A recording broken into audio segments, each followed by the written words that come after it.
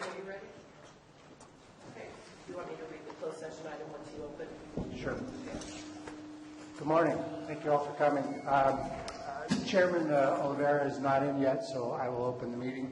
I would like to welcome you to the February 14th Board of Supervisors meeting, Valentine's Day. Happy Valentine's Day to everybody here. I hope you all have wonderful things planned for the evening.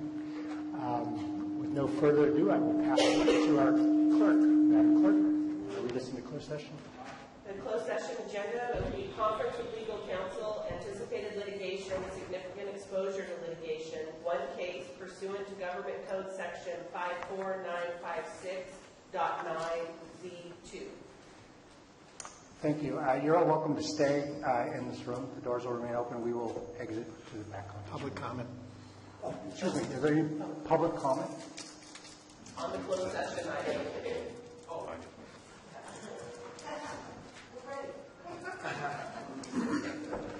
Okay, we'll go. Thank you.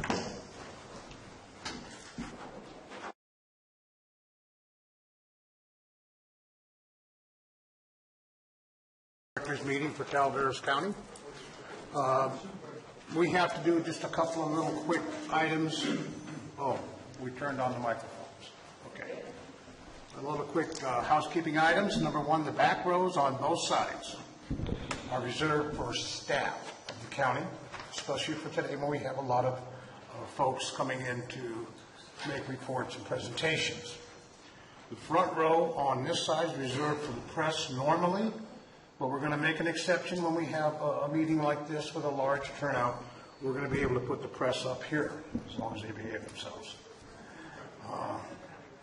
Once again, we're not going to be entertaining any loud applauses. If you wave your hands, I can buy you that. That's not a problem. And I want to remind everybody that you are required by just being good people to give respect to the board, respect to the speakers, and respect to each other. And I'm going to do what I can to make sure that's followed. Okay, with that, we need to report out on our closed session. Conference of legal counsel, anticipated litigation, significant exposure to litigation, one case pursuant to Government Code Section 54956.9, subsection D, subsection 2. Board action was no action taken. I think we've got that. No, I'm going to do that right now. Pledge of Allegiance. Would you please stand for the Pledge of Allegiance?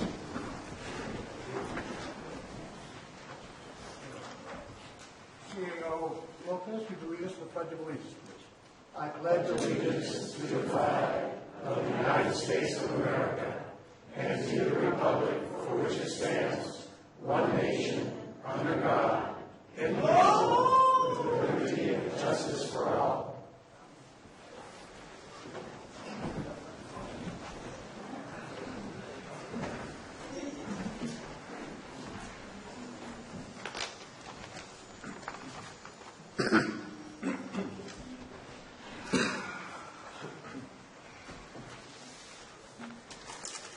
At this time, I believe I'm going to call on Supervisor Clapp.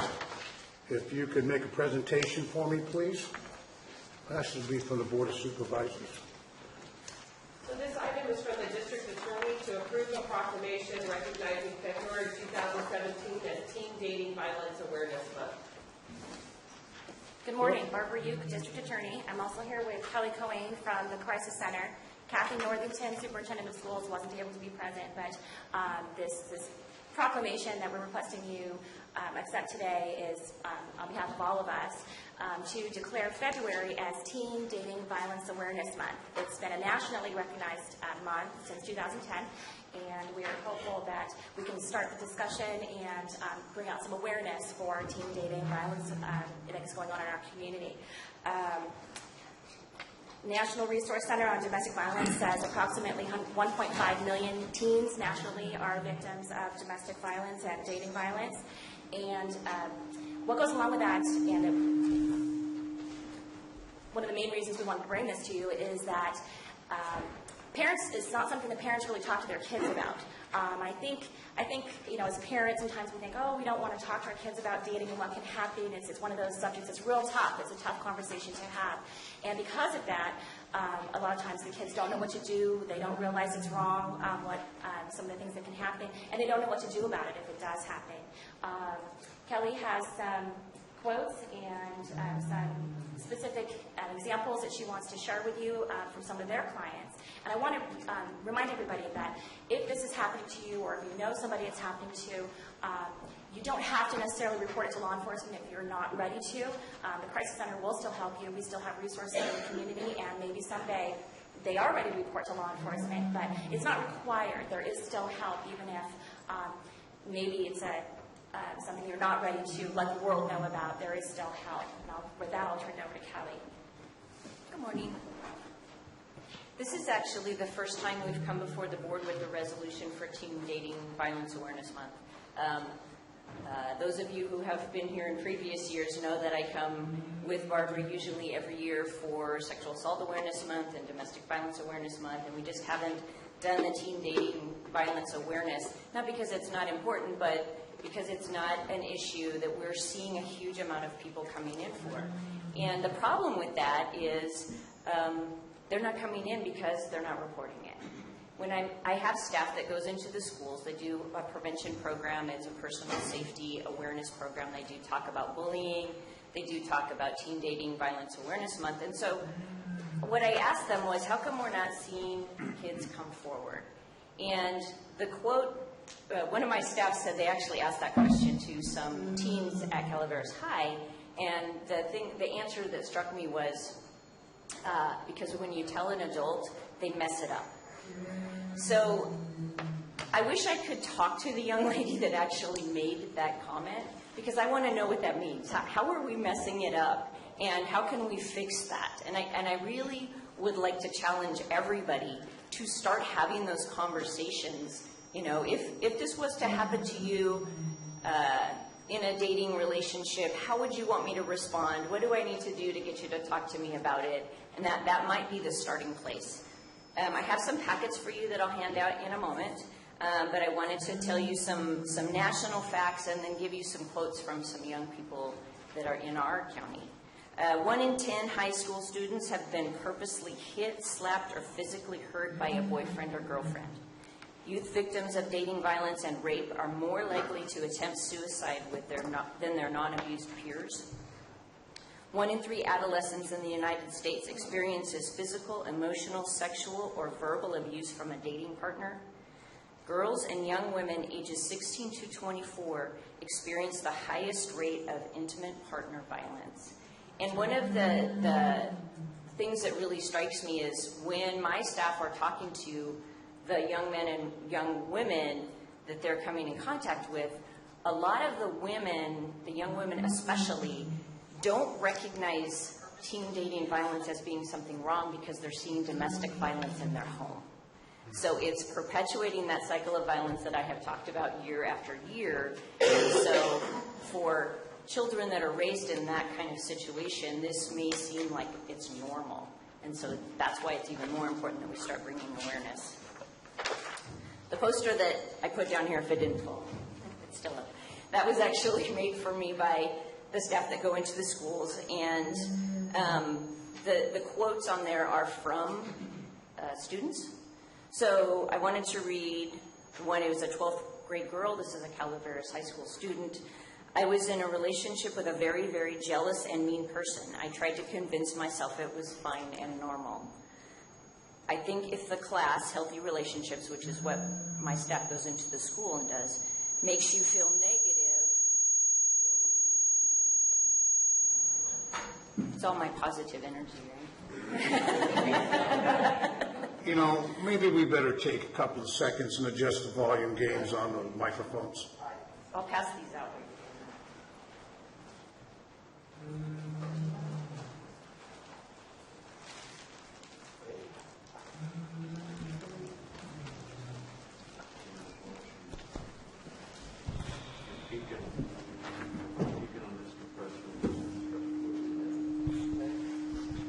Thank you, Tony.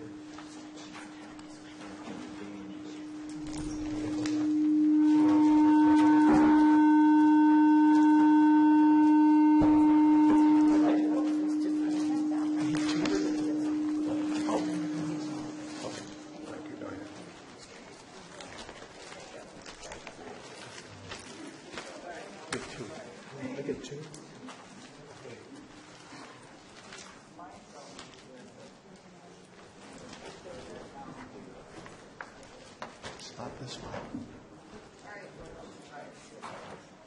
Mrs. Montgomery, just give me a minute. Mrs. Montgomery, could you see if there's anybody in the lobby and if the microphone and speakers and TV are activated? Thank you. Thank you. Okay. Thank you very much for your patience. You're welcome.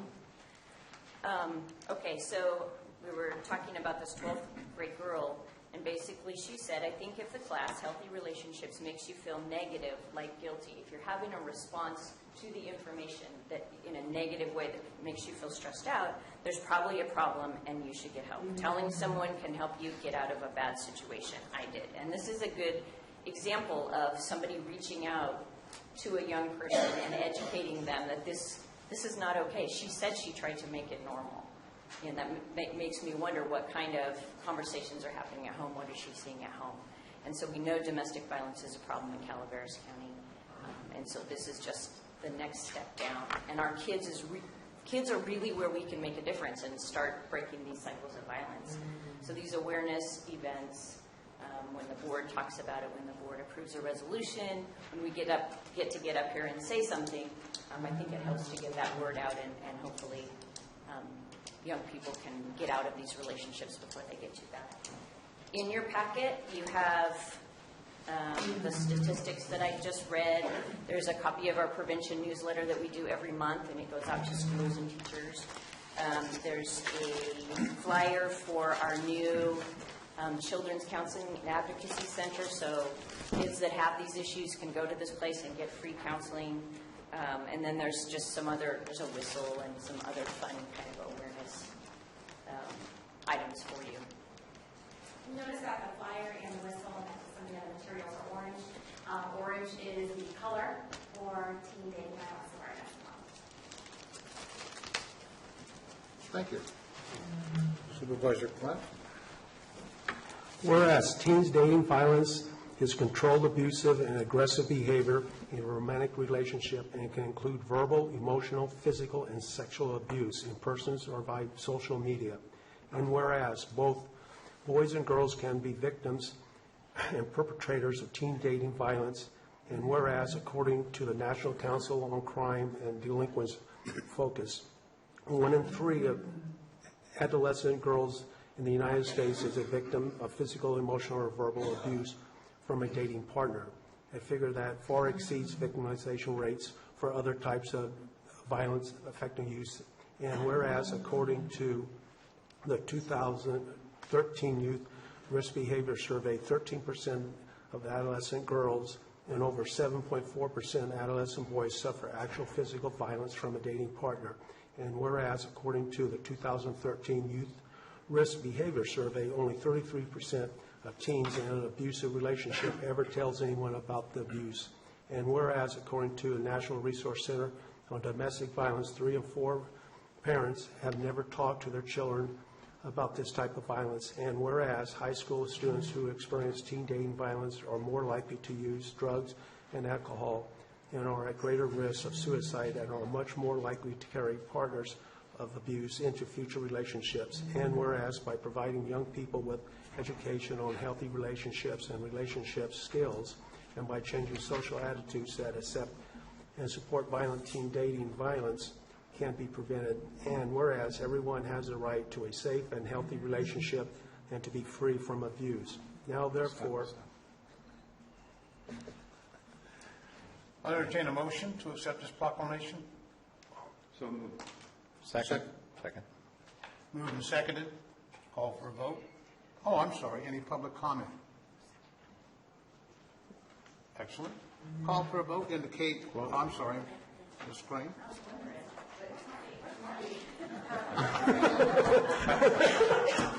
tried to just say, let's give them a standing ovation because they covered all the bases.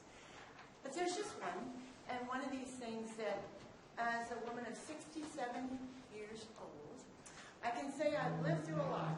Way back in Ohio, one of the things we heard all the time, there were 5 girls and 1 boy in our family, and he was the golden child. And for the girls, it's a man's world.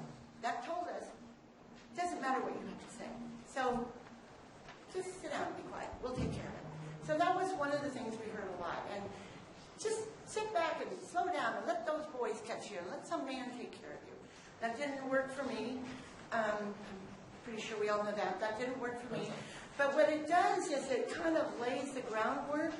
And I don't know how many families, children have heard that, young girls as they're growing up and young boys. But it kind of sets the stage for them to be fearful of saying, I've got a voice. Well, ladies, gentlemen, we all have a voice. And we need to, when you see these indicators that they talked about, the first time isn't necessarily a slap. It's a hey, it's a I got this, or you're going to do what I want you to do kind of thing. It's a control issue. When you see that, have a plan. Know that when you start seeing that, your plan is to walk away and raise your voice. So you have a lot of allies out there, so don't be afraid to speak up. So applause.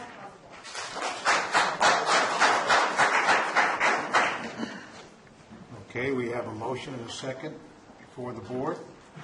Call for a vote. All in favor indicate by saying aye. Aye. Aye. All opposed by saying no. Motion carries unanimously 5-0. Thank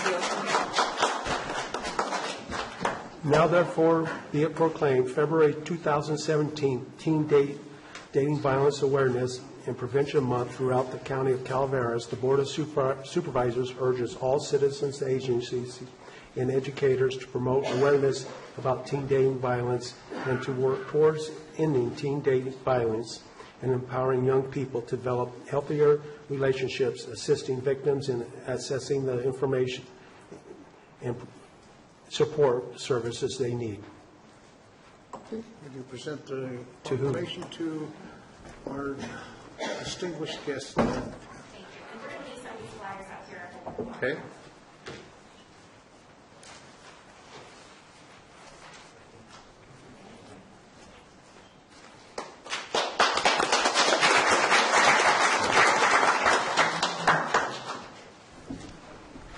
Thank you, ladies and gentlemen. Now we're going to be going into our public comment period. It will be 3 minutes for each speaker. You can only speak once.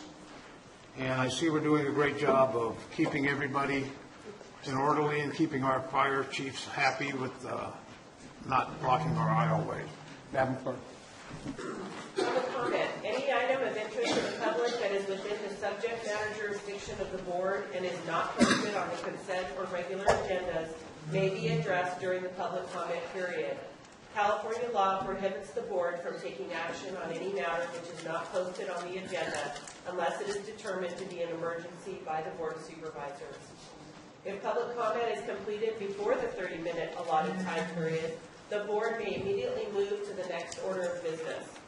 If public comment is not completed during the allotted time period, it will be continued as the last item of business in order to provide an opportunity for the remainder of the comments to be heard. Thank you. First person, first speaker.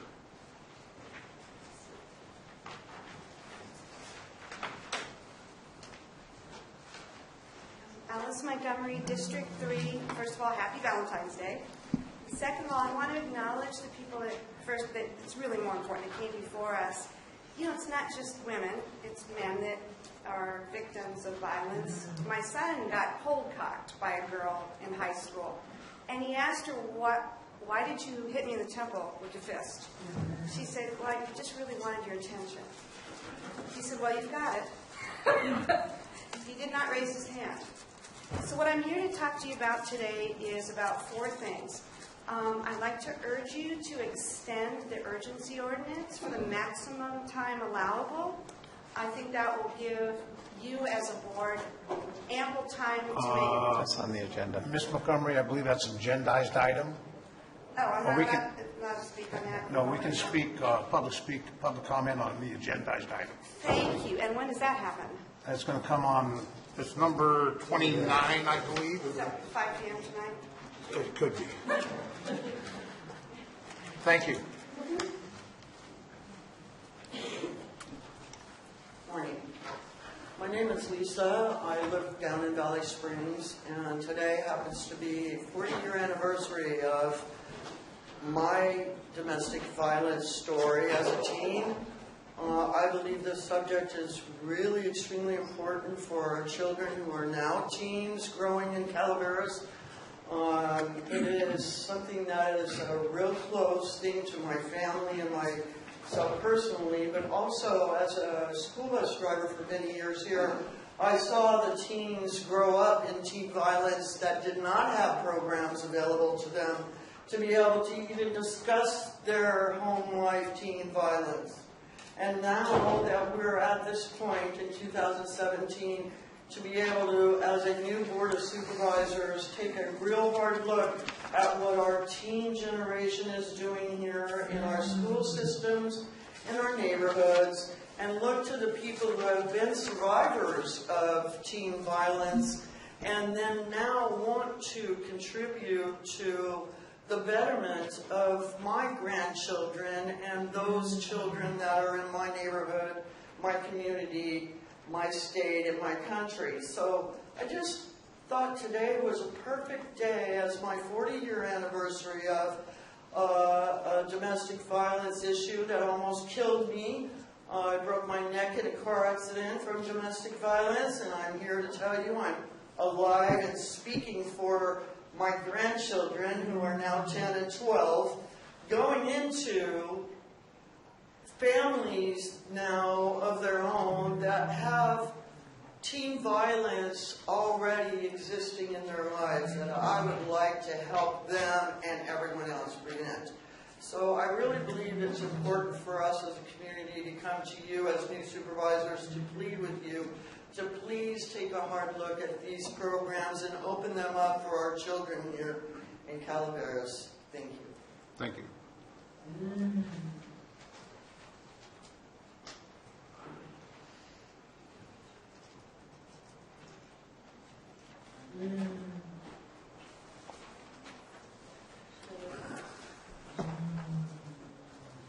Start at zero. That's right. Go ahead. Okay. Good morning, Board. My name is Bonnie Newman. I'm from Double Springs, and I'm here to give you one more little piece of the IHSS home care program. And what you're going to be seeing today is what I have created as an organizational chart of the IHSS program. And this is intended to convince you how complicated this program is. There's so many agencies involved and so many funding sources that are fluctuating. And as I have created this about 4 or 5 years ago, I've had to update it on the amount of money that is involved, because that's what I intended to do, was follow the money. Find out where the money for this program is going. One of the things that I forgot was we deal with not only the Board of Supervisors and the Welfare Department, but the administration. So I had to add them up there in the top left-hand corner. And then down at the bottom, I had to add the Sheriff's Department, because we spend about $5,000 a year in the Sheriff's Department getting fingerprint and background checks to convince the masses that we're reliable and trustworthy. What we've seen over the past 10 years is this program more than double, and that can probably be laid to the fact that the baby boomers are reaching an age of maturity, and we're not dying. We're dying as fast as we can, but it's not keeping up with the programs and the services that are available for us. So we see resources stretched to the limits for the services for elderly, handicapped, the sick, the injured, and the dying. That's what IHSS provides services for. So I put this out with anybody having any suggestions on, oh, this is not right, this is not the way this program is structured, for you to provide input. If you indeed find that this program, this organizational chart is out of whack, I just have to say one thing, because I've got a few minutes. I call this chart spaghetti and meatballs. the meatballs are all these little circles, and the spaghetti is all the interaction that goes from one program to another, and I stopped with the spaghetti because there was so many lines, it would have obliterated the whole chart. Anyway, I thank you for your time, and I will be back when I have more to say. Thank you very much. Thank you. It's over the door. It's over. I don't know. Morning, Board of Supervisors. My name is Bill Petrone, and I'm the Regional Director for SEIU 1021. We represent the general unit members here in Calaveras County. And I'm also a resident. I live in Murphy's. I've spoken many of times in front of the San Joaquin County Board of Supervisors, and things are kind of different there. My first time speaking here, so please forgive me if I don't follow your protocols. I was going to speak on the urgency ordinance, but I see that it's on your agenda, and that you'll be voting on that, and my hopes are that it will get extended. But the thing that's probably of a primary concern is I've heard and read that you've instructed your staff to draft a cannabis ban of your own. And this would be a concern to the union and to myself as a county resident. The way things are in this county, there's not a lot of opportunity for increasing revenues. The industry of cultivation is, in my opinion, an excellent opportunity for just that. From everything I have heard, the community of cultivators is 100% in favor of regulation. Does not seem to have any hesitation paying what the voters in the county have seen fit in the way of fees and taxes. Benefits to law enforcement, the general fund, which provides the funding for the basic community safety net services, and to the community as a whole will be immense. To draft a ban would send a message that the Board of Supervisors are anti-revenue, anti-services, and anti-public safety. The prior board opened the door to legal cultivation, knowing that the industry would pay for its own policing, if you will. Much like myself, I have to believe they are trying to provide the basics for their families. And they want what everyone in this room wants: good schools, basic safety net services, and a safe community. Drafting a ban and or not extending the urgency ordinance would go against all of that. Gentlemen, you have an immense responsibility to provide a safe community for all of the residents, regardless of where they live, regardless of what their opinions are on cannabis. You have a responsibility to everybody for a safe community. Thank you. Thank you.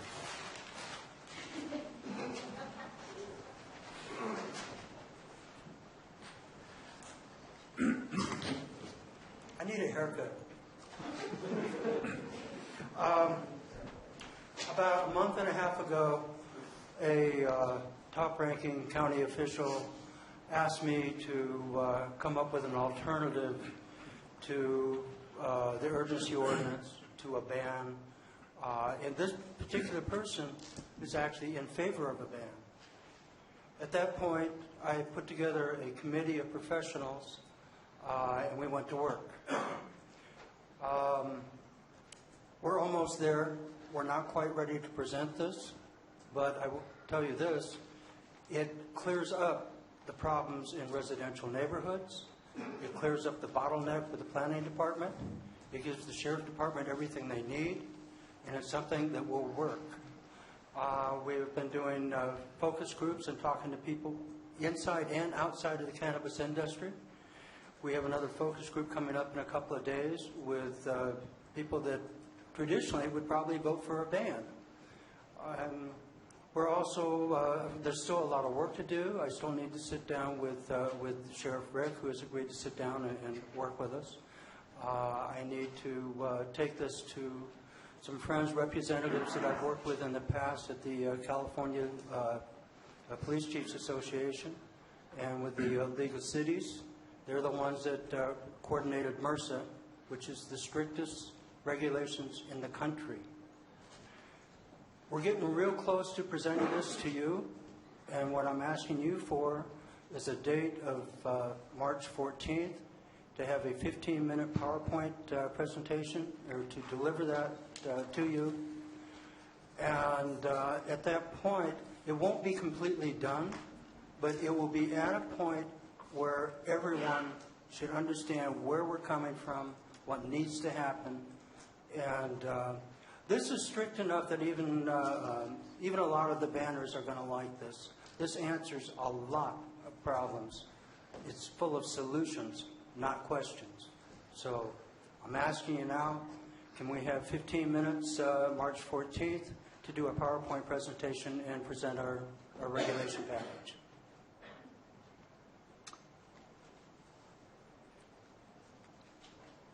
This is public comment period. It's public comment. We'll address that later. Can I ask you that question later on? Like, in an hour or so? We'll address that on board comments. That works for me. Thank you very much. Oh, I'm Bob Bowerman, District 5, relatively new to the county, only been here 16 years. And I want to thank each and every one of you for stepping up and doing what you do. Thank you very much. All the respect in the world to all of you. Thank you, Mr. President.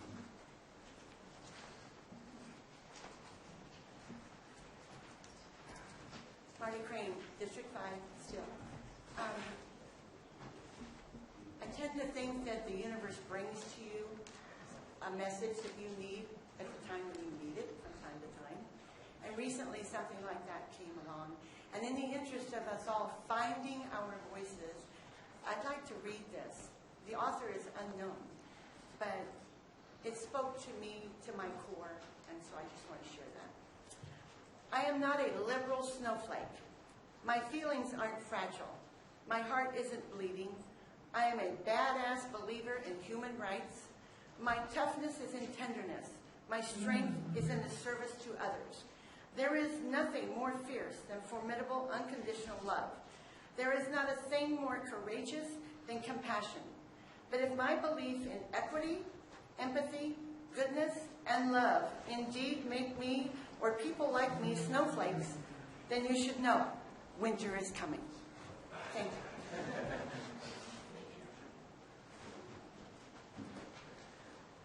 My name is Bill Wilson. I'm District 1 voter.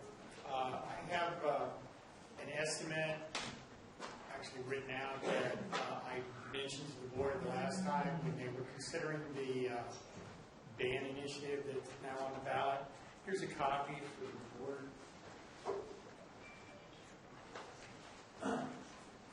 The other item I have is when I spoke at the last board meeting, I mentioned that I was a veteran of the Vietnam-era war. Here's a copy of my DD-214.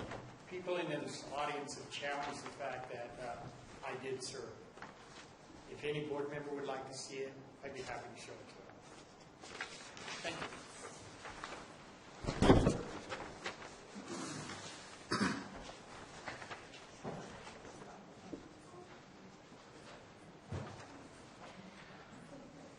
Ben Stopper, District 5, resident in Calaveras County for over 40 years.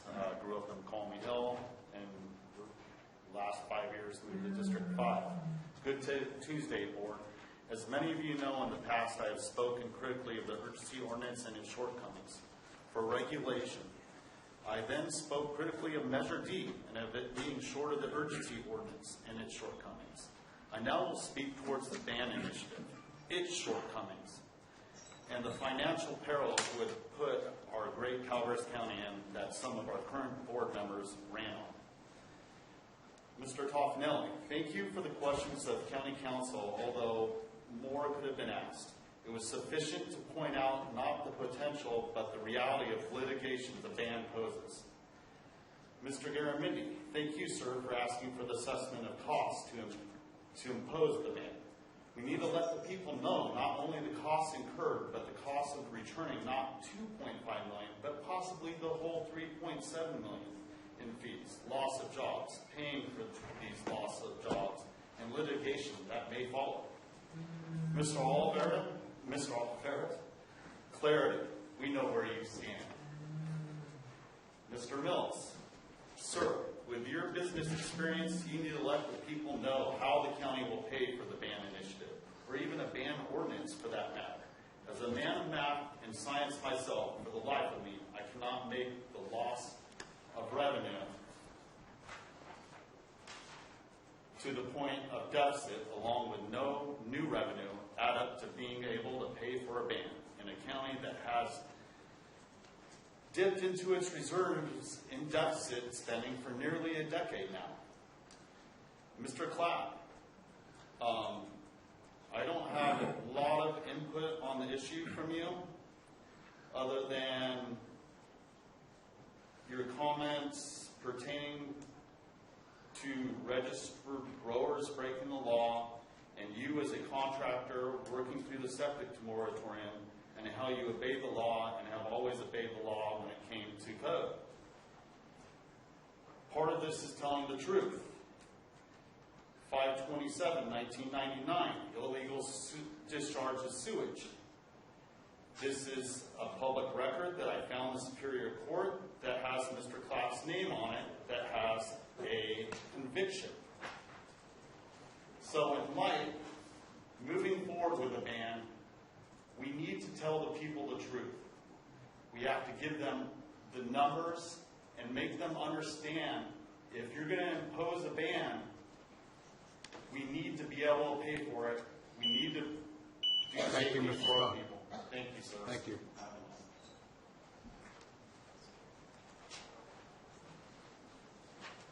Hello, Board. Trevor Whitkey, District 2. Also, Calaveras Cannabis Alliance. I'm here to talk about Measure C, and quite frankly, the Sheriff's Office desperately needs funding. There are other services in the county that also desperately need funding. We see Bonnie Newman coming up here every single meeting, requesting funding, speaking to the needs of IHS. The county is dramatically underfunded, and the only new revenue stream that we have coming in potentially this year is Measure C funds. This is why the Sheriff endorsed Measure C last November. It's why the county auditor endorsed Measure C and put their names on the ballot argument. There is broad consensus and support for Measure C and the need to bring this revenue into the county. Enforcement is tied to these tax revenue. We all know this. We heard the Sheriff say it at the study session. Without actual tax revenues to enforce against the bad actors, and by that I mean the non-compliant growers, the growers that are causing all of the unassociated costs to the general fund, that are impacting the general fund because they were engaging in criminal activities that are incurring expenses in the Sheriff Department and the DEA that were not associated with the fees from the actual application process. The only way we have any funding to address those unassociated costs that are impacting our general fund is through Measure C. The only revenue to come in the upcoming fiscal year is through Measure C. The math is very simple. We need Measure C. Growers want to pay. Fundamentally, we are willing to pay, and beyond that, even if there are growers that are unwilling to pay, a tax lien on their property is the most efficient way to deal with the problems of noncompliance. If we have noncompliant growers who refuse to pay their Measure C taxes, then they get a tax lien within 30 days, I believe. And that is going to be the fastest way to force them into compliance, because all of their economic transactions, all of their property will be frozen. They will no longer be able to buy and sell property, no longer be able to buy and sell cars. They will be essentially frozen out of any economic activity because of the tax lien. It is a very efficient mechanism, far better than trying to use asset forfeiture, which will incur all sorts of hurdles and barriers and litigation and will take a very long process. Fees and fines, we know we're not collecting. There's a 6% fee and fine recovery rate that's the same as we see over in Butte County. It doesn't work. Fees and fines will not solve our problem. We have to have taxes. Thank you, Board.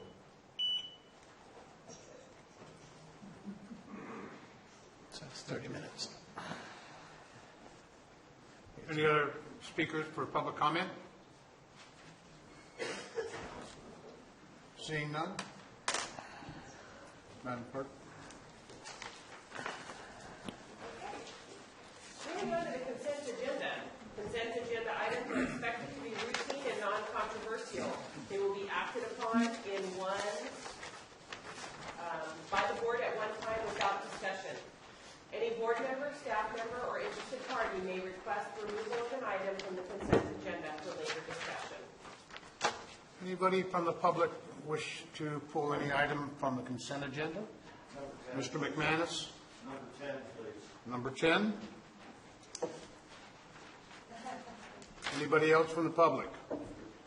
13. I'm sorry, your name? 13. 13? Mr. Sahel, 13. Last call for public agenda items on the consent agenda. Okay, we'll bring it back to the Board of Supervisors. Any supervisor wish to pull an item? Supervisor Tofinelli. Items 7 and 8, please. Items 7 and 8. Any other board members of Board of Supervisors? Staff members, anybody wish to pull a consent agenda item?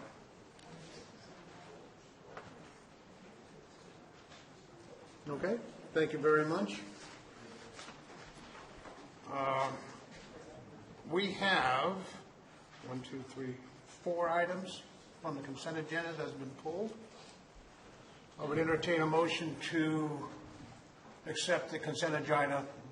Also move it. Consent agenda minus those 4 items. Also move it. Moved by Supervisor Clapp. Second by Supervisor Garamendi. We don't need public comment on that, do we? It's consent. I'll entertain, indicate your approval by saying aye for this motion. Aye. Aye. All opposed, no. 5-0. Thank you. Okay, item 7 is for code compliance to adopt an ordinance adding chapter 15.10 to the Calaveras County Code, adopting public resource code sections 4291 through 4299, defensible space requirements.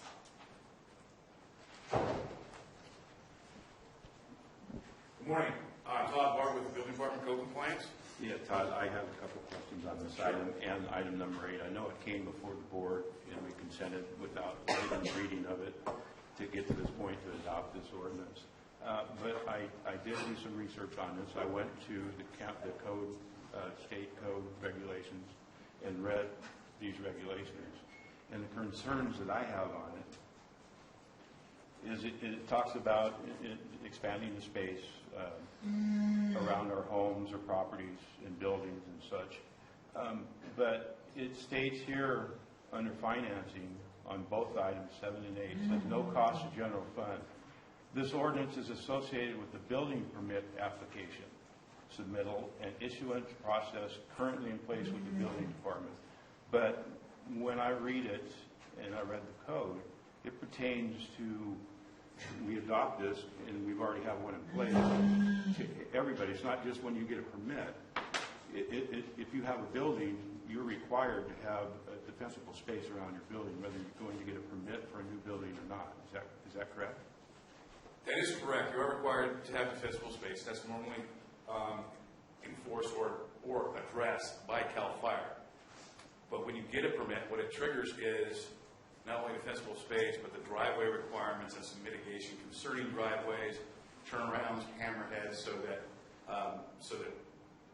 fire equipment can maneuver better around the structures and defend the structures. Okay, so when you go, you're saying then not we're just addressing at the time you get a permit, not addressing it if there's a code violation or some other violation, and someone goes out and the county inspects and finds that you don't have dispensable space. That's up to CAL FIRE to go through that process? Yes, that's a CAL FIRE, or even possibly depending on what ordinance is in place in the fire district, that would be their enforcement. It triggers, what a permit triggers is the initial construction and mitigation and access of those properties and the defensible space of those buildings. Thank you for clarifying.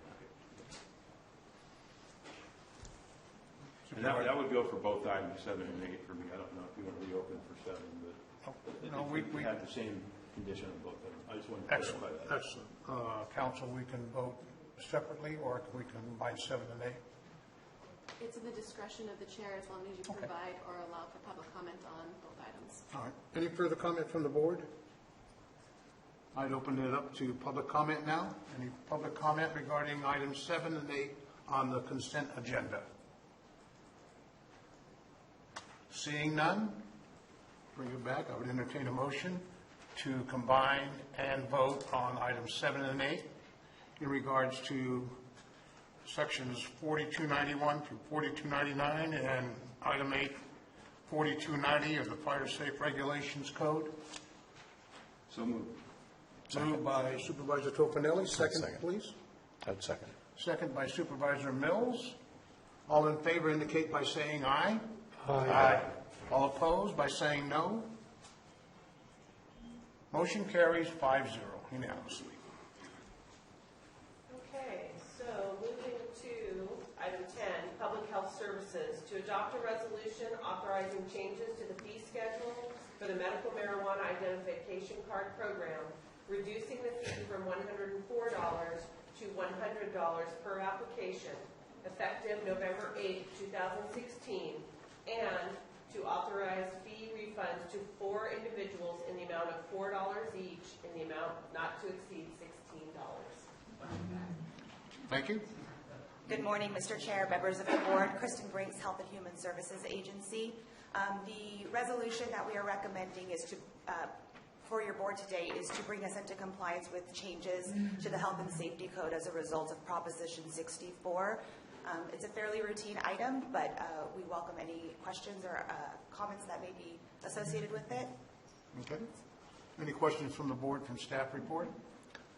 I found it rather interesting that we can apply to the state legislature if we find that the costs exceed. Yes, so when it comes to any fees, the fees cannot be higher than the amount necessary to carry out the duty. So years ago when fees were set for the administration of the medical marijuana identification card program, it was identified that $104 was the necessary amount per fee to cover administrative cost. With the passage of the law, that amount has been capped at $100, so we are simply bringing down that amount.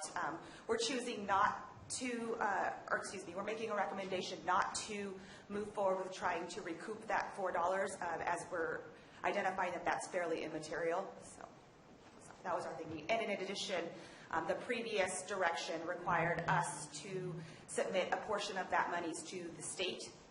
That has been done away with, and so we're kind of looking at it as a wash. Thank you. Mr. McManus, your position, please. I'm sorry? Your turn at the mic, Bill. Thank you. Bill McManus, Hanford Hill. In going over the registration card, we all know that there's nothing required as far as a registration card in Calaveras County or provided by state law. It was a voluntary program. As with most things that revolve around the cannabis industry, whether it's voluntary or not, regulation seems to be, or enforcement seems to be voluntary or compliance. What really struck me, though, is as we're going over all the costs that have been charged against the application fund, there's been some question as to how accurate it is. Yet in this case, with laser beam accuracy, we're down to within $4 of the cost of one action. What I don't know, and maybe staff can supply the information, how many of these cards have been issued, and has the price been variable, or did it recently change, or is it possible that only 4 people have this card? That's why we're getting ready to refund $16. So my question would be, how widespread is this plan? Are there any more people that are going to be coming forward? Did they ask for their $4 back, or are we just giving it to them, or did we come up and say we're not able to substantiate $104 for the card, but we are clear that we can back up the $100 cost? So those are questions for whatever department head is responsible for that. questions that's never come up before. Just some interesting information. Thank you. County Council, could you comment on that as far as state statute compared to county ordinance or fees? Typically with fees, we cannot charge more than the cost of providing the service. The Health and Safety Code was recently modified. It specifically indicates that in no event shall the amount of the fee charged by a county health department exceed $100 per application or renewal. So based on that change to the Health and Safety Code, the Health and Human Services Department is bringing this modification to the fee based on that modification to the state code. So we're in compliance with state code, Health and Safety, California Health and Safety Code. Correct. Yeah, bring it back to the board for any further comments. Seeing none, I would entertain a motion. So moved. Motion by Supervisor Garamendi. Second, please. I'll second it. Second by Supervisor Clapp. All in favor indicate by saying aye. Aye. All opposed by no. Hearing none, motion passes unanimously 5-0.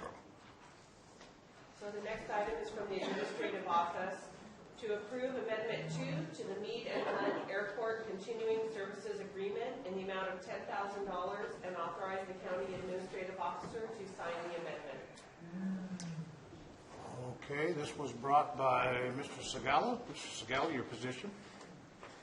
Yes, good morning. I just want to know more information about this. What's the reason for the $10,000? Do we have a representative from the airport to address that issue? I don't see Kathy here. I don't see any either. Public, maybe Public Works. We'll take a moment with Mr. Krovis and Mr. Moss. Thank you, sir. Good morning. Brian Moss, Administrative Office. I apologize for the delay. This item here is actually an ongoing contract, an ongoing agreement the county has with FAA qualified engineers to do design products at the airport, as well as to write grants and take care of other things that are required to go through FAA requirements. So that's what I have on this topic. I apologize I don't have a staff report in front of me. Comments from the board? Well, I know it improves upgrading taxiways to the new FAA requirements. Correct. There's a lot of physical work that needs to be done to bring us into current compliance, and that's primarily what they're doing here. Correct. So. And again, once again, we retain this group, Meade and Hunt, on a continual basis to meet those FAA requirements as we do improvements at the airport. And they are familiar with the ongoing work. Absolutely. Thank you. Any further board comment? Now, Mr. Moss, I have a comment. This is somewhat, if you will, a maintenance program to be correct with our FAA requirements as they change. Right. Okay.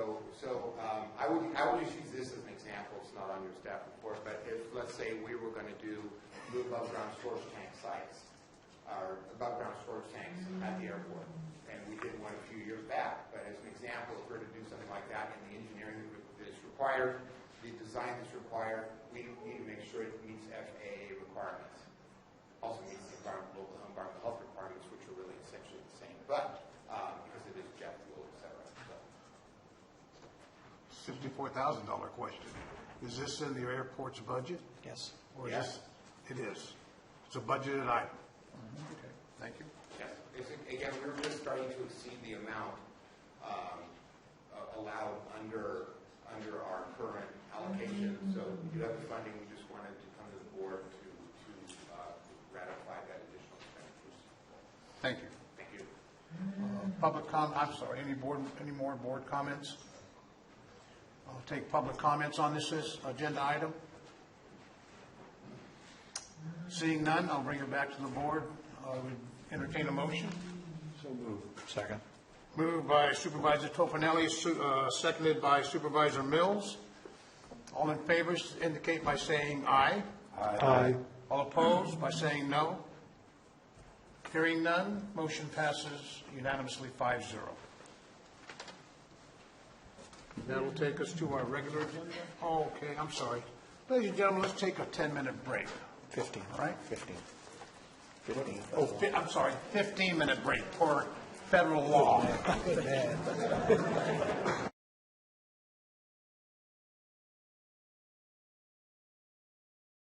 Item 17 is for the administrative office to receive a report from staff, Cal OES, FEMA, and local organizations regarding the ongoing Butte fire recovery.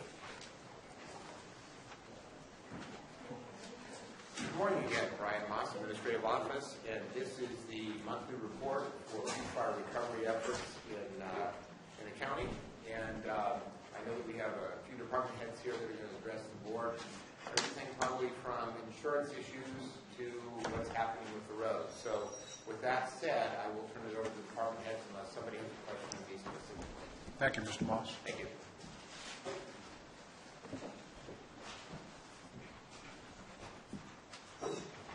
Good morning, Earl Seaberg, representing Public Works.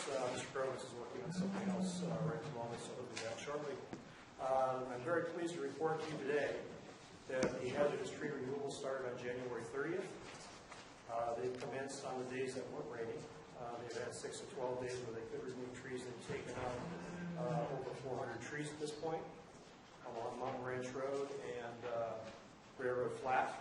Those are the areas of immediate focus. That work will continue for the next several weeks on those two roads before they branch off and start doing some of the other roads. Right now, the plan is to start ramping up crews as the weather starts, when the weather becomes drier, and hopefully that will occur in the next several weeks. We do want to remind the public, though, that we need your patience. There will be traffic delays as they remove these trees throughout the area, both the crews safe as well as the traveling public. Please, there will be intermittent closures of the roads. So we really ask that the public bring their patience, remain calm, and enjoy the view for the spring weather as the place breathes up. Finally, I'd like to thank the board for their support. This is my last week with the county. I've come to the end of my allotted time under the Calaveras rules. And I thank the board, the administration, and the other departments, as well as Public Works, for all their support in the last year to move this program forward.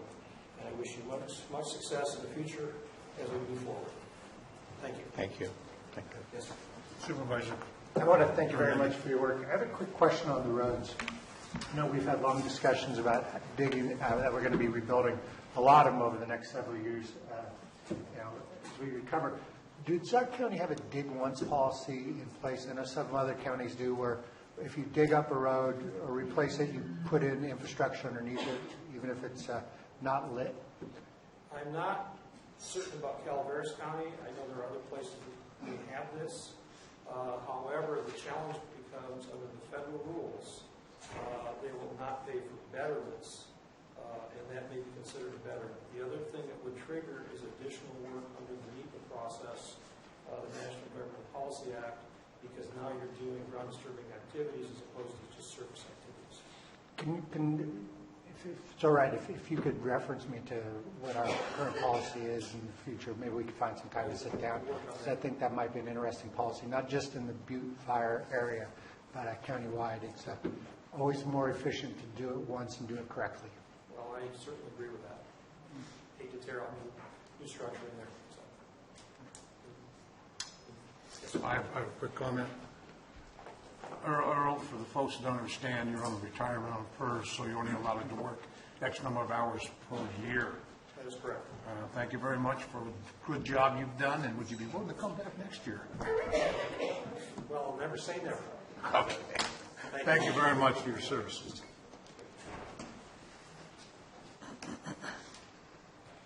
Jeff Krovitz, Public Works. I'd like to thank Earl Seaberg for the work that he's done, not only on the road repair for Butte Fire, but also on the hazard tree removal for the Butte Fire. It's been a difficult program for us to get off the ground and get moving, and it is now moving. As we speak, trees are falling. So We have a lot of issues associated with the program, but we will resolve those. With the treatment, the access to the Wallace Yard, among other issues that have been brought forward. A couple of other programs that I don't know if Mr. Seabrook mentioned, but I have FEMA and Cal OES scheduled to come out next week on the FMAG and the HMGP to do preliminary NEPA investigation for the clearance on that project. I've got some right of entries, as well as working with Amador County to get that work started.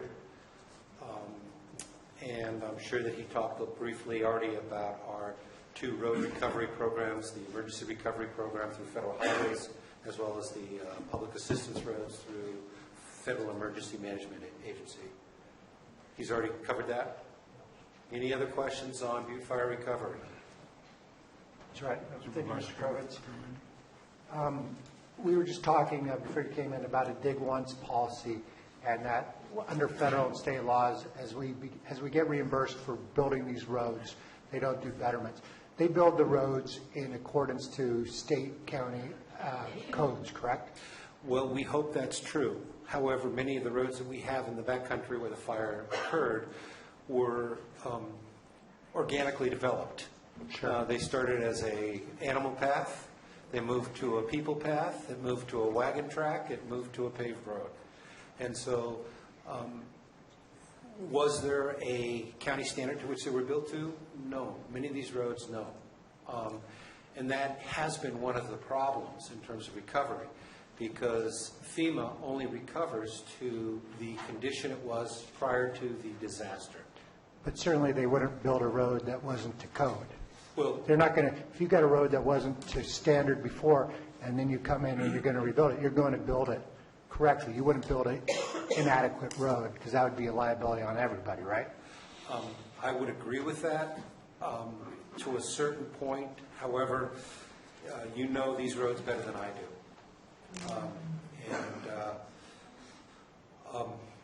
Not all of them were originally engineered and constructed to what we would consider to be a current code. So recovery from fire damage is to recover from damage directly attributable to the fire and its recovery operations. And I know where you're going. I want to go there with you, but I have to be careful in that we are not going to see additional funds or monies coming to us through this particular program that will pay to improve the engineering or the structural section or the width or the signage beyond what A, was there prior to the fire, and B, what would be reasonable. I certainly understand, and as you and I have discussed this numerous times. I just want to confirm that we would not build a unsafe road. Correct. Right. So if you could talk about thank you very much. Okay. Any other questions? I do have a question. Has PG&E got to you with the data that you needed? In terms of the number of axles and weights, and not yet. I haven't received anything. Okay. And I sent out, resent out copies of the letters that I sent in late 2015. So. Okay, I'll follow up. I sent letters to both PG&E and AT&T because they had large operations. If you'd like copies of those, let me know. Please. All right. Mr. Krovitz, do you have any other issues other than fire reporting? I do, but we'll have to take it up under a separate cover. We need to talk today about our local state of emergency due to extreme weather and storms in 2017. So when that comes up. All right. Any other? If there are no further questions on Butte Fire or Butte Fire recovery, thank you. Any public comment on the Butte Fire reporting out? Thank you so much for continuing the conversation on big ones. Out here in the public, when they dig up the road and put in one line, it takes several months. And then a few months later, they dig it up and put in something else, and it takes several months. And we're all going, what's this? Can't we all get together? So thank you for bringing that conversation forward. And I was wondering if FEMA isn't going to pay for betterment, and is it possible that, I'd like to know how the other counties do it, if they can get one thing. So thank you for looking at that. But also,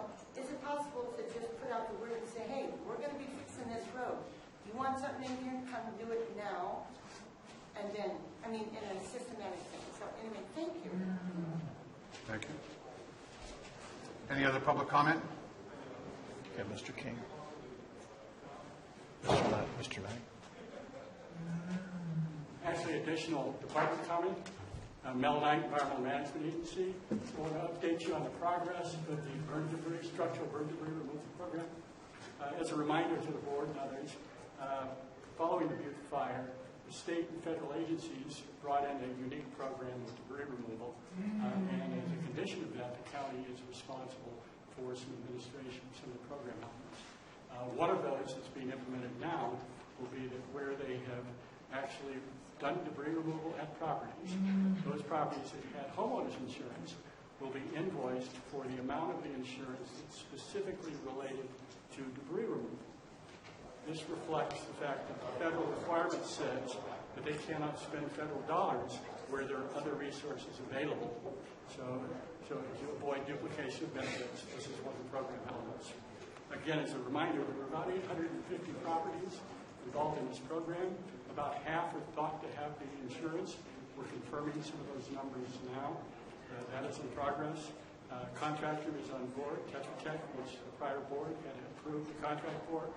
Within the next week to 10 days, we hope to be sending letters out to confirm insurance information.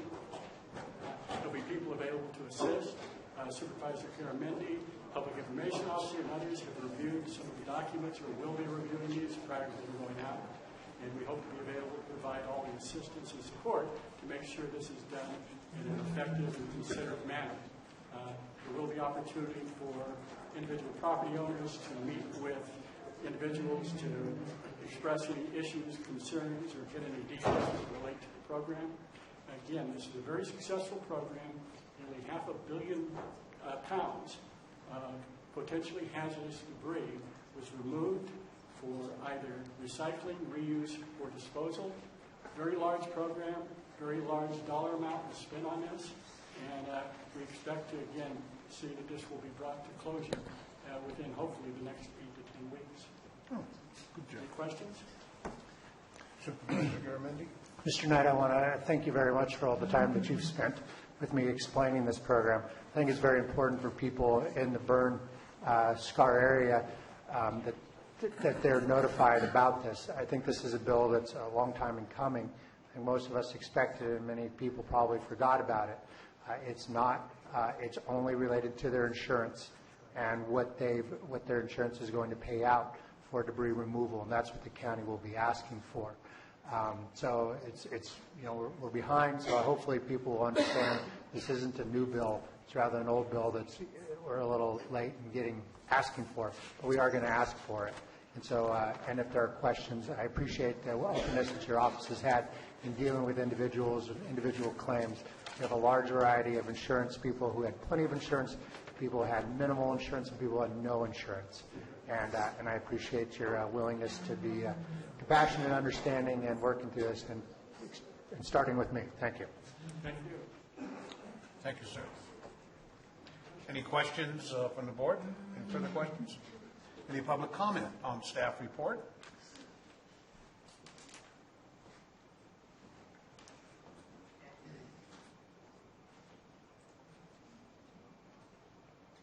Sharon Torrance, Public Information Officer, Butte Fire Recovery.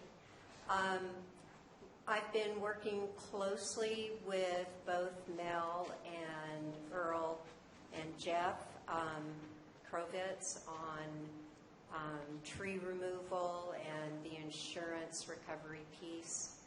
On the 1st of February, I put together a media event.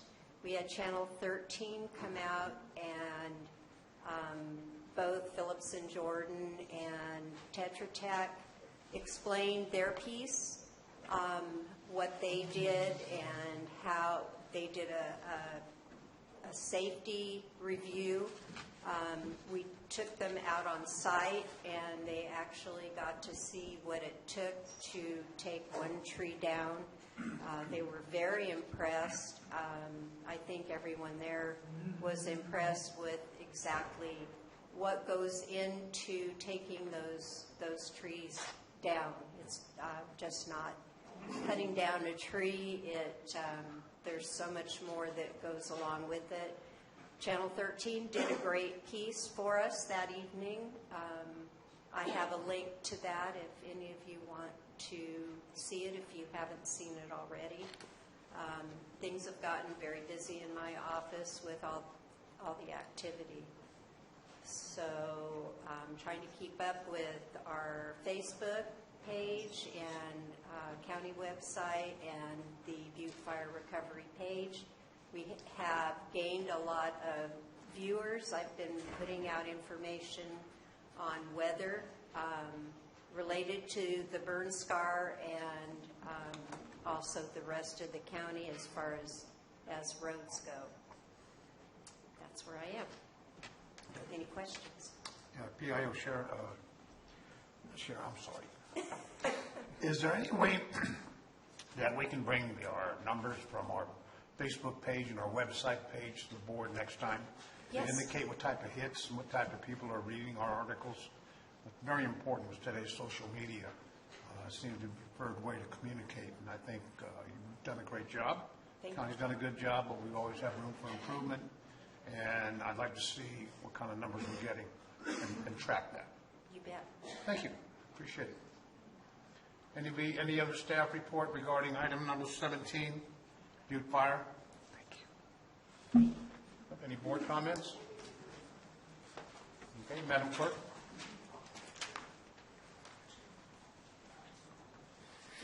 Item 18 is from the Administrative Office to approve an agreement between the County of Calaveras and Aspen Street Architects Incorporated in the amount of $57,750 and authorize the County Administrative Officer to sign the agreement and subsequent documents to design needed changes to the legal administrative building.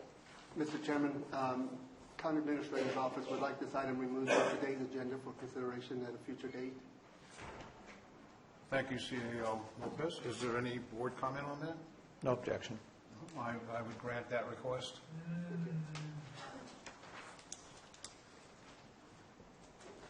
Madam Clerk.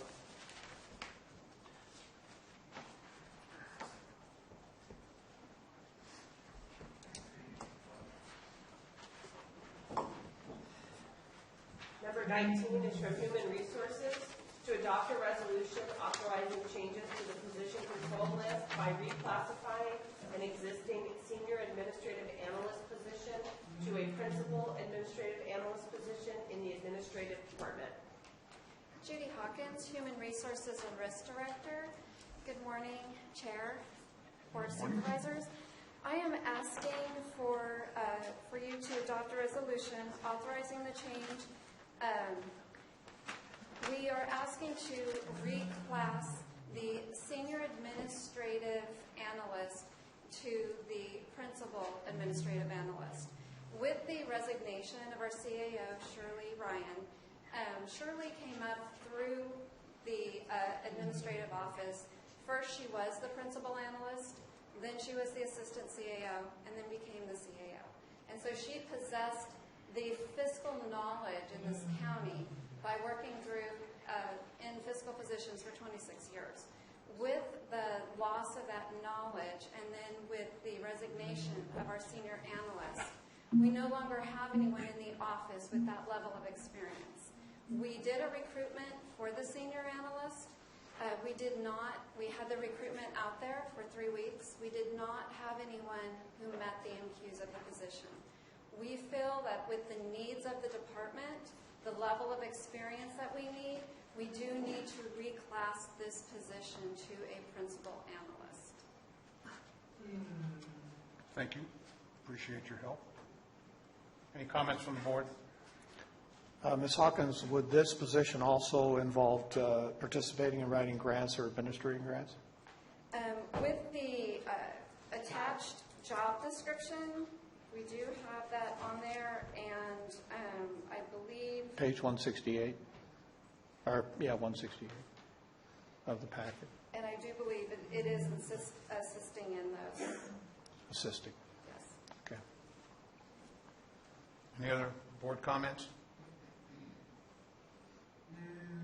Any comments from the public? Bring it back to the board. I have one question.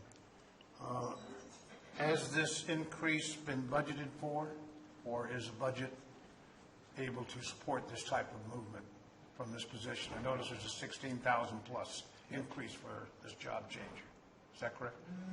It is about a $4 an hour difference in the position. So this one is more about an $8,000 a year difference. And this was a recommendation from our interim CAO. So I believe this is something that they have considered in their budget. Mr. Chairman, members of the board, because of the vacancy of Ms. Ryan as well as the vacancy of Mary Rose, there are sufficient salary savings for this increase, even if we were to bring the position in next week, and we won't be able to do that, but there is salary savings sufficient for that. Oh, thank you very much, CEO Lopez. Bring it back to the board. Any further questions? I'll entertain a motion. So moved. So moved by Supervisor Clapp. Okay, I'll take that. That's the other back of my head. Second? Second. Second by Supervisor Mills. Oh, it worked out. All in favor indicate by saying aye. Aye. All opposed by indicate by saying no. No no's. This motion carries unanimously 5-0. Thank you. Item 20 is from the Human Resources Department, asking to allow Human Resources to recruit for the position of building official by ending the recruiting contract with Bob Murray and Associates, as well as review the building official's compensation. J.D. Hawkins, Human Resources and Risk Director. We are asking to end the contract with Bob Murray and Associates for the recruitment of the building official. At the time that it was decided by the Board of Supervisors to have a search firm recruit for that position, we did not have a recruiter in the Human Resources office. We were very limited in resources, and so we felt that it would help speed up the process. It has been almost a year. We have not had a viable candidate yet through that service. Now that I do have a strong recruiter in my office, I feel my office could do a very good job to recruit for this position. I also do feel very strongly that I feel the board, or I ask the board, that you have me bring it back to you. I changed the position control list to increase the salary of this position to $116,000 annually. In doing a research, and I have discussed this with the board previously, what we are paying the building official currently is more of a mid-level manager. This position at one time, the building department was part of the CDA, and so the building official was a mid-manager position. When that structure was changed and the building official was made an appointed department head, the position was not, the salary was not comparable to an appointed position. And so we feel that we would have a more successful recruitment if we were paying the position more in line with those out there. So. Okay. Ms. Hawkins, any comments from the board? Supervisor Tofinelli? What is the current amount of the contract with the recruiting contract? The contract was $26,000, and we have spent $24,000 on the contract. And you're going to bring it back in-house now. And I want to bring it back before we spend any money. And then the next question I have is, we currently are under contract with a provider for the current position of head department of the building department. Is that correct? Right. How much is that contract annually? It was the terms of the contract was a certain amount up front for them to post the job, to build the flyer, to go out and do the... I'm sorry. I'm talking about the department head now that's currently in the building department, head of the building department. He's under contract. Is that not correct? Yes, we can end that contract at any time. Yes, we can. But what is the amount of that contract? Do you know? Currently, I believe we are paying an hourly rate, which I do not have it in front of me, but I think it's close to about $140 an hour. 140 an hour? Okay. He is not in the office full-time. He is only in about 2 days a week currently. Okay, thank you. Any other comments from the board? So I agree to recommend to come back with an adjustment to that control list and the appropriate salary change that you're looking for. How we've handled it so far in the budget has been very tenuous at best as to the results, because that position really needs to be a full-time position to get the success that we need out of it. So I thank you for having the ability in-house to handle it. Yeah, I agree that we do need a person in there full-time. Any further? Ms. Hawkins, I have a couple of questions. What is the current compensation for that position under our local guidelines? Currently, it's $96,636 annually, and we are asking to bring it up to $116,000 annually, which is comparable to what the planning director makes. And when we look at the size of staff and especially the additional duties that has been added to the building department, the duties are comparable. Do we have any indicators, maybe from our recruiting contractor, of why we had so little response, if any? Was it salary? Has been the number one, and they felt that if we had increased the salary, we would have a completely different pool of applicants. Okay. Did they mention any other areas other than salary compensation? That has been the number one. Did they mention any other areas? I know number one was salary. Was there anything else? One of the difficulties is that with the economy improving, building has started again. And so just those in the building officials are hard to come by. We have a lot of other county cities recruiting. And so there is a deficit of talent out there. And so pay is really the major contributor of not finding an official. Okay, thank you. Public comment on this? Seeing no public comment, we'll bring it back to the board. I'd entertain a motion. So moved. Motion by Supervisor Tofinelli. I hear a second. Second. Second by Supervisor Mills. Call for a vote. Indicate by saying aye in favor of the motion. All in favor say aye. Aye. All opposed say no. Hearing none, motion passes 5-0 unanimously. Thank you. Thank you, Ms. Hawkins. Madam Clerk? Item 21 is from Public Works, to authorize the Department of Public Works to reimburse Caltrans for funds expended by the Public Works Department for design costs associated with the suspension of 2 bridge replacement projects in the Capital Improvement Program in the amount of $51,783.77.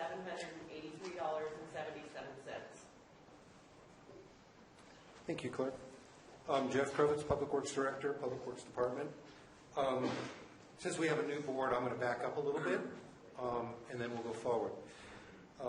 Back in, I think it was 2008 or 2009, the former Public Works Director programmed a number of bridges on county roads that met the definition of national highway bridges and programmed them for replacement as either being functionally obsolete, not wide enough on too tight of a curve, not having sufficient railings, that kind of thing, or structurally deficient, meaning that they couldn't handle a standard traffic load under the highway bridge program. At the time, the Public Works Department took on, I think, about 17 or 18 bridges under that program, with capital replacement costs closing in on about $80 million. One of those bridges was the O'Byrne's Ferry Bridge, which is quite an expensive bridge that is either in need of retrofit or replacement. Public Works Department has been working as hard as they can and struggling to stay on top of these because each one of these bridge replacement projects has a timeline. It has a timeline to be able to get through preliminary engineering and environmental document, 10 years. And that sounds like a lot of time. However, if one runs into acquisition of right-of-way, which can occur prior to an environmental document, and then when doing an environmental document runs into archaeological resources, cultural resources, historical resources, endangered species, the 10 years goes very quickly. The two bridges that are up before you right now were presented to the board last summer, saying that we hadn't gotten very far beyond the initial programming and getting permission to be able to go out to consultant contract for the environmental document, the preliminary engineering. And they were already 7 years into the program. The likelihood of these two bridges running into environmental complications is high, as one is crossing Angels Creek, that's the Rolary Bypass Bridge, and the other, of course, crossing San Domingo Creek, was high, and our thinking was that we were so far behind we would not be able to catch up in time. And so the expenditure of additional funds that might have to be reimbursed if Caltrans and Federal Highways invoked the 10-year rule for not having reached a milestone was too great. So we brought these two bridges in front of the board last summer to de-obligate. It doesn't mean that they're not still obligatable or that we can't bring them back into the HBP program. As long as they continue to be structurally deficient, and that would be for a full truckload, we can bring them back to the program in the future. Very little work was done on the Rolary Bridge, and some work was done on the Santo Domingo Bridge. The money that was expended by Public Works to initially program these two bridges is the majority of the cost. So the county owes that back to Caltrans for the de-obligation and pulling these out of the program and preserving them for the future. So we are planning on, and what this board item does, is to reimburse Caltrans for the money that was paid to Public Works to reimburse us for salaries of employees working on these bridges. I know this is not a good thing, and it's not a happy thing, but I believe that it's necessary given the other constraints, both in terms of fiscal and human resources that we have on the department and the number of disasters that we're currently facing.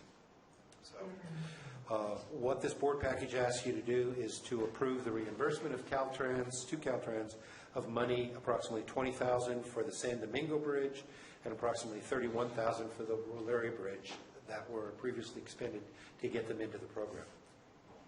Questions on these two bridges? My question would be to what is the impact to the RSTP budget as a result of doing this? The RSTP budget, we're currently, obviously the RSTP is going down annually. It's just it a has rough been number. for the last 8 years. There's currently about $550,000 to $600,000 in either unclaimed from 2 years ago and then last year that are in that budget. Okay. So this would be a hit to that budget, but it would be a smaller hit than if we continued to pursue these and spent more money without reaching the required milestone in time. Okay, thank you. Any other board member have any questions or comments? I bring it open to public comment.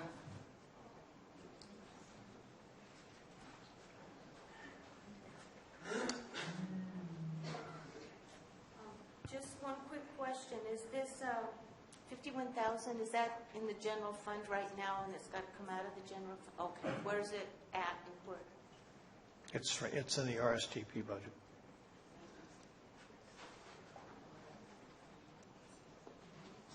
Any further public comment? I'll bring it back to the board then. I'll entertain a motion on item number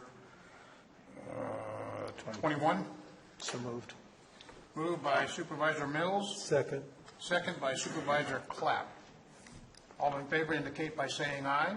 Aye. All opposed by saying no. Motion carries 5-0 unanimously.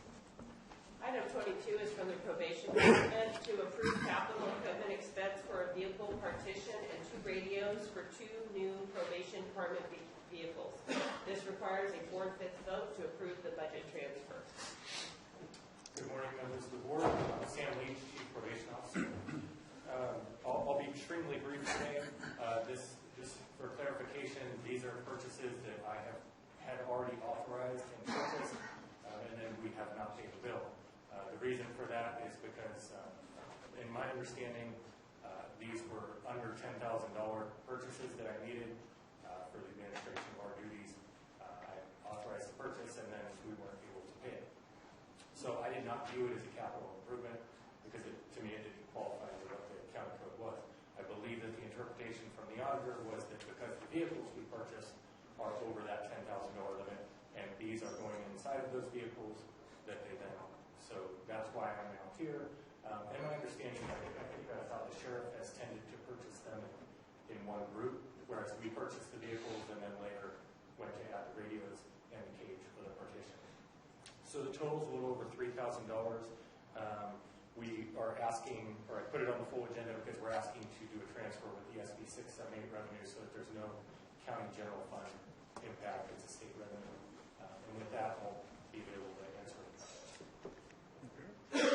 Any questions, comments from the board for Mr. Leach? Sounds like it's just trying to understand the system. Yeah, I do have a question, Mr. Leach. Are these the first vehicles you've purchased for the probation department since you've taken office there? These are the first vehicles I've purchased, yes. I have a question for Sheriff DiBasilio. Sorry, Greg. Sorry, Greg. Thank you. Nope, by association. You could have Good morning, stayed. Sheriff. How are you? You could have stayed home. Sheriff, when we purchase vehicles for the sheriff's department, which we have a lot of experience, do we budget out those items for the vehicle? Because I know there's purchased under what's called a police package, if you will. And is there a separate budget for the addition of radios, computers, things of stuff that are placed in the vehicle after we receive them through independent contractors? Yes, So that's a separate budgeted item. it is. Has to be. Okay. So, basically, Mr. Leach here is on solid ground, I understand, it looks like. I just want to make sure. Thank you, Sheriff. Sure. You'll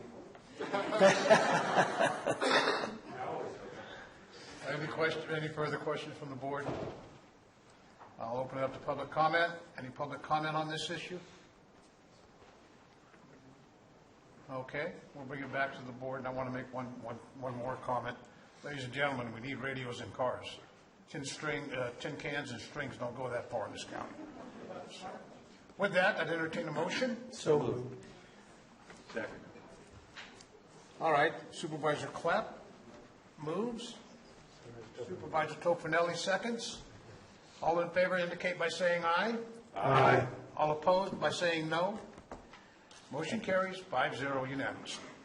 Thank you, Mr. Leach. Item 23 is from Code Compliance to introduce and waive reading of the ordinance superseding and replacing the current Chapter 8.06 of the Calaveras County Code, Public Abatement, Property Maintenance Code.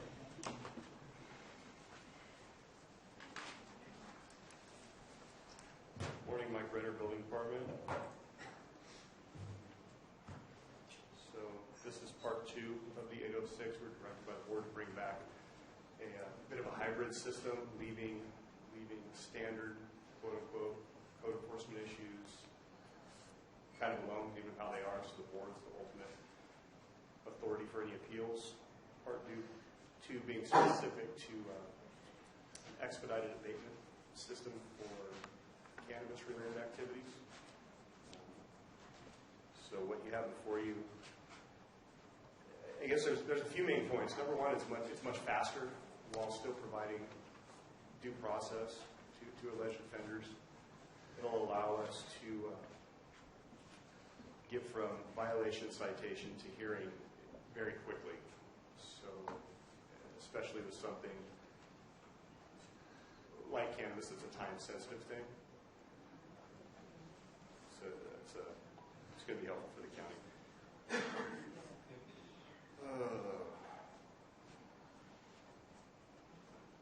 So we have a bit of, this is going to change a bit. There's going to be a tremendous amount of upfront work and cost involved here. Basically, the second you get your notice of violation, that notice of violation also includes your hearing date. So the day a notice of violation is posted, the staff will have to prepare a full staff report for each and every violation. That's going to cause a bit of time up front, but on the back end, basically what will happen is we'll turn into a bit of an abatement mill, and it'll just go and go and go. If there's a nuisance, it gets abated. Nuisance gets abated instead of there's a nuisance, let's wait 90 days, let 3 appeals lapse, and we're in the same boat we are now. I'm going to bring Ethan Turner up, County Council Office, and you can speak a little bit more on some of the specifics before we open up to questions.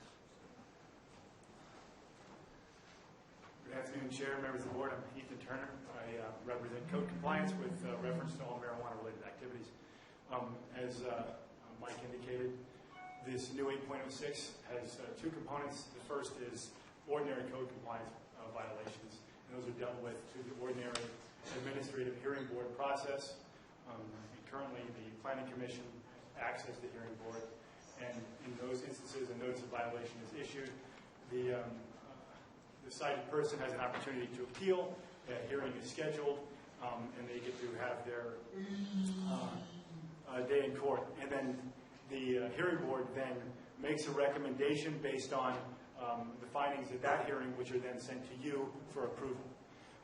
With respect to marijuana-related issues, the new 8.06 delegates all of your quasi-judicial authority to an administrative hearing officer. That means that the administrative findings and orders of that hearing officer are final. And if there's going to be an appeal of that order, it has to go to Superior Court. So what would happen is a notice of violation, citation, order for abatement, and hearing are provided to the individual who's cited, who has an illegal cannabis cultivation site. That notice gives them a hearing date. It gives code enforcement total control of their calendar. So they can choreograph abatement actions well in advance. So the cultivator is given an appeal date, 16 days from their notice of violation. So they aren't told they have an opportunity to appeal. Their appeal is show up or have the hearing officer issue an order based only on the presentations made by staff. The only time that an abatement order could not go out 16 to 18 days after notice of violation is issued is if the appellant, for good cause shown, wants to get another 10 days. So in those events, it's possible that an abatement order wouldn't go out for 26 to 28 days after the notice of violation. So this would allow a much more speedy abatements. I mean, and as Mike called it, an abatement order mill, and that's effectively what it could be, because as was mentioned the last time we discussed this, the county is aware of many illegal cultivation sites and historical cultivation sites. So we'd be able to basically go out and serve notices of violation, citations, orders to abate, and hearings to all of these sites, and just schedule a tremendous number of hearings, and then issue immediately thereafter a tremendous order, a number of abatement orders. And at that point, it becomes a manpower issue. And I've been talking to the marijuana enforcement team and to Rick about how we could resolve some of those issues. On paper, I mean, we could issue an unbelievable number of abatement orders, hundreds. And I got all excited about that and told Rick that we could engage in the largest eradication program in American history. And he looked at me and said, "Whatever you're smoking, it must be pretty good stuff, because there's going to be manpower issues." But it will still offer an opportunity for the sheriff to work in concert with code enforcement to engage in a tremendous number of eradications. And because we could have total control of the calendar, it would allow us to plan well in advance so that such manpower problems could be addressed even months before we know that eradication orders are going to be issued. And Rick, did you want to speak on this? Or okay. And that's about all I have for that part of it. If you guys have any questions about either the ordinary code enforcement part of it or the marijuana enforcement part of it, I'd be happy to address any questions you may have. Board, any questions, comments? Supervisor Mills? Thank you, Ethan, for your presentation. My thought is that how many trips are we doing now? And if you incorporate what you're going to plan to do here, how many trips would it require to bring compliance to even the worst case scenario? Okay, by trips, so do you mean visits for inspection Visits sites? for inspections, okay, yeah, correct. You've personally attended a number of the appeals and are aware of some of the problems that code enforcement has had in that regard. We've streamlined that, and we're going to streamline it even further. Some of it's in the works, so I can't really talk about it, but the main issue is that we want to make as few inspections as possible. And in theory, and this is something we need to have done, is that by the time we begin this eradication program I'm talking about, it is my hope that we will have all inspections done. And that as this eradication program begins, it will be a matter of simply serving, posting, and mailing notices of violations, and that would hopefully be one trip once the enforcement part of it starts to occur. But your point is well taken regarding the number of trips that it can sometimes take as far as the inspections are going. Yeah, and then there's cost recovery with it for the manpower that you're using. Exactly. With abatements, those can be the subject of liens, high priority liens. So that should be recoverable. I mean, because all administrative citations, enforcements, and adjudication of enforcements can be charged to the fee program. Thank you. Any further questions from the board? Supervisor Garamendi? Thank you very much. I like this change. I think anytime we can speed things up in a bureaucracy, it's a good thing. My questions are for Mr. Ritter, and I apologize, I have a lot of them, but I was up late last night, and this sort of got me in a loop. So how many code enforcement officers do we currently have? 6. And how many are funded by the urgency ordinance? There are 2 positions that are 100% fully funded by the UO funds. However, in reality, the additional 4 officers throughout the grow season, minimum of 50% of their time. So for all intents and purposes, there's 4 full-time positions, if you want to just do the hard math. So you've got, what happens to those positions if we don't have the urgency ordinance? Do we have money to continue to 2 of them outright go away right now. And without the funding from the UO, there's absolutely zero possibility that I can keep up on a fraction of these issues. Once you identify a site as being non-compliant, how long does the current process take, soup to nuts? Soup to nuts, including appeals. I've seen it take as long as 3 months. And under this new process, how long do you think it will take, soup to nuts? 17-ish days. 17 days. The difference is, again, and I want to be clear to the board and also to the public that due process is not being infringed upon. You still have your rights, there's an appeal, et cetera. It's just, it's not appeal after appeal, board after board. The hearing officer would be the ultimate authority.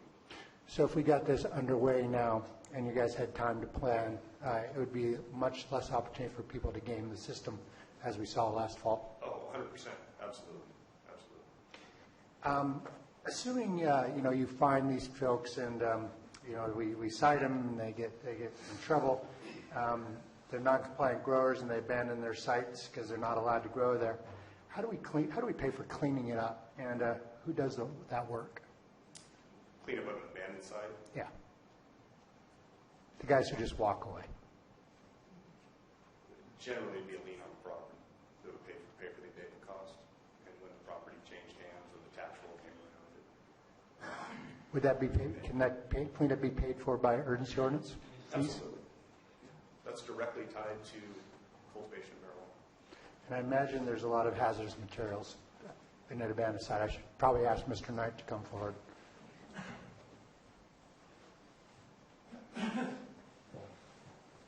Thank you. Yeah, Mel Knight, Environmental Management Agency. Yes, indeed, under the CUPA program, the delegated authority by the state agencies, we do have authority for hazardous materials and hazardous waste. And indeed, what we would first do would be to work in concert with code enforcement, as we do, to see if a traditional cleanup could be occurred. It turned out, though, there was an imminent substantial public health endangerment or threat to the environment. We would then kick into additional activity, possibly involving state agencies as well as state funding to deal with whatever appropriate removals are necessary. And can we pay for these cleanups using urgency ordinance funds? I'm not certain as to what the limitations of those ordinance funds are. There may be additional funding. For instance, the hazardous materials cleanups could involve sums that actually are very, very high. That's where we would then turn to state agency funds that exist for these type of cleanups. How many employees work in environmental health that are paid for through urgency ordinance funding? Environmental management now, we have one full-time employee working specifically on cannabis. We have some part-time activity by 3 other, so we probably have the equivalent of 1.5 to 2 FTE currently. We have authority for additional, although as I mentioned to your board in the past, very difficult to recruit a specialized credentialed individual when we have such uncertainty as to the future of that position. And so we're looking to actually contract for additional help in those areas. Thank you. Thank you, Mr. Knight. This is kind of maybe a question for the sheriff. Sorry. It's kind of like math, up, down, right?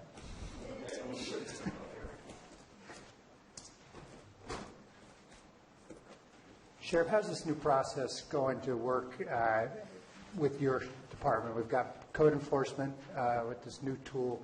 We've got environmental health. How's it work with SO's office? Well, we'll work hand in hand with them. We're still back to the problem of not having the staffing to do all of that, along with everything else that's going on with the urgency ordinance and or marijuana in general. When you earlier, our attorney mentioned that we can, using this program, we could execute the largest marijuana eradication program, in his words, in the history of the United States. That's a pretty big goal. I won't ask you to say if we can do that, but can we do big things? We can definitely do a lot more than what we're doing right now because the process will be expedited quite a bit. How many officers do you have that are paid for by the urgency ordinance? 3. We have 4 more positions that are available. The problem is, like environmental health, is getting people hired with unsurety of where we're going with this. Right. They don't know if they're going to have a job in a few months. That makes sense. And these are, there are 3 in your MET team, if I understand correctly, right? Yeah. And MET team's been working with code enforcement on this? Yeah, and actually we have a desk where code enforcement actually has one of their officers in our office upstairs with our MET team so that they're working hand in hand. So that they know, able to communicate a lot better than playing phone tag and email tag. So it's working out a lot better. Thank you very much.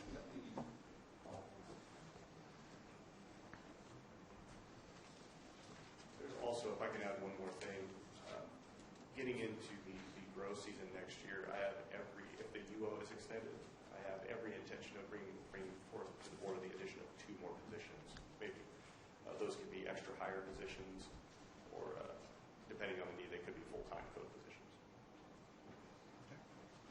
Further questions from the board? I have a couple of issues I'd like to discuss. The issue of our fines per day in our existing program, will that be carried over to the new revised 8.06? I believe the fineage has changed a bit. We'll bring an attorney up. Good move.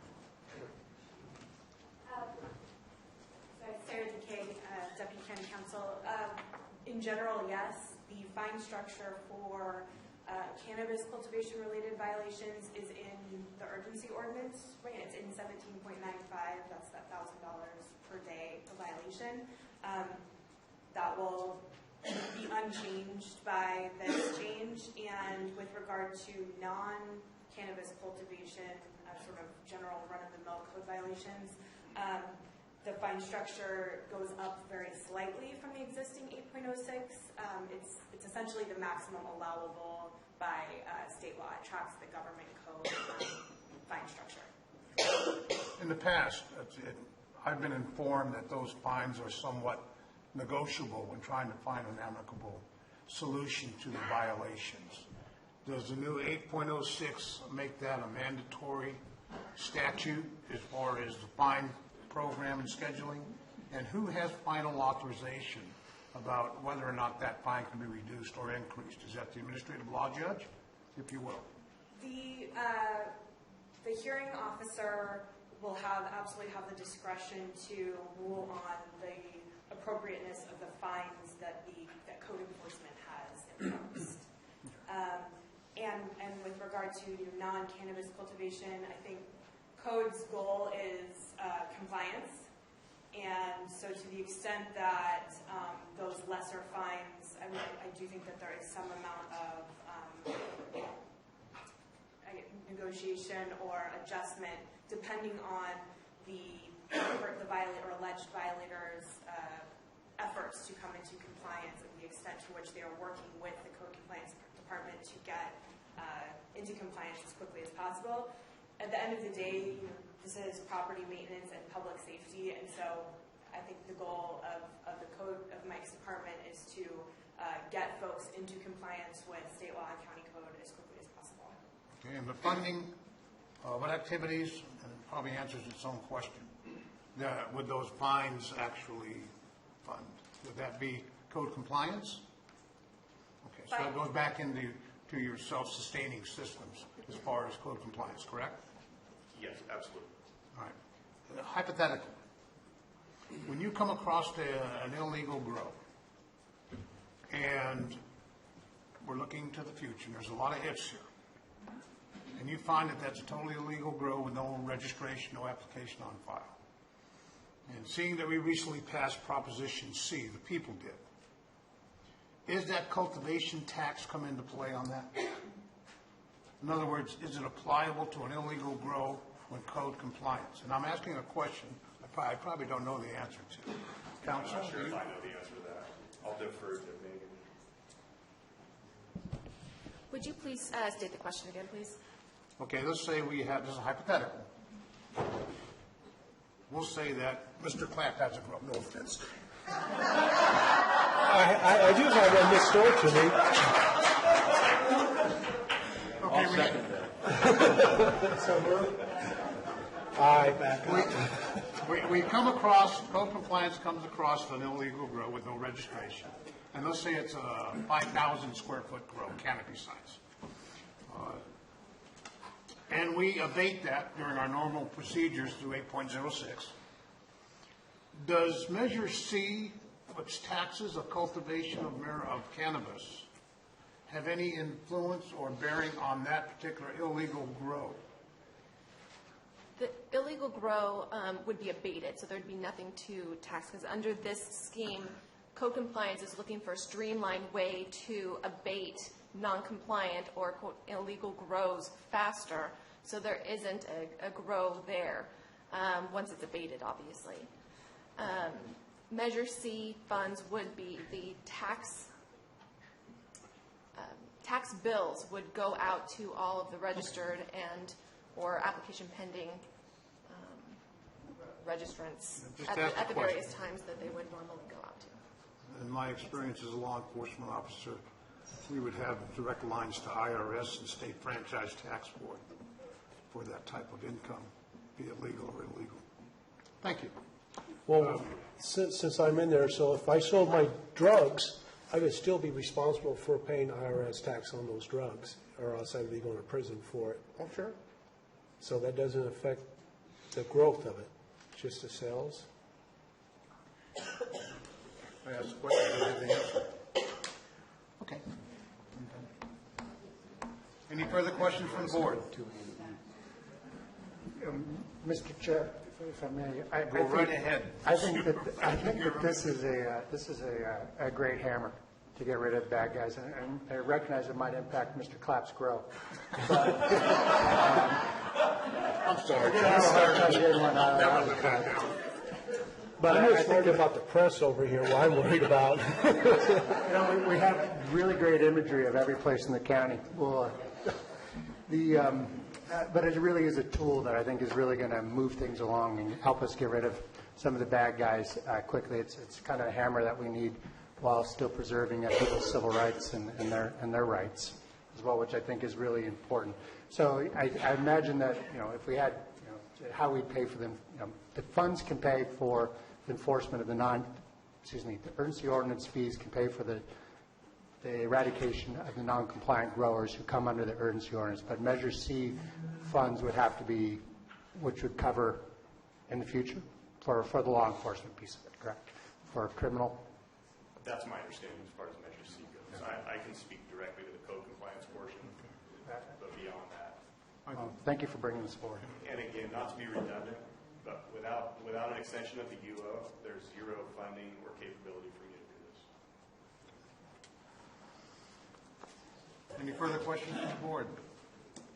Okay, I'll open this up to public comment.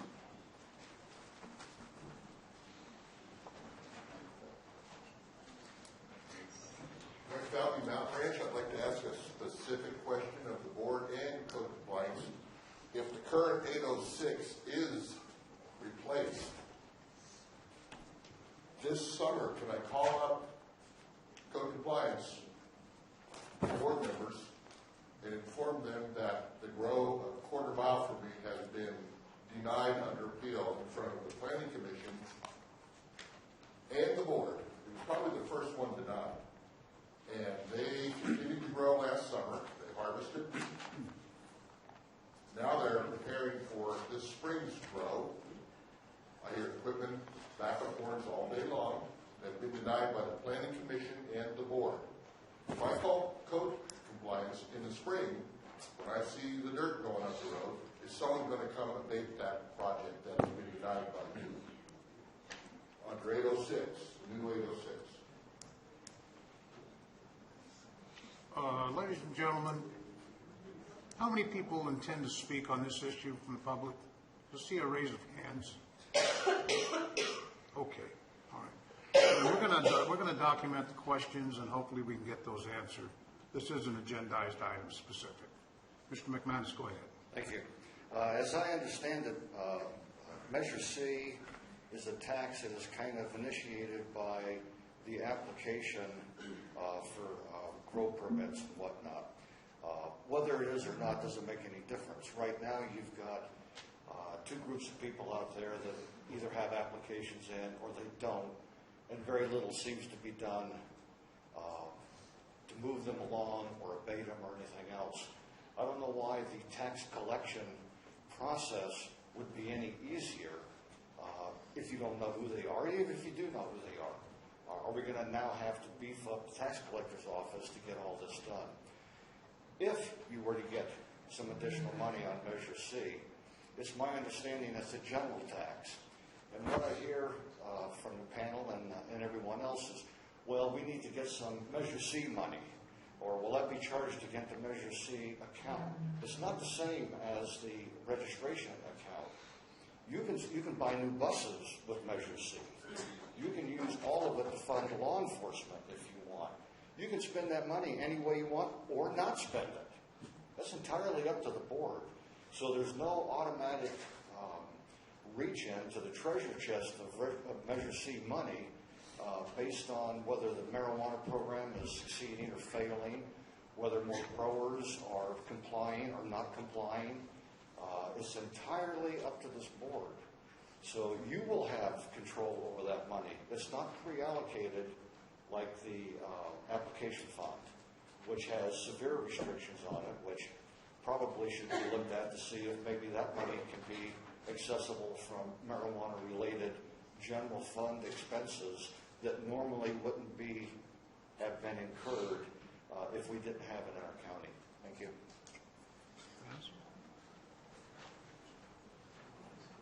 Mr. Edson? Morning, Cliff Edson, San Andreas. 8.06 is absolutely necessary to, this is a question, to speed up the process.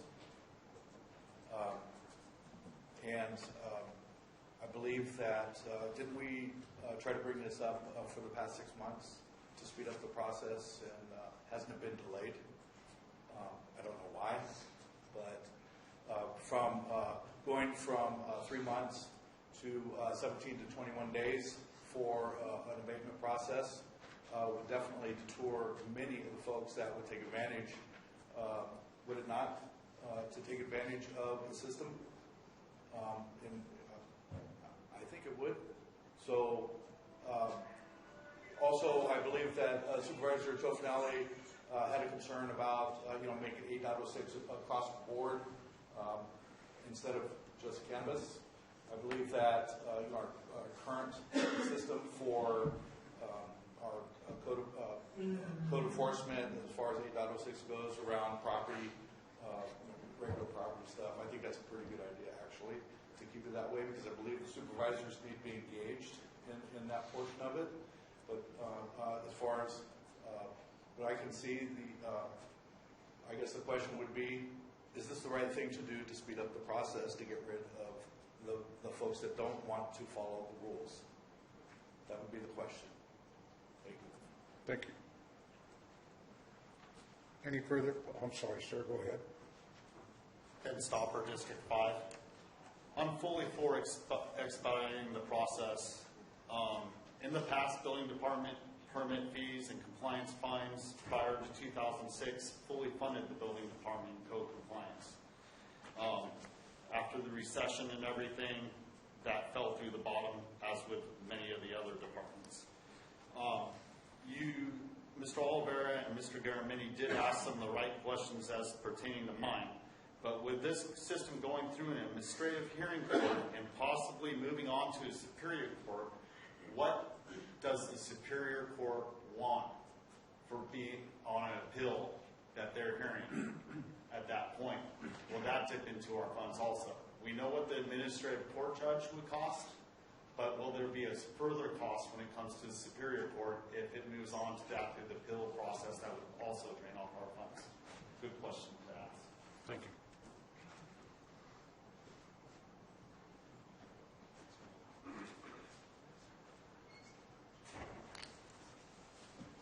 Any further speakers? Okay, we'll bring it back to the board. I understand Mr. McManus, in his comments to the board, indicated the Measure C, Proposition C, if you will, funds that's designated to the general fund. I understand, and he's absolutely correct. That could be used for anything involved in the county's business and is controlled by the Board of Supervisors. So he's correct on that. On the court costs, I'm going to defer to County Counsel. Maybe you can comment on that, and that's Mr. Stopp's comments. Anytime any action is challenged or a cause of action is brought to the Superior Court, the county has to defend it. That is something that is above and beyond any kind of appeal fee. That's standard across the board. So even now, when any action is brought to the board and it is challenged in court, whether it is a project that is denied by the Planning Commission and then the board denies it, it can be writted to the Superior Court. The county still has the burden of defending the county's action. That is outside of any funding source through an appeal fee or anything else. That is just something that the county is responsible for providing its own defense to. So yes, there are expenses for any action that is brought to the Superior Court against the county. Thank you, Counsel. That answers the questions I had documented. Any board member? I would like to follow up on the question from Mr. Favli. On this summer, when people have been denied their application, and you know it, and your neighbors are over the hill, and we call in, will this tool be part of helping fund get rid of those bad actors.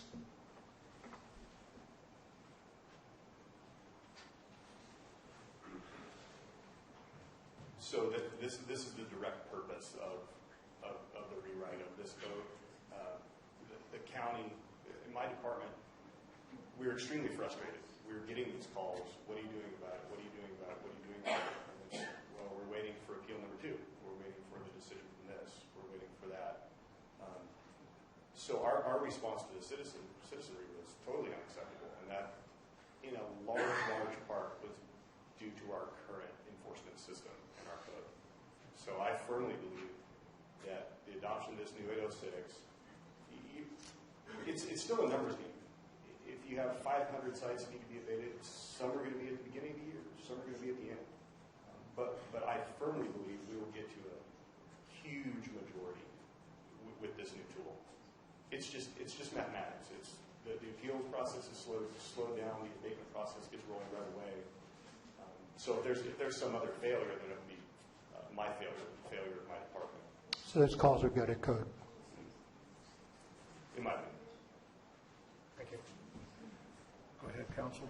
Board Chair, I just wanted to remind the board that this is an introduction and reading and first reading of the ordinance.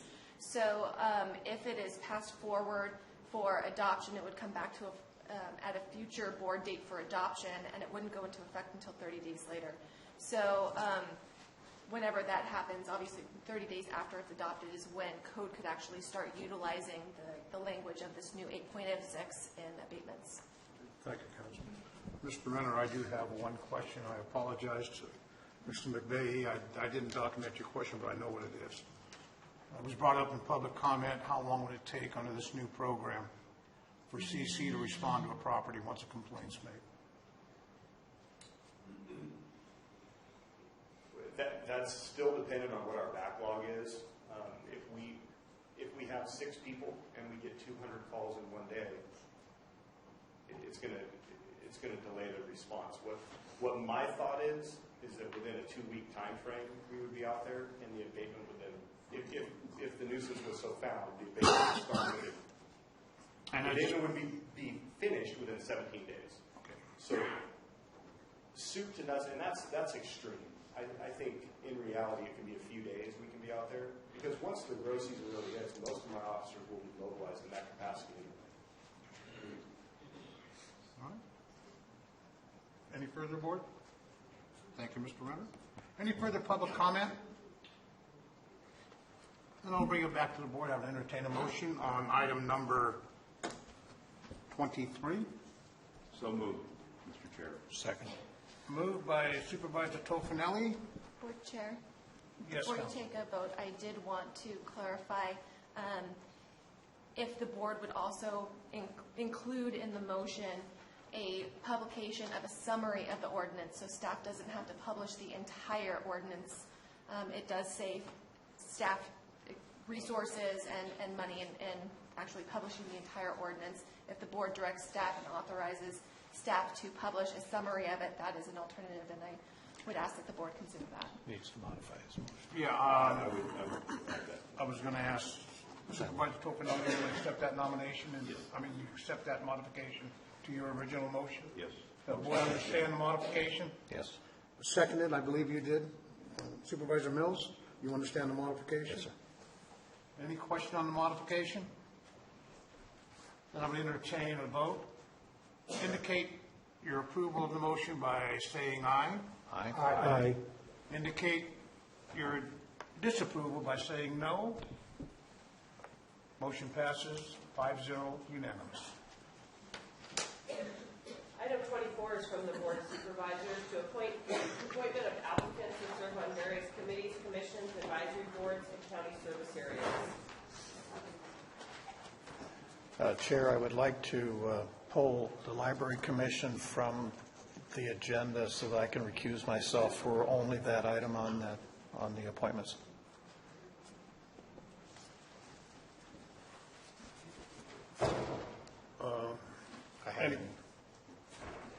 Any comments from the board on that?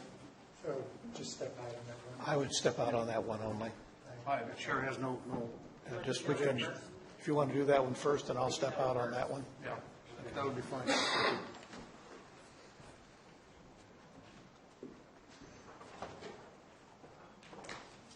Okay, so for the Library Commission, we have 2 vacancies for terms expiring 12/31/2020. We have received 4 applications. Applications have been received from Bob Dean, who has been an incumbent on the Library Commission, from Vicki Mills, Margaret Williams, and Allison Wright. So the board needs to select 2 to fill the 2 vacancies.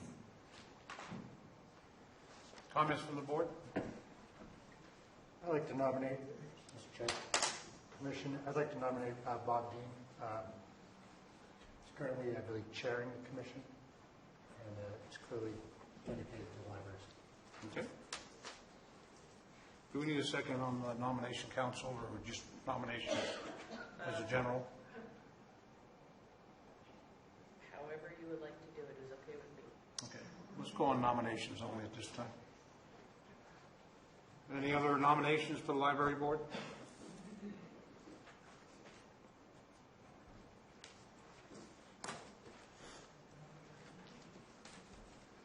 The board's going to request a couple of seconds here to review it. Okay. So Margaret Williams is from District 2, and Allison Wright is from District 1. That helps at all. Bob is in District 2 also. Yes, Bob is from District 2, and Vicki Mills is from District 4. How many people sit on that board, Madam? 7. 7. Are all districts being represented on the board? It is not a district-appointed position. I understand. But on the city members? I couldn't tell you because it's not district-specific. Mr. Chair, I would nominate Allison Wright. Thank you, Supervisor Tofinelli. She contacted me and asked. Okay. We have 2 candidates, Bob Dean and, I'm sorry, your name again? Allison Wright. Allison Wright, that's right. Any further nominations? Okay, nominations are closed at this time. Public comment.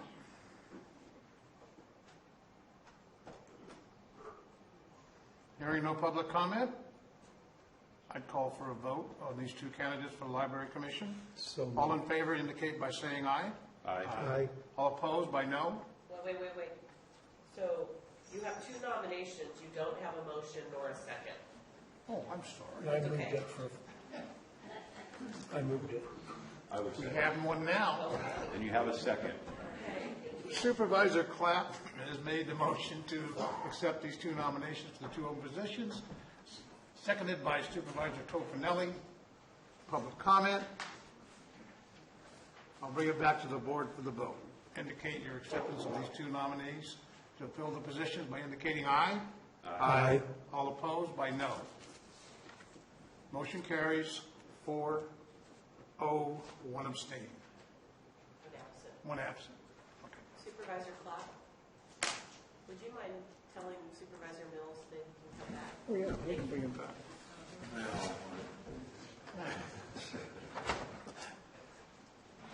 Ladies and gentlemen, while Supervisor Mills returns to the chamber, we're going to be taking a lunch break at 12 o'clock, and we'll be returning at 1:30.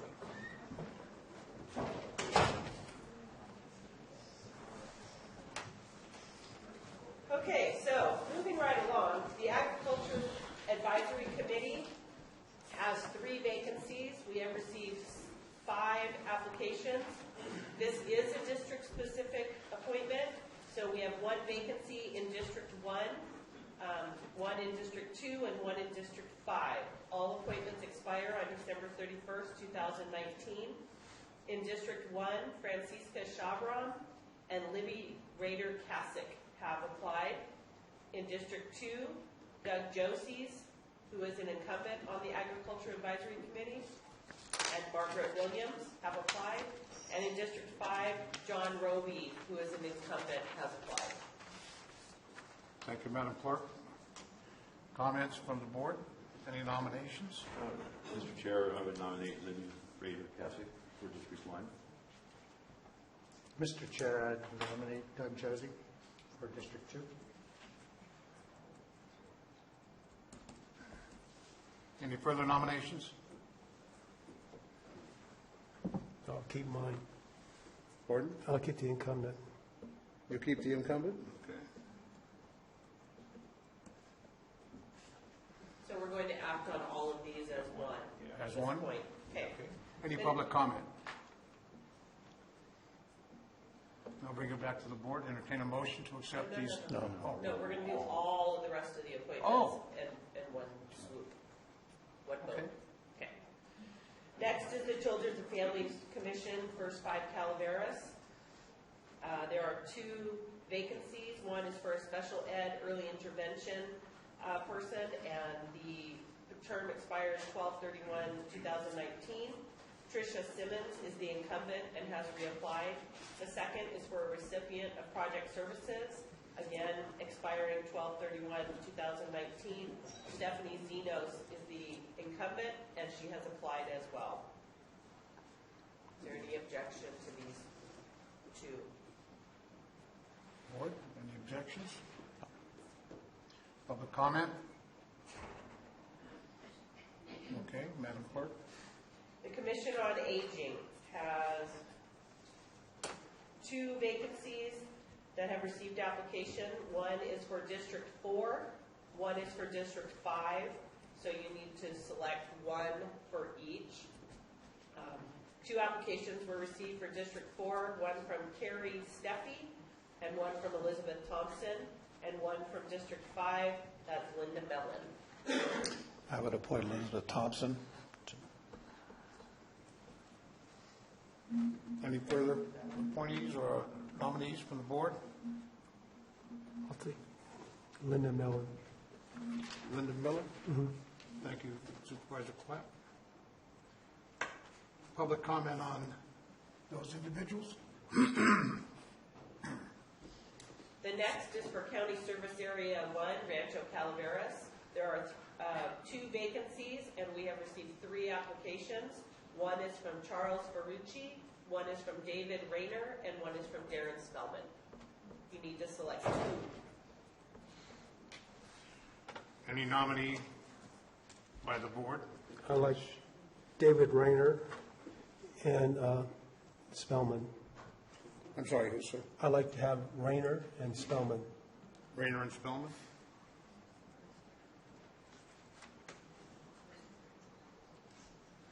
Any further nominations?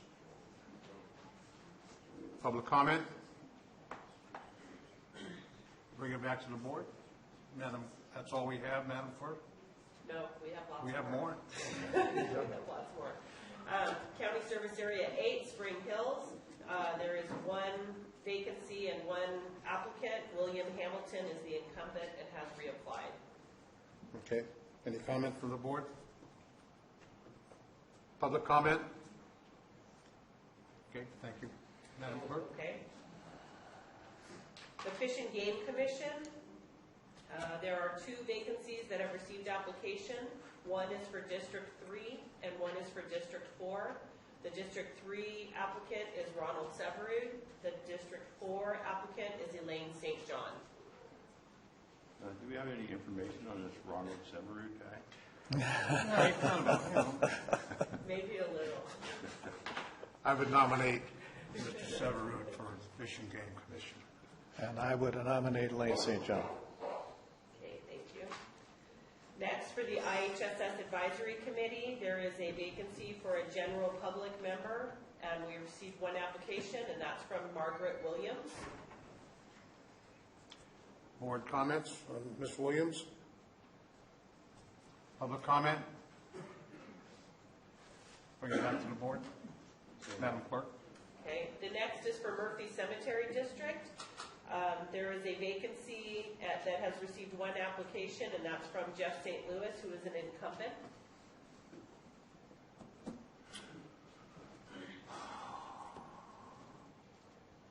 It's your area. There are several vacancies. I was going to say, how many vacancies are there? There are 3. And We have received 1 application. we have 1 application submitted. We have another application that did not meet the deadline for this agenda, so it will be considered at the next meeting. Okay. I would recommend that we keep the application on file for that position, the one position, pending a future meeting with the other application. Okay. Any comment by the board? Any comment, public comment? Thank you. Madam Clerk. Next is for the Prevent Child Abuse Council. There is a vacancy for an alternate, and Christina Nielsen has applied. Comments from the board? Public comment? Madam Clerk. Next is for the Public Educational and Governmental Television Commission, PEG-TV. There are 2 vacancies. One for District 3 and one for District 4. Pamela Quile from District 3 is the incumbent, and Alvin Brolio has applied for the District 4 position. Board comments? I'm good with the selection of Ms. Qualls for District 3. And I would nominate Mr. Brolio. Okay, Public comment? Thank you. we're getting close. Madam Clerk. Railroad Flat Cemetery District. We have a vacancy and an application for 1 member, and the application is from Margaret Williams. Board comments? Supervisor Garamendi says thumbs up. San Andreas Cemetery District, there is a vacancy and 1 application for a member, and Jack Talia has applied. Board members, any comment? I'm fine with Jack. Public comment? Madam Clerk. The last one is the Solid Waste Task Force. There's a vacancy for a solid waste industry representative. Mark Zion is the incumbent and has reapplied. Board comments? I would approve. Public comment? Thank you. Madam Clerk, before we go further, is there any other committees that we have applications with openings with? There are always vacancies, I and understand. How many applications do we have? Do we know? How about the Appeals Assessment Board? There's an opening on that? there has been for more than a year, and I have not received any applications for that. You haven't? No, I have not. If it was mailed, I was not here yesterday. I did not receive yesterday's mail yet. I believe it was forwarded by, we'll discuss that later. Okay. At a later date. Just going back to the agenda item, we'll need a motion to approve all the appointments and nominees at this time. I would entertain that motion. So moved, Mr. Chair. Supervisor Tofinelli moves. I'll need a second. Second. Second by Supervisor Clapp. We've already had public comment period on this. I'll call for a vote. All in favor indicate by saying aye. Aye. All opposed by saying no. Motion carries 5-0. Okay.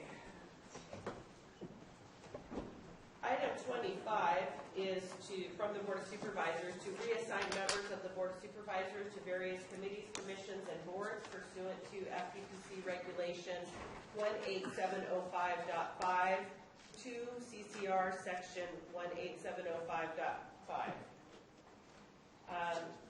Since these appointments were made at the January 24th meeting, there have been 2 situations that have come up. One is we had some discussion regarding the Calaveras Amador McCullum River Authority. We didn't understand why we would need 2 alternates. We don't. We need 2 representatives and 1 alternate. So Supervisor Garamendi had been assigned as the primary board rep, and Supervisor Mills had been assigned as the alternate. Based on that, I would ask if Supervisor Mills would be the second representative and if another alternate would be selected. Indicating, shaking your head, yes. Oh, yes. I'm sorry. Okay. Supervisor Mills has agreed to that assignment. So we would need an alternate. Thank you, Supervisor Tofinelli. The other matter is the IHSS Advisory Committee. Supervisor Garamendi was assigned as the representative, and I believe there is a conflict that has come up, scheduling conflict, and so Supervisor Tofinelli is the alternate. My understanding is that Supervisor Tofinelli would like to remain the alternate. So we would need to select another representative. I was taking that. I nominate Supervisor Clapp. Thank you for that. You good with that? Yep. I would second that. So is that the motion for both That assignments? is a motion for both assignments there. Public comment on that? Seeing no public comment, bring it back to the board. Any board comments? And, Thank you for stepping up. yeah. I would move, Mr. Chair, just to formalities, and we need a second, I think, for that. Okay. I would Looking second. for a second? I will for- second that. Supervisor Mills will be seconding that. Once again, no public comment on that. I'll call for a vote indicate by saying aye your approval of this motion. All in favor? Aye. Aye. All opposed? Motion carries 5-0. The next item is item 25, and it is also from the Board of Supervisors to reassign members. Whoops, where'd you put that one? I'm No. sorry. 26. I didn't put check one. Okay. Number 26, Board of Supervisors, approve the Calaveras Child Care Council membership as recommended by the Calaveras Child Care Council. Is there any, I'm sorry. Go ahead. Is there any representative from Child Care Council?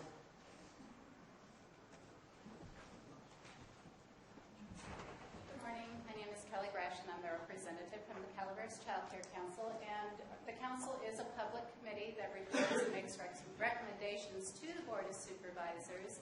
When our bylaws were approved many, many years ago, the way our membership works is we do the recruitment just as we do most of the public councils through the newspaper and other means, and we accept those applications, we review them, and then we make recommendations to the Board of Supervisors. You are responsible for 50% of the membership, and then the County Superintendent of Schools is responsible for 50% of the membership.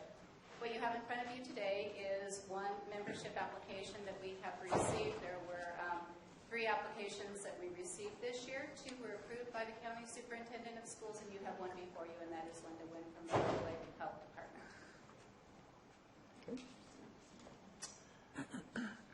Any board comments, questions? I'll open this up to public comment. Any public comment? Okay, bring it back to the board. I'll entertain a motion on item 26. So moved. Moved by Supervisor Garamendi. Second request? Any second? I'll second. Second by Supervisor Tofinelli. All in favor indicate by saying aye. Aye. All opposed by saying no. Motion carries 5-0 unanimous. Madam Clerk, before we proceed to item number 28. 27. I made the same mistake. Do it possibly go to lunch early and then. I was considering that. Would the board object if we took an early lunch and be back here at 20 after 1 so we can get started on the next agenda item? Okay. We are adjourned for lunch. We'll reconvene at 1:20.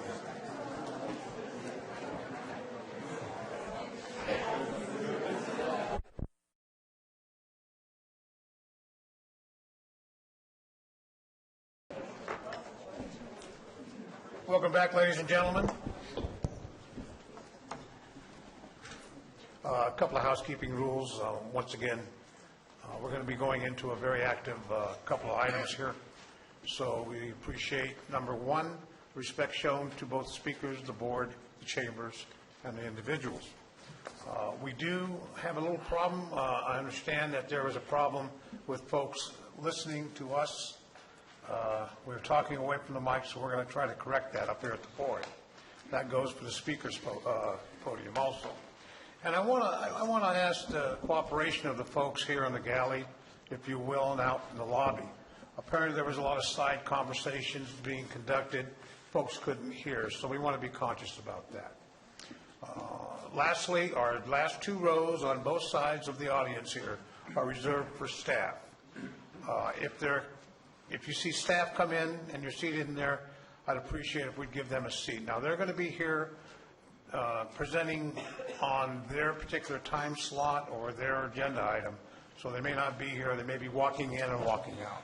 So if we'd be consistent with trying to get those folks in and out of here, long-term to use, try to get those folks in here to get their input, I'd really appreciate it. With that, I do have a change in our agenda, a brief change, and I'm going to bring up Public Works, Mr. Robert Packinger, to address something that needs to be brought to the board on an emergency basis. Mr. Chairman, if I might, I'll introduce it and then let Mr. Packinger continue. That'd be fine, CAO Lopez.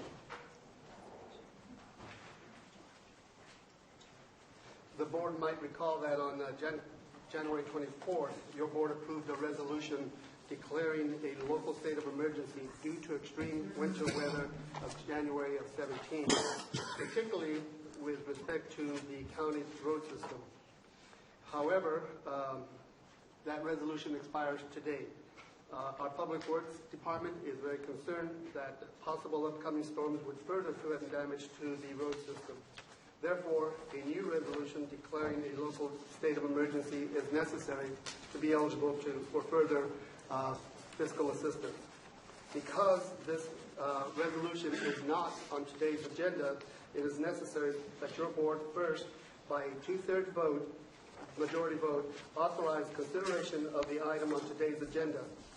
Should you approve putting the item on the agenda, then it will be necessary or it is recommended that your board approve a resolution of declaration and that you, by that resolution, declare a local state of emergency due to the winter weather of 2017. Mr. Packinger is available, and I'm available for any questions. But, Mr. Chairman, but we're asking that first, by majority vote, authorize discussion of this, consideration of this item, and then should you do that, then we will ask that you approve the resolution. Thank you, CAO Lopez. County Council, there was mention of a two-thirds vote. Is it majority, two-thirds, or four-fifths? It's a majority in this situation. Okay. The majority decides needs to decide whether there is an emergency situation that has arisen. Okay, thank you.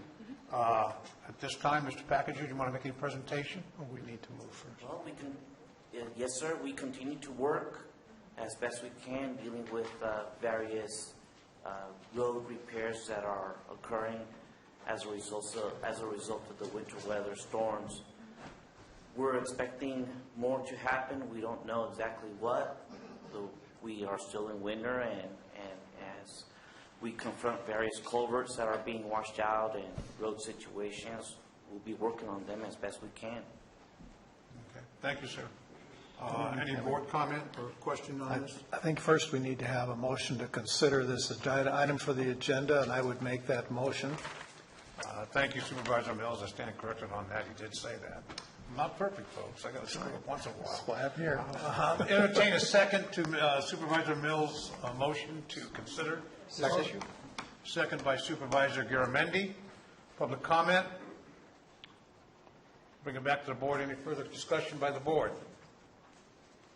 I'll call for a vote. Indicate your acceptance of the motion by saying aye. All in favor, say aye. Aye. Aye. All opposed, say no. Unanimous, pass 5-0. Thank you. Thank you. We will consider the issue right now. Is there any further presentation by staff? None, sir. Any questions by the board?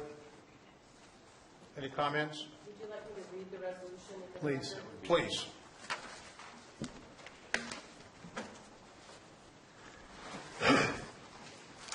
Okay. Resolution extending the applicability of Chapter 17.95 of the Calaveras County Code. This is not it. Sorry. I feel better now. Sorry about that. Resolution declaring a local state of emergency due to the extreme winter weather. Whereas on January 18, 2017, the Director of Emergency Services for the County of Calaveras found that due to the extreme winter weather experienced during the month of January 2017, a condition of extreme peril to life and property does exist in Calaveras County during the period beginning on the 7th day of January 2017, and whereas the extreme winter weather has caused considerable damage to the county road system and has created dangerous driving conditions caused by the unusually heavy rains, extreme wind conditions, mudslides, and high snow levels. And whereas the damage caused by these conditions are or likely to be beyond the control of the services, personnel, equipment, and facilities of Calaveras County, and whereas the winter weather continues to overburden the services, personnel, equipment, and facilities of Calaveras County, and whereas Section 2.72.060 of the Calaveras County Code empowers the Board of Supervisors to proclaim the existence of threatened existence of a local emergency when said county is affected or likely to be affected by a public calamity. And whereas pursuant to Section 2.72.010 of the Calaveras County Code, the Director of Emergency Services has proclaimed a local state of emergency throughout Calaveras County. And whereas the Chair of the Board of Supervisors is the Director of Emergency Services in Calaveras County.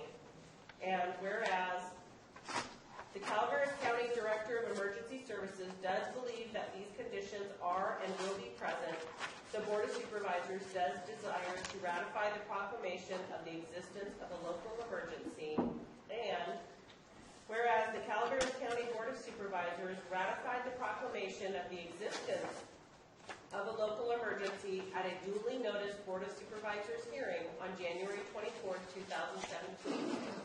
Therefore, be it resolved that the Calaveras County Board of Supervisors does hereby declare a local emergency in Calaveras County as a result of extreme winter weather harm. As a result of extreme winter weather harm may cause to the traveling public. Be it further resolved that the County of Calaveras also requests the State of California to waive regulations that may hinder response and recovery efforts to make available recovery assistance under the California Disaster Assistance Act and to expedite access to federal resources and any other appropriate federal disaster relief programs. Be it further declared and ordered that a copy of this resolution be forwarded to the Governor of California with the request that he proclaim the County of Calaveras to be in a state of emergency. Be it further ordered that a copy of this resolution be forwarded to the State Director of the Office of Emergency Services. Thank you, Madam Chair. Any questions, comments by the board? Saying that this is an emergency situation and the copies were not provided to the public, is there any questions or comments by the public at this time? There are copies of the resolution. Okay, thank you. There are copies if you wish one, folks. Mr. Edson? Thank you. Cliff Edson, citizen of Calaveras County. So, in the past year or so, we've had how many local emergencies declared? And why do we have them? You know, a lot of this is preventable just by us becoming a little bit more self-sufficient. And we do that by growing our economies, getting our businesses working, and getting our revenues up so that we could actually fund people like in our Public Works Department, our Sheriff's Department, and the folks that keep our infrastructure together in this county. And for some reason, we seem to not want to let that happen in many different levels. So I would like to agree that this is yet another state, an emergency within Calaveras County. There's no doubt about it. I've seen it myself. You guys have all seen it. There's roads washed out everywhere. A lot of it, some of it is from just overflow of water, too much water capacity, but some of it's from lack of maintenance. And these culverts that are being replaced, a lot of them are because the bottoms of them just rotted out because we haven't had the means to be able to go through and do the correct procedures or the correct maintenance on these roads that we should have been doing for years and years and years. So just appealing to the board to consider that as we move forward. open some possibilities up, maybe some things that we can do to invite businesses into the county to make it a little bit more business friendly. And let's try to become a little bit more self-sufficient so that we don't have to continuously go through this over and over and over and rely on every state, the state of California, the feds, and everybody else but ourselves. Thank you, sir. Any other further comment? Mr. Tuno? David Tuno from Brunswick, Calaveras. I think we just heard a pro-pot argument here. And I'm sure the people all that live downstream of the Oroville Dam wouldn't have the problem they have right now if only they had grown their economies, and they wouldn't have to ask the federal government or the state for emergency money to repair the Oroville Dam. Thank you. Thank you, sir. Further comment by the public? I'll bring it back to the board. Board comment, questions? Hearing none. I'm sorry, Mr. Packinger, do you have further comment? I entertain a motion on the ordinance, the resolution rather, declaring a local state of emergency due to weather, extreme weather. I would entertain that motion. So moved. So moved by Supervisor Garamendi. I'm looking for a second. Second. Second by Supervisor Clapp. No, Mills. I'll take the credit. You guys need to do something. I don't have a beard. Let's get back to our issue here, folks. Please indicate your position on the motion. If you're indicating that you want to have this motion in place on the resolution, indicate by saying aye. Aye. All opposed by saying no. Motion passes 5-0, unanimous. Thank you very much. Item 27 is from the Planning Department to conduct a public hearing and adopt a resolution upholding the Planning Commission's denial of the appeal of the Planning Director's denial of commercial cannabis registration 2016-404 for Chuck Long on 1820 Meadowview Road, APN 004-033-003, file 2016-1124. Thank you, Madam Clerk. Council, this is a appeals hearing, correct? Correct. Okay. Ladies and gentlemen, before we get started, I want to go through the procedure of what's going to happen in an appeals hearing so everybody has an understanding. First, staff presentation and board questions of staff. They'll come up first and make that presentation. In this situation, it's going to be Mr. Maurer and our planning, I forgot your name, I'm sorry. But anyway, our planning department. There'll be a presentation following that by the appellant. The presentation by members of the public shall be limited to 5 minutes for each person. Please keep that in mind. We're going to go 5 minutes on that, ladies and gentlemen. Summation rebuttal by the appellant. We're going to go to 15 minutes for each appellant. And I understand we have one appellant. Staff summation rebuttal will be next. The sure rebuttal by members of the public and questions at that time by members of the public. We have a close of the appeal hearing and board discussion and action. Okay, anybody have a problem with that procedure? Excellent. At this time, I'll open up the hearing and we'll hear from Planning Commission. So good afternoon to the Board of Supervisors. This is Miguel Contreras with the Planning Department. I'm here to present 2016-1124. This is an appeal of the Planning Commission's decision to deny this registration for commercial cannabis. Excuse me, sir. I'm going to have to ask you to speak into that microphone for us. Of course. Thank you. So this is an appeal of the Planning Commission's decision to deny 2016-1124, which is an appeal of the Planning Director's decision to deny 2016-404. A little bit of context, the subject parcel is a 5.93 acre parcel. It is located at 1820 Meadowview Road in West Point. This registration application was denied for not submitting a seller's permit by the September 7th deadline. According to County Code 17.95.165.n.5, It states that by September 7, 2016, a registrant with a pending application for registration shall provide verifiable documentation to the planning department demonstrating that the registrant has completed all of the following tasks for the medical cannabis cultivation operation located on the parcel to be registered. And one of those tasks is be in receipt of a state seller's permit pursuant to California Revenue and Tax Code 6001. Mr. Wong did not acquire a seller's permit until November 10th. And his appeal letters, he gives two reasons, one of which is he was ill-advised by a consultant firm, Fool's Gold. They, according to Mr. Wong, they did not submit all required documentation on his behalf.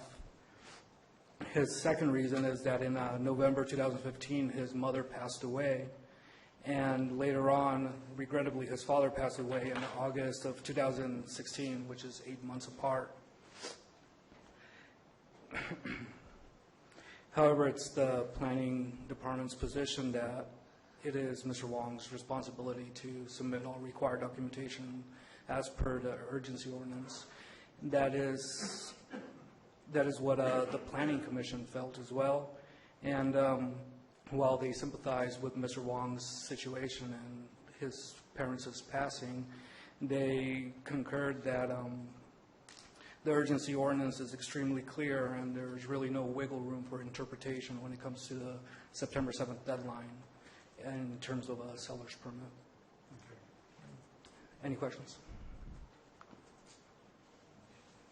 Any questions from the board? No, at this time. County Council, I would request an admonition of the evidence to be considered in this appeals hearing, a reminder for the board. Just a reminder that the board can consider any evidence that is presented to it today during any evidence that was presented to the planning department and any evidence that was presented during the planning commission hearings. Any new evidence that has not or was not considered during the appeal hearing at the planning commission level is not to be considered by this board. If evidence or new evidence is presented to this board, you have the option of referring it back to the planning commission to consider that new evidence. But new evidence is not to be considered at this hearing. Thank you, Council. And now we'll hear from the appellant.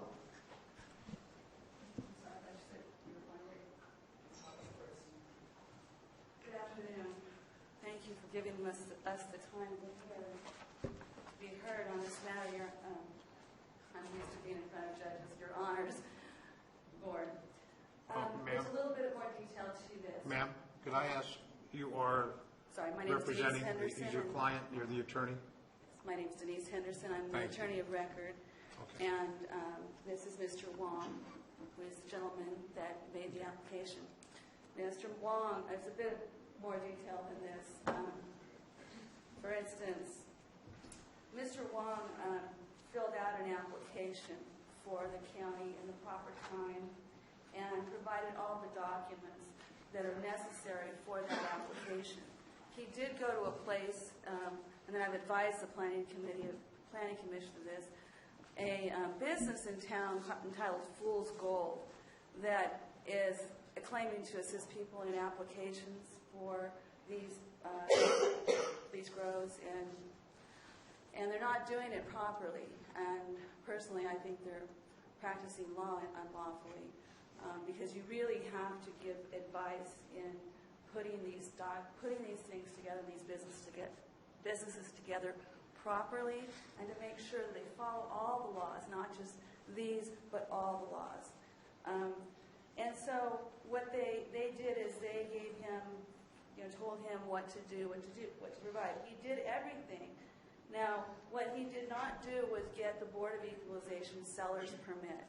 Now, that's a pretty perfunctory thing, and the Board of Equalization, I don't know if they've ever denied anyone a seller's permit, because the whole point of that is to make sure that you let them know that you've got a business in California and you expect to be taxed and pay taxes on that business. So what happened here is that, and looking at some of the documents, and I don't know that the board has received the documents because I continually was told to send it to the Planning Commission. And I understand, and I understand, and I want to have patience about the process because I know this is difficult for all parties involved. This is a new thing for planning. It's a new thing for everyone here. It's a new thing for all of us, and we're dealing with about 5 different areas of law. So I'm looking at this, the Calaveras County Treasury Tax, the application for business license. Now that actually I don't think is required in the packet, but that is what Mr. Wong had filled out and included in his packet. And this was in June of 2016. June of 2016. Correct. State's correct. So what I think possibly happened is when you're talking about a tax, when in the list of the things in your ordinance, you have a list of the documents that are necessary to make an application.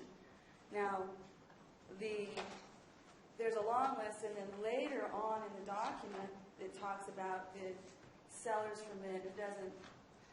It's not very clear, but it is supposed to be the Board of Equalization. And they allow and ask for that to come later, or that it could be submitted later. I guess the point with the application is that, in what I'm reading, you're supposed to submit a complete application. That's what Mr. Wong believed he did. He submitted an application with a seller's permit. He had he spent up to $20,000 in fees, in having the ecological reports done, in having all of the things done that are proper to have a business.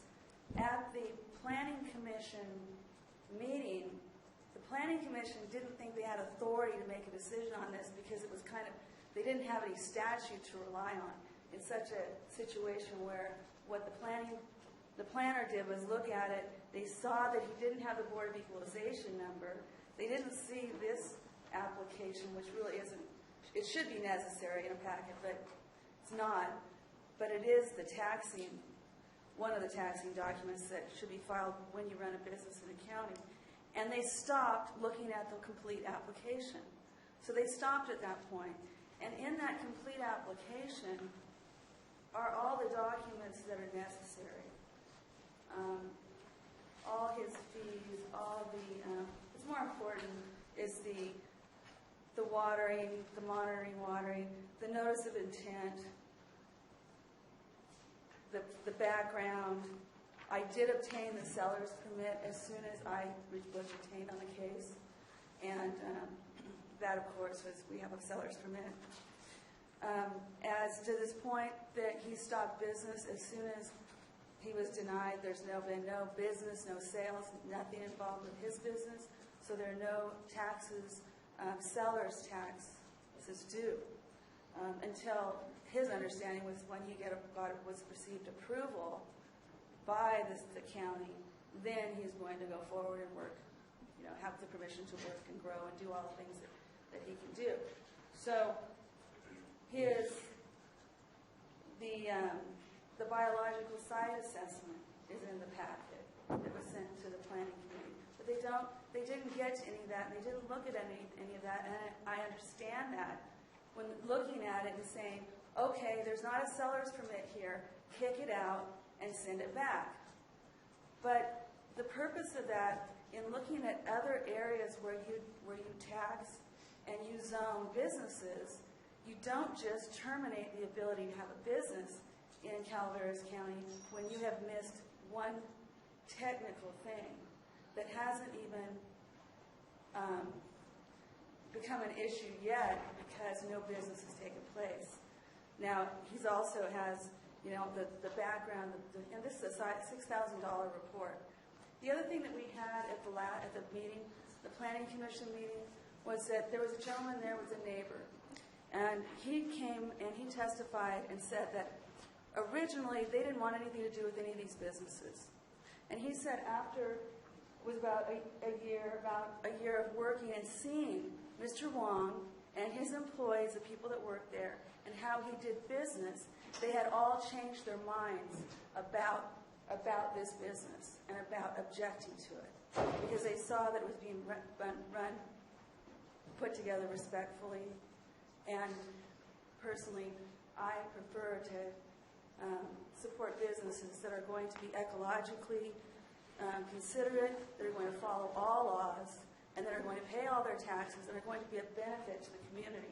I believe this application was for a medicinal permit, and which wasn't mentioned here, and there are medicinal aspects to that.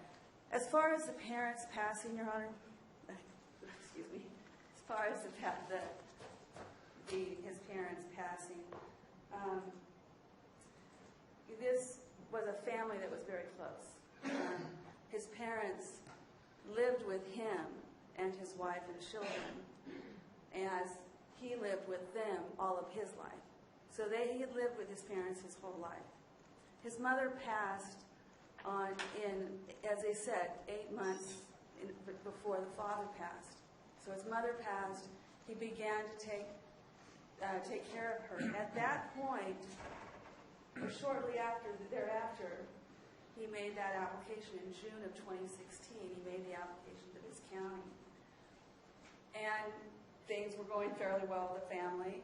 Now, it was in November 30th that his father passed. And at that point, and I know that anyone about our age understands that process of losing not just one parent but two. His sole attention was to his family and his parent. Now at that point, he believed that he had submitted a complete application, not only because he was told and advised by Fool's Gold, nice name, but that he had submitted all of the documents, and he had also obtained the county permit, the tax permit that you would normally get when you do business in a county, that I don't believe is listed in the stack of documents that's required in the application. But as soon as then he found out November 11th, received a phone call, correct? October 30th, was it?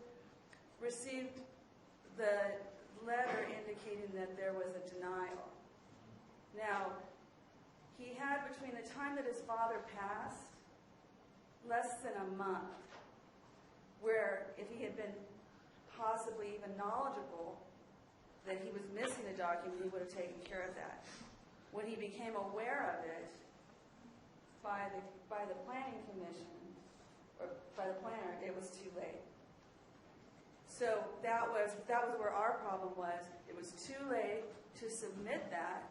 An easy correction, fairly easy correction. And so, of course, we did that, came to the board.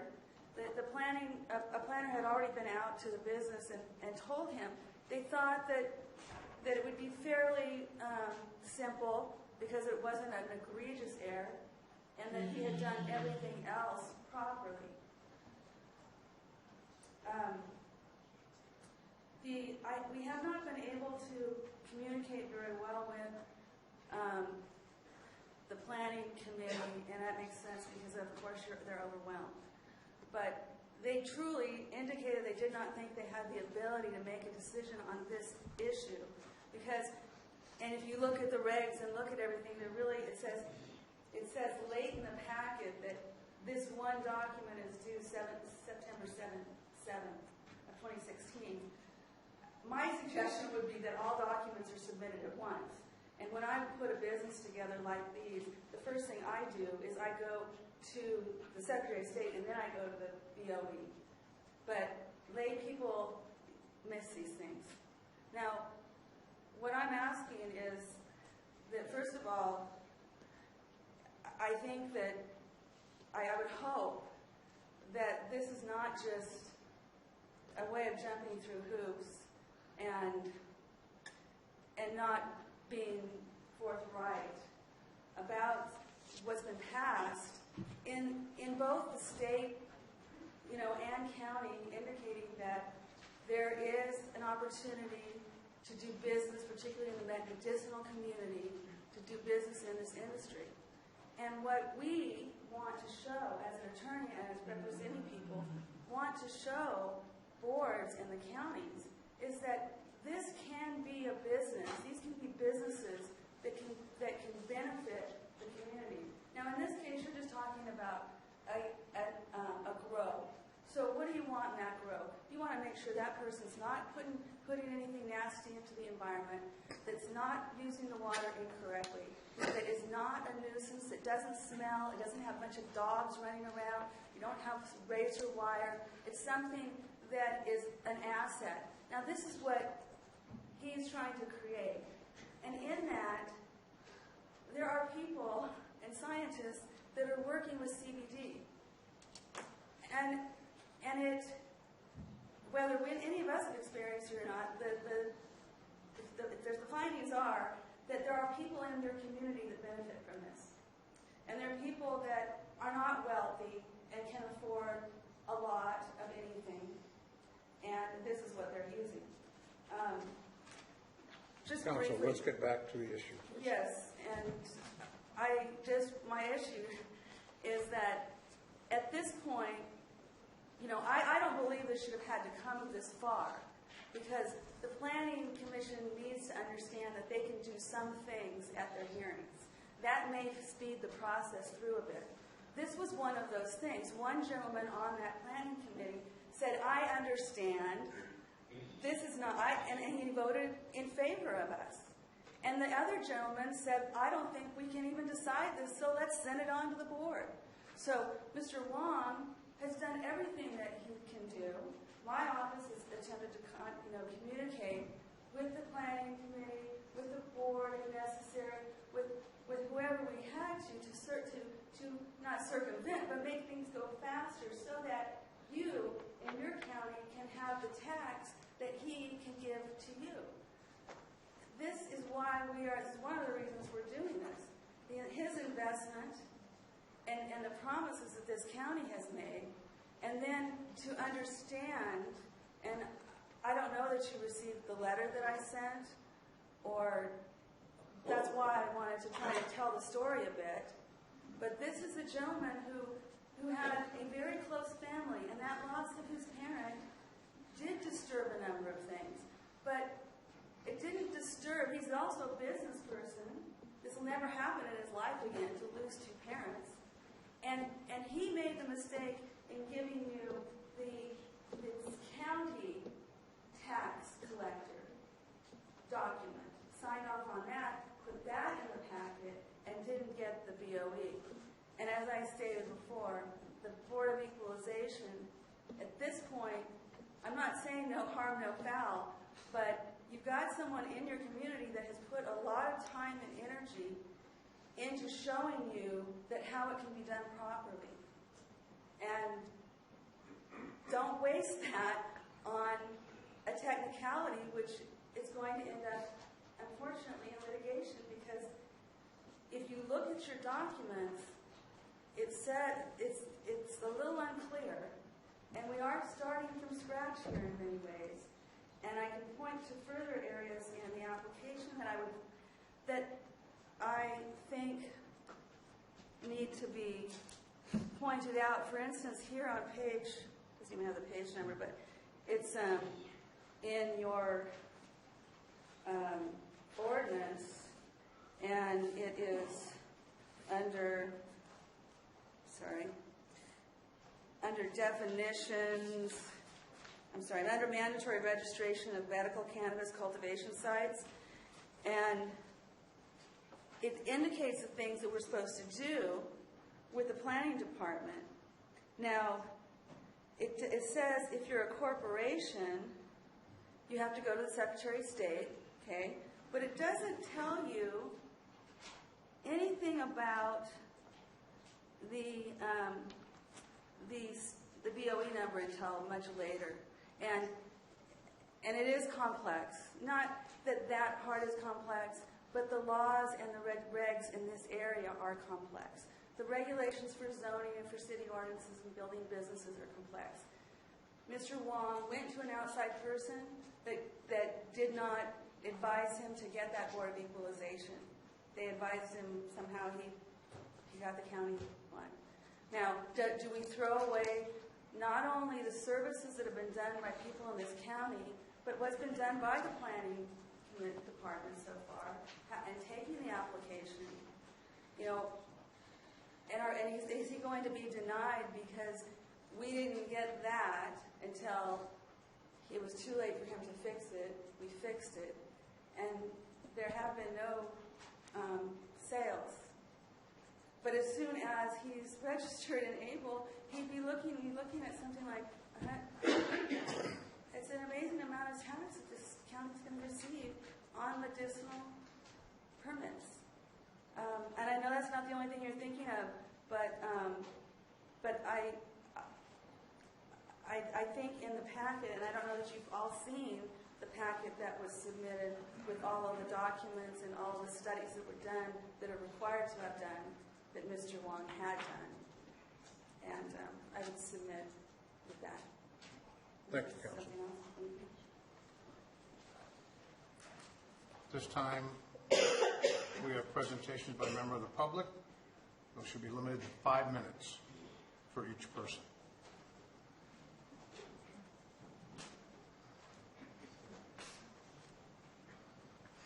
Bill Wilson, District 1. To the best of my knowledge, a reseller's permit is required if you're selling retail. It's not required if you're selling wholesale. We can't sell retail under state law. We have to sell to dispensary or distributorship. Therefore, no cannabis cultivator should be collecting sales tax unless they're putting a manufactured finished product together, which isn't allowed under the UO. So how can you require that somebody have a reseller permit when they haven't got a business license, they haven't been approved by anybody? They set up a date, a final date. There's no date for planning or the sheriff's department to finish that application or to inform them that there's any mistake other than just a straight rejection for a reseller permit. Now, if he's rejected here, does that mean that his state license is now in jeopardy and he can never grow marijuana because he didn't get a reseller permit that he has no use for? He's never going to file any taxes or pay any taxes on that unless he sells retail, right? Thank you. Thank you, sir.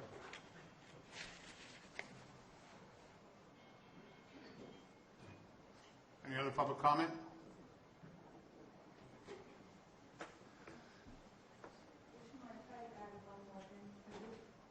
She'll have an opportunity for rebuttal. Just that Mr. Wong has had his background check done by the sheriff as well. That's another resource that's been spent by the county.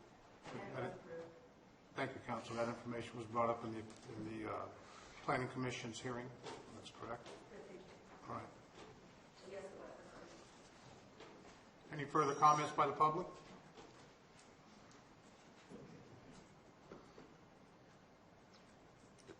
Any summation and rebuttal by the appellant? 15 minutes. Council, was that, it was submitted? Understand? I will submit it. We'll have staff summation and rebuttal. Mr. Mauer? We don't really have anything additional to add. Again, it's, this is a standard requirement for all commercial cultivators. These items listed in section N5, the vast majority of other cultivators have received a seller's permit, submitted that to us. We felt that the time frame was very explicit in the code, and therefore felt we had really no other option other than to deny it. It was unfortunate given the circumstances, but it wasn't. We didn't feel that we had that kind of flexibility. Thank you, Mr. Mauer. Do we have any rebuttal by the public? Hearing none, we'll go to board discussion. And I would elicit any comments from the Board of Supervisors. Anybody have any questions? No, I have a couple of issues. I would like to know, has their business license been obtained by the appellant? Yes. Okay. Has that been confirmed with our agency? Business license hasn't been obtained, but a business license application for the county has been submitted, which is part of the September 7th requirements. Has a seller's permit been obtained? Yes, it has. She turned it in, or Ms. Henderson turned it in with her appeal to the Planning Commission. Do you have a date on that? November 10th, 2016. November 10th? And I have a question for Mr. Mauer, possibly legal counsel for planning on this issue. The issue of the sales tax resale permit, is that required with the application or when you make sales? Part one. Part two, is in fact the sales of cannabis, medical cannabis, retail or wholesale, does it apply? I don't know the answers to those questions. The only thing I can state is that it is a requirement of our code to submit that, and the vast majority of sellers, growers, cultivators have submitted the seller's permit. And that is required by our ordinance? Our ordinance 17. And that's uniformly enforced throughout all the applications? Yes, it is. Any further questions by the board? Any further questions by the appellant or counsel? Yes. Did the Planning Commission do anything further than just deny it, looking at the fact that there wasn't a seller's permit? Did they look at any other documents? That was the only reason that we stated as reason for denial. That's your question. And is it true that the Planning Commission did not feel that they had the jurisdiction and they needed the Board of Supervisors to make this decision for them? That was in the planning, early in the planning. I don't know what kind of record was made, but Mr. Contreras was not there. Mr. Mauer was, I believe.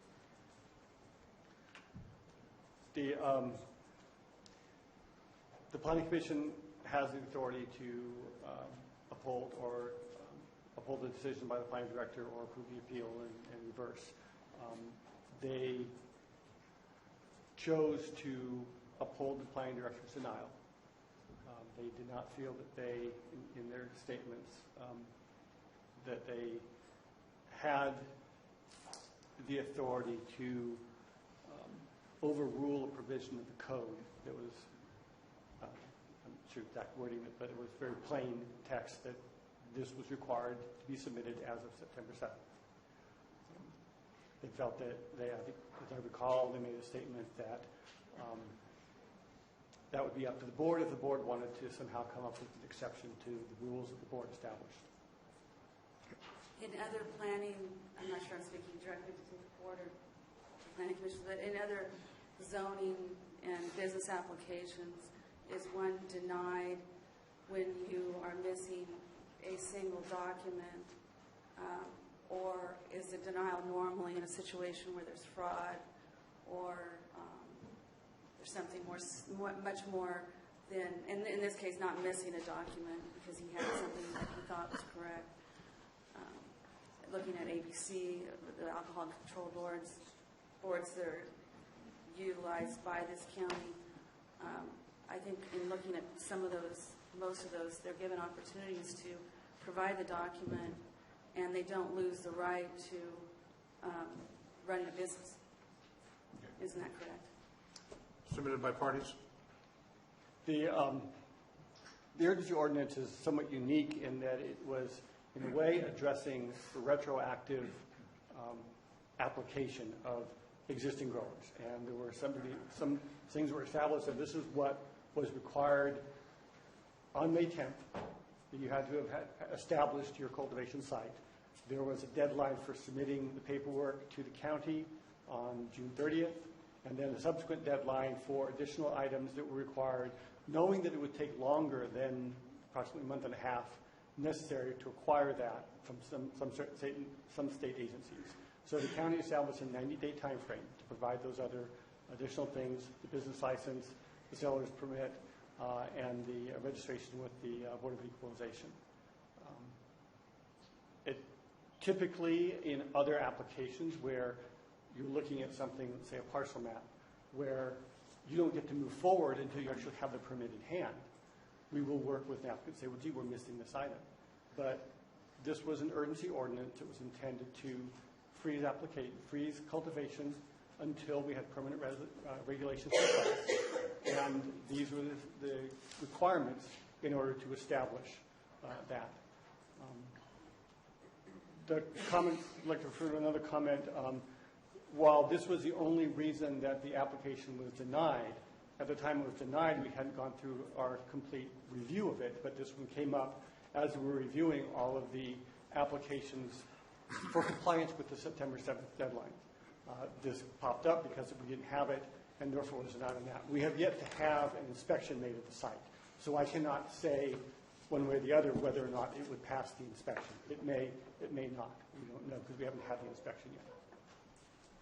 Isn't that part of the application process that you're applying for an inspection? And if one of the documents, what I just heard, one of the documents was missing, they would have called and said, can we get that document? But in this case, they did not allow him to provide. In this case, you didn't allow Mr. Long to provide that document, even though it was a very simple document to obtain, conversely with the other documents that he did obtain. And it's true that he did meet all the other deadlines as well. Isn't that correct? Okay. Council and staff, is there any other comments before I close the hearing? No. Board Chair, I would like just to remind the board that this appeal hearing, the board is tasked with interpreting our code. So when the board adopted the urgency ordinance, our board adopted our local laws. And so whenever an issue comes up for interpretation of our local laws, our ordinances, it's tasked with the board to interpret. So when it is appealed, when a planning director's decision is appealed to the planning commission, when the planning commission denies that appeal, it can be appealed up to this board. In this situation, the main issue that this board needs to be aware of is how you interpret the provisions of the urgency ordinance as it's written.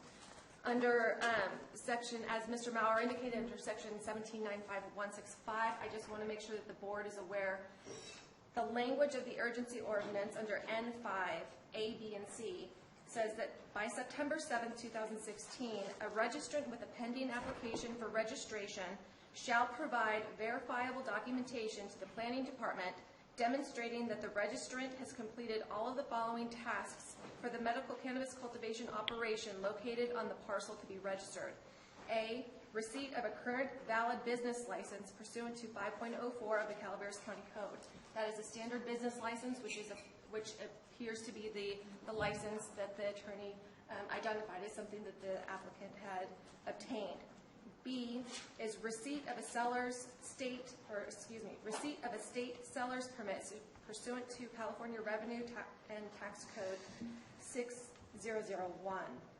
And C, an active registration as a business entity with the California Secretary of State and Board of Equalization.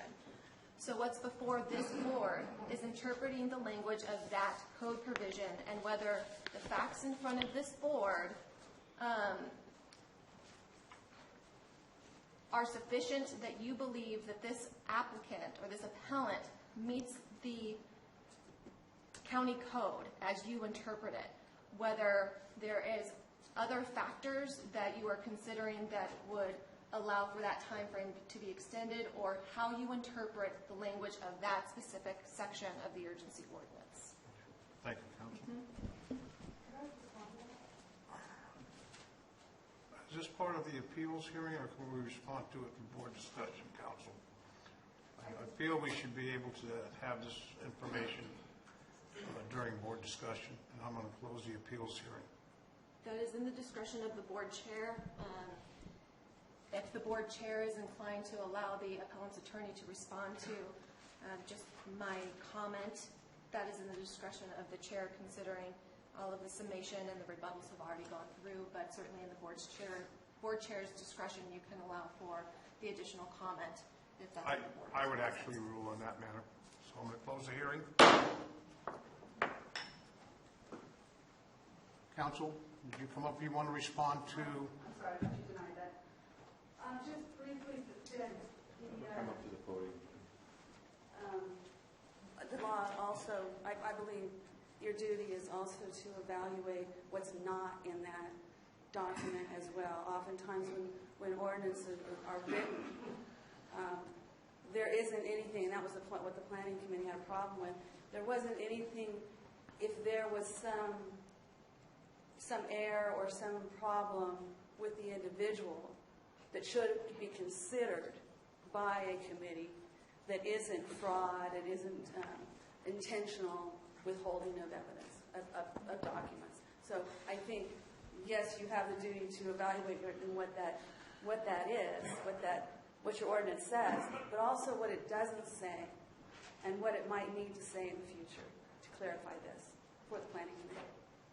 Thank you, Council. Bring it back to the board for discussion. Questions? Supervisor Tofinelli? No, I don't have them. Supervisor Garamendi? Supervisor Clapp? None. Supervisor Mills? No questions. I have no questions. I'll entertain a motion to uphold the decision of the appeals, of the Planning Commission matter in this appeal. And I would ask that, Madam Clerk, could you read exactly what the board would be reviewing as a motion request? In other words, maybe council could assist, what would indicate upholding this appeal? Would it be an aye vote or a no vote? I want to clarify that. Would support the denial. Correct. So an aye vote would support the denial as agendized. In favor of the item as agendized, it would be to uphold the Planning Commission's denial of the appeal of the Planning Director's denial. So this board would be upholding, with an affirmative vote, would be upholding the denial of the appeal. Thank you, Madam Clerk. With that information, I'll entertain a motion. Board Chair. Oh, I'm sorry. Can we take a brief, 2-minute recess? Sure. Thank you. Be back in 5 minutes, please.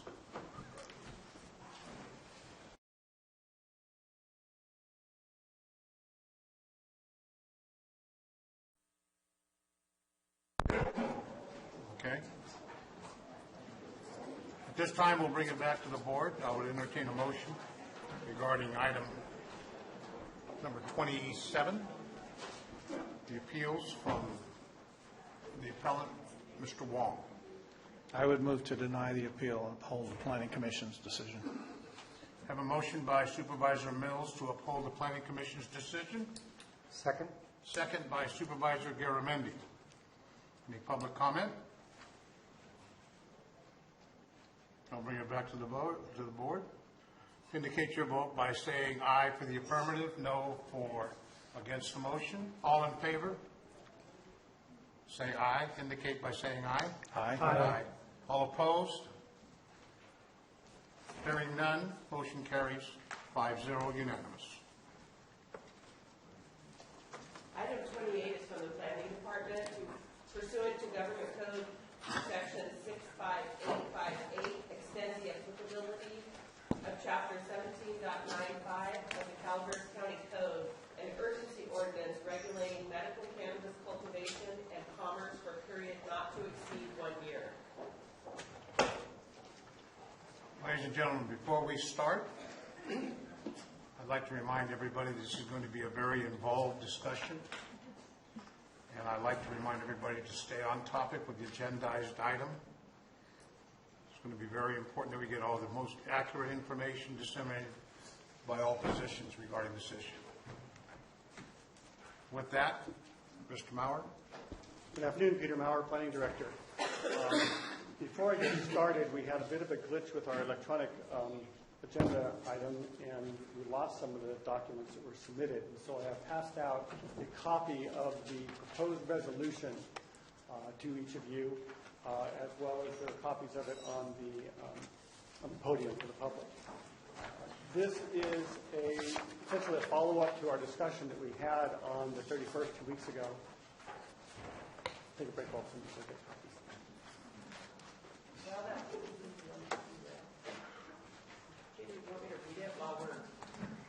Sure, yeah. Okay. The resolution that's being picked up on the podium reads as follows. Resolution extending the applicability of Chapter 17.95 of the Calaveras County Code, an urgency ordinance regulating medical cannabis cultivation and commerce for a period not to exceed 1 year. Whereas on May 10, 2016, the Board of Supervisors adopted the addition of Chapter 17.95 of the Calaveras County Code, an urgency ordinance regulating medical cannabis cultivation and commerce within the county. And whereas the Board made findings within 17.95.120 describing, among other things, the immediate health, safety, and welfare needs to regulate medical cannabis cultivation and commerce pending completion of an environmental impact report for a permanent ordinance addressing the issue. And whereas when a zoning ordinance is adopted as an urgency measure to protect the public health, safety, and welfare pending further study, Government Code Section 65858 requires that the ordinance initially go into effect for a period not to exceed 45 days. And whereas in 45 days is an inadequate period of time to adequately study a permanent ordinance, Government Code Section 65858 allows for an urgency zoning ordinance to be extended twice by the Board of Supervisors before it either expires as a matter of law or is replaced by a permanent ordinance. And whereas the county extended the urgency ordinance on June 21st, 2016 to February 14th, 2017. And whereas the conditions remain that require immediate regulation of medical cannabis cultivation and commerce to protect the public health, safety, and welfare. And whereas an extension will be needed to maintain the urgency ordinance in place until the EIR is completed. And whereas a subsequent extension of an urgency ordinance under Government Code Section 65858 may operate for a period of no more than 1 year after the extension is granted. And whereas the county published notice on February 3rd, 2017, pursuant to Government Code Section 65090, and held a public hearing pursuant to Government Code Section 65858. Now, therefore, be it resolved that the Calaveras County Board of Supervisors finds and declares that the foregoing recitals are true and correct, and further finds and incorporates hereto all findings set out in Section 17-95-120 of the County Code. Be it further resolved that the Calaveras County Board of Supervisors hereby extend urgency ordinance number 2016-3069,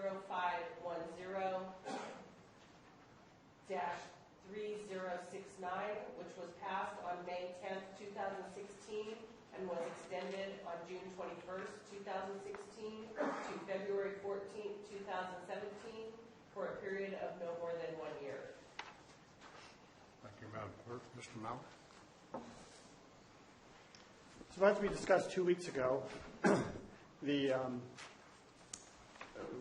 looked at a variety of options regarding the continued regulation of cannabis cultivation in the county.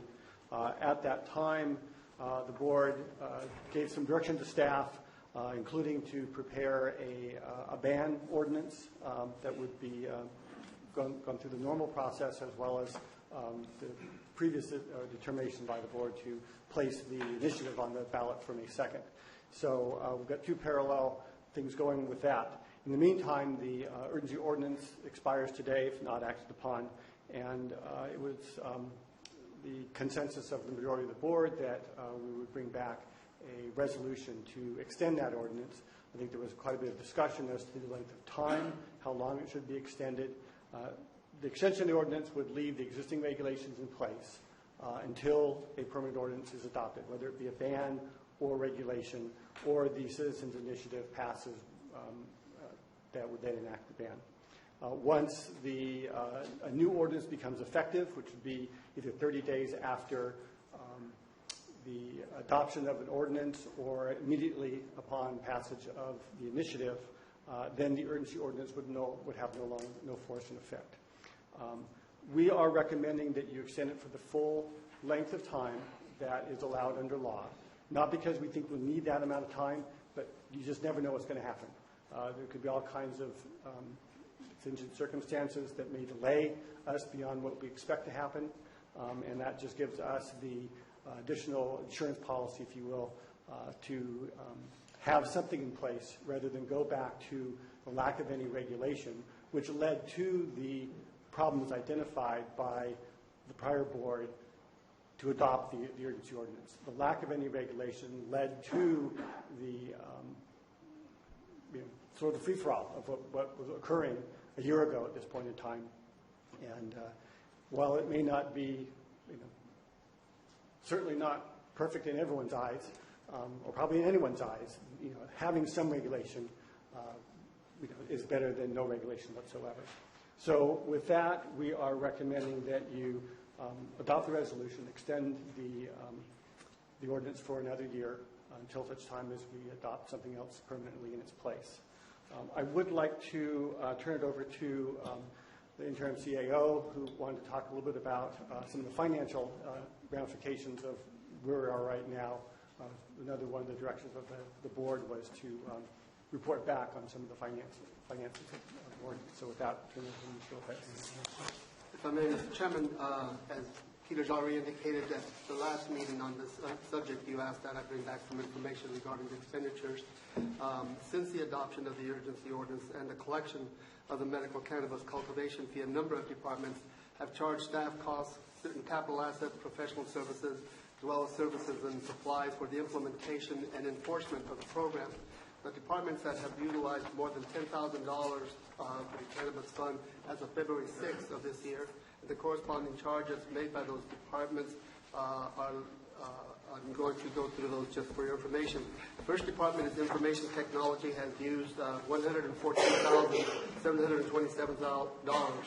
County Council has utilized $99,400. Geographic Information Systems, $40,146. The Agricultural Commission, $27,121. Planning, $193,172. Environmental Health, $24,573. Building Department has utilized $168,741. And the Sheriff's Office has utilized $723,880. There have been a number of other departments that have charged very minor amounts, relatively minor amounts, all of them under $10,000, most in the several hundred to low thousand. For the sake of interest, I didn't itemize those. In addition to the activities associated with the implementation of the UO and the commensurate charges that I just mentioned, some departments have indicated that they have been impacted in their ability to conduct normal day-to-day operations. Although these impacts are difficult to assess and to quantify, they clearly seem to be having an effect on departments. This is particularly true in the cases of the law enforcement departments. For example, and you've heard the sheriff indicate that as a direct result of his work on UO issues, he has had to become involved with law enforcement criminal activities that are indirectly related to the UO, but the UO does not provide for reimbursement in those instances. Nevertheless, when staff is working those indirect criminal activities, they are not otherwise available for routine duties, although thereby incurring costs which do affect the sheriff's operations. Likewise, the district attorneys indicated that her office has assisted other law enforcement agencies with marijuana-related crime reports that might not otherwise be directly UO-related, but because of the complexities and the interconnected nature of some marijuana grows, it is extremely difficult for that office to definitively determine whether or not those activities stem from the UO or other unregulated growth. And lastly, the development of the program itself was a significant task.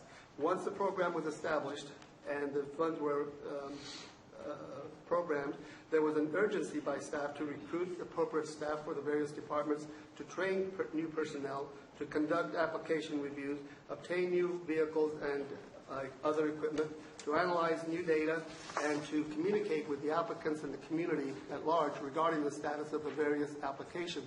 All those activities did affect the normal operations of numerous county departments during that period of time. That's all I have, Mr. Chairman. Thank you. Mr. Mauer, further comments?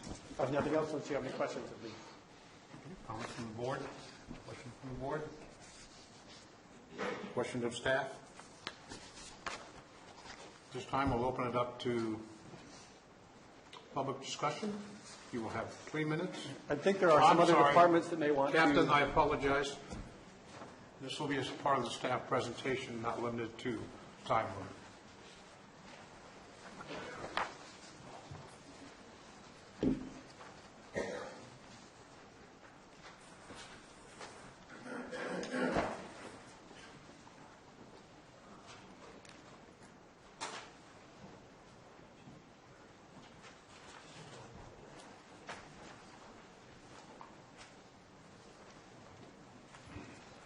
Good afternoon, Jim Macedo. I'm a captain with the Sheriff's Office.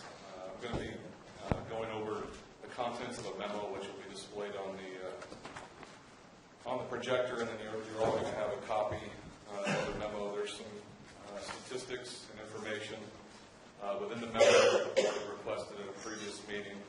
So I'm going to provide kind of a broad overview of what's included in the memo, and then the sheriff will speak to you and conclude with some of the comments that are going to be more political in nature.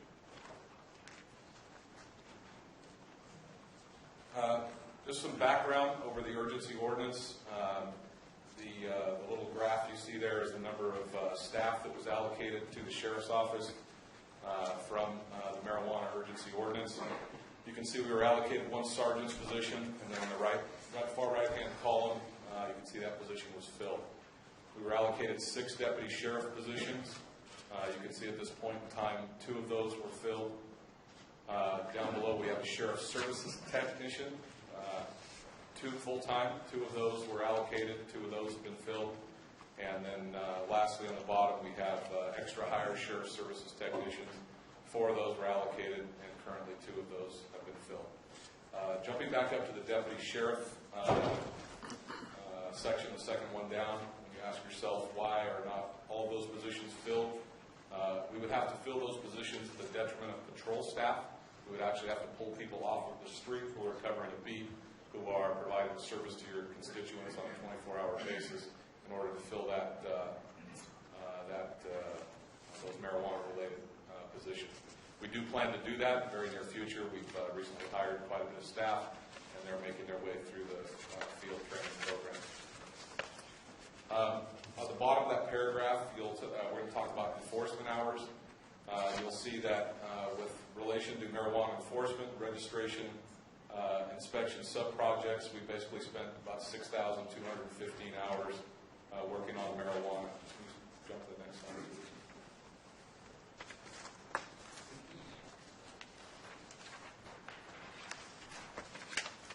That's just a graph breakdown.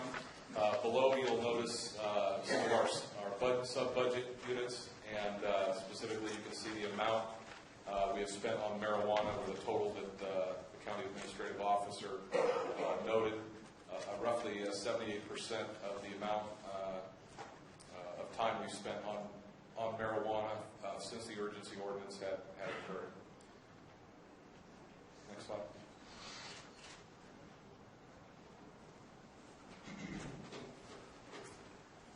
This is a sampling of some of the expenses. Can you slide back down?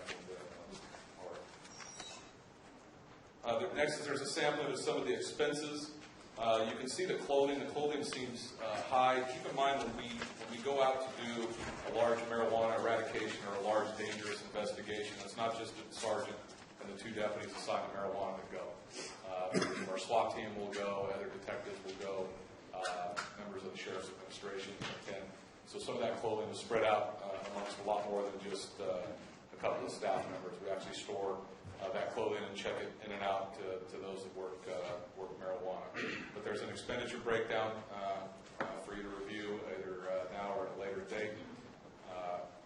The costs that Mr. Lopez mentioned, our total enforcement costs to this point from July 1st, 2006 through January, so this is just a mid-year point, $212,000 of that was related to salaries and benefits. Other costs, which were noted above, is roughly $480,000 for a total of $692,000. Again, that was broken down in a graph. For those of you that are interested or find graphs more visually friendly. I want to stop at this particular slide. What those enforcement activities include, when we show up to conduct an enforcement action, that's not necessarily when the clock starts. There's a lot of planning that goes into that, training the staff. We obviously have responses to incidents from based upon our patrol staff as well as our investigators. The investigations are incredibly time-consuming. And I think when most people think of impacts, financial impacts to law enforcement, they think the clock starts or the money starts once the crime or the problem occurs, when in reality, there's a lot of pre-planning and a lot of stuff that goes in before we ever really leave the office. There's a lot of costs associated with that.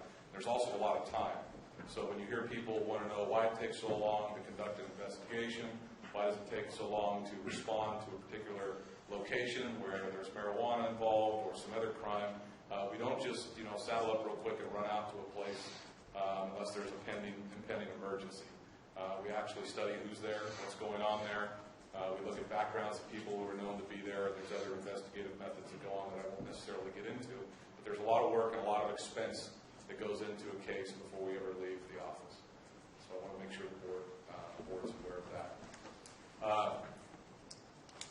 Numbers of incidents related to marijuana.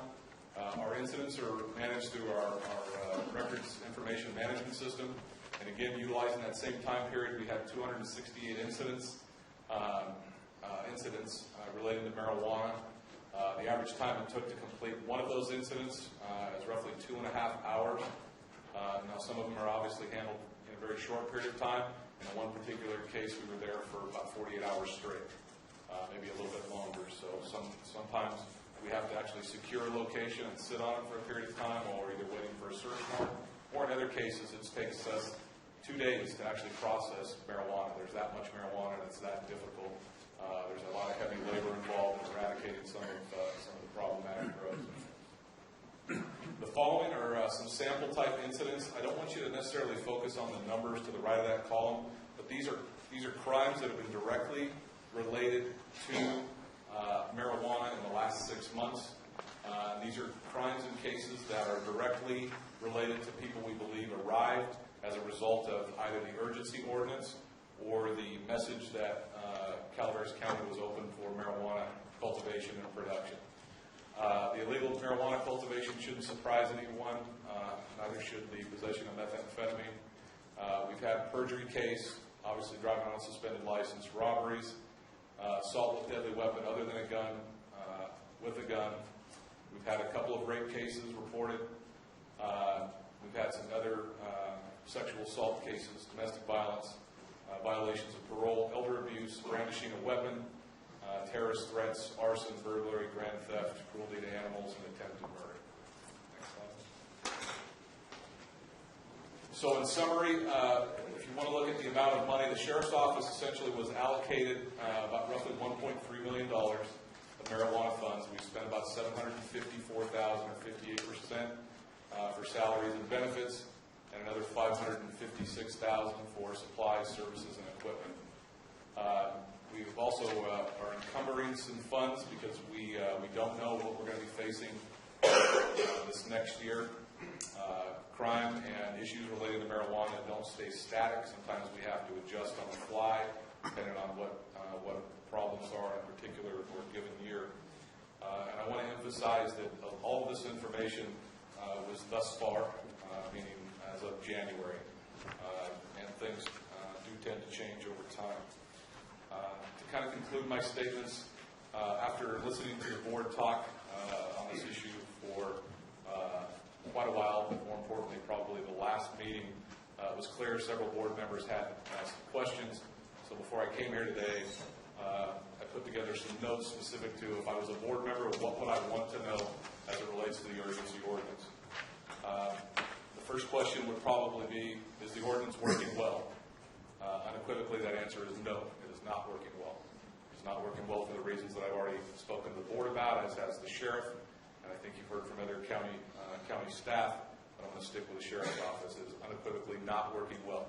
I do not believe it was a well-drafted ordinance, and I don't believe operationally that it's very, very realistic, especially considering the tasks you've given the sheriff's office and the language involved in the ordinance. Secondly, is discontinuing the urgency ordinance a problem for the sheriff's office? Meaning, if you kill the urgency ordinance, and the answer to that is yes, it is a problem. It is a problem because we have created a monster in this county, and we need to address the monster, and there needs to be some funding to support us to address the issue, regardless of which decision you make, whether you decide to ban it or whether you decide to allow cultivation to continue. And lastly, the third question is the ordinance attracting violent crime? And I talked to you about that last. And importantly, I think the board needs to be aware of this. Yes, it is attracting violent crime, and the associated costs related to that violent crime cannot be billed back to the urgency ordinance, not as it stands today. Thank you. Captain. I have a question on it. Captain, would you prefer questions on your presentation or after the sheriff makes his presentation from the board? I'll let the sheriff speak, and you can call whichever one is up at the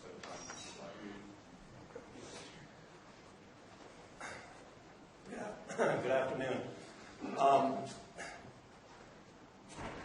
As I've stated before, the urgency ordinance has been very problematic for the Sheriff's Department. It was in its conception, and because of the fact of us being understaffed. The fact that we didn't have people in place. We had no infrastructure to handle what we ended up having. Originally, when this was brought to the board, we, as I did, expected to see 200 growers, and we ended up with quite a bit more. I don't think that we thought that we were going to get the amount of illegal growers that we ended up getting. So, as a whole, it's been a problem all the way around. The issue that we have now is to continue this emergency ordinance. I had somebody who sent a pretty nasty email about me, stating that don't do anything for the sheriff. He doesn't know what he's talking about. He wants to extend the urgency ordinance. Let me explain something to you that if you don't extend the urgency ordinance. Number one, you have the option, you as being the board, to put your own urgency ordinance or your own ban in place or regulations in place. That's going to take some time. We have the voters' initiative that's coming up May 2nd. The concern that I have, and this is the concern for the safety of this community, is that if we don't have that urgency ordinance in place and that citizen ban fails, and you cannot put something in place immediately, you open this county up to a shitstorm. Bottom line, it's going to cause problems. If you extend that ordinance for the year time frame that is allowed by law, which planning and most department heads have requested, if you put something in place prior to that, so be it. The urgency ordinance goes away. If the citizens' initiative comes into play on May 2nd, the urgency ordinance goes away. So 6 months or 6 years, it doesn't matter. A year is what it should be by law. Because if the citizens' initiative does not pass and you can't get something in place, you have to protect this county. That is your job. That is my job. And I can't do it without the urgency ordinance because of what it's going to open this county up to if we don't have something.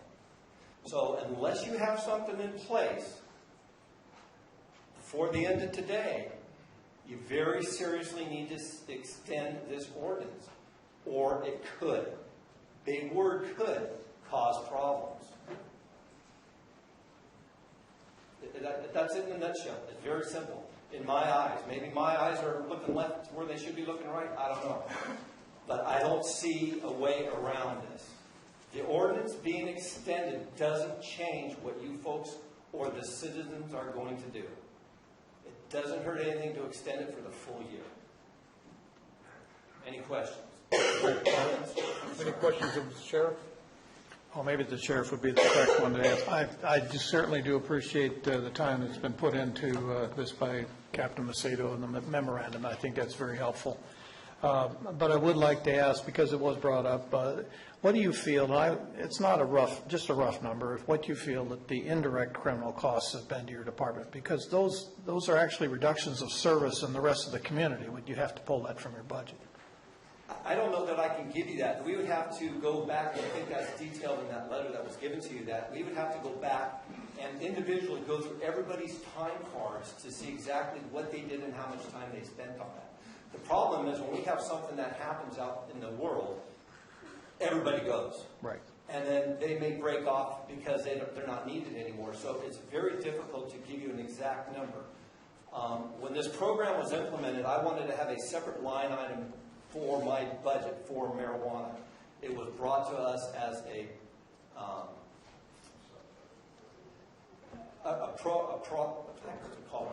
project.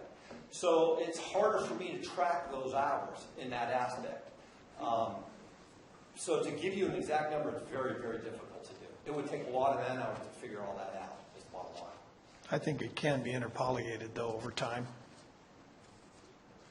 To do it, to go back now? Yeah, to go back, forensically look at it. But that's for something in the, not right now, but in the future at some point we may want to have that look as to see what those unintended consequences were.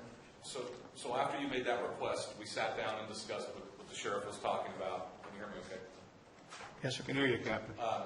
And when the sheriff says that there's a project, the problem is, and this is something we hope to address during the budget year with the CAO's office, there's a definitive line within our patrol budget that's marijuana enforcement. Instead of it being its own budget out in right field, so to speak, where we bill directly into and out of it, it was lodged in. When it was lodged into the patrol budget, that causes the auditing process to become much more complicated. In addition, since we do not have enough staff to work marijuana, we have to pull staff from marine safety, narcotics, patrol, court services. All these people have to be pulled out, work marijuana for a certain number of days. There needs to be a billing and accounting to those people, and then they go back to their home, which is in a completely different budget unit. So if you ever wonder why we have a business manager, it's because of that bureaucratic nonsense. Sounds like the state's budget. But what I can tell you, Supervisor Mills, what we did discuss, and we just couldn't get it done because we're currently working on 2 other big auditing type projects, we could grab 3 or 5 big cases and emphasize big, just to demonstrate how expensive those were to our organization. I hope to have that done today. We just ran out of time. No, I appreciate whatever effort that you can do towards just trying to be sure that we understand those indirect costs, because that is going to be something we're going to need to discuss in the future budgets. Agreed. Okay. Thank you. Any other supervisor have questions of the captain or the sheriff? I just have a quick question, if that's all right. Sure. Sheriff, thank you very much for the presentation. Captain Macedo, thank you as well. I asked this on the 31st, just wanted to double check. We discussed that if you had all the resources you needed, that we could bring this under control in a few years. Is that still the case? Yeah, if I had the personnel on staff, then absolutely, within 3 to 4 years, we could get a handle on this.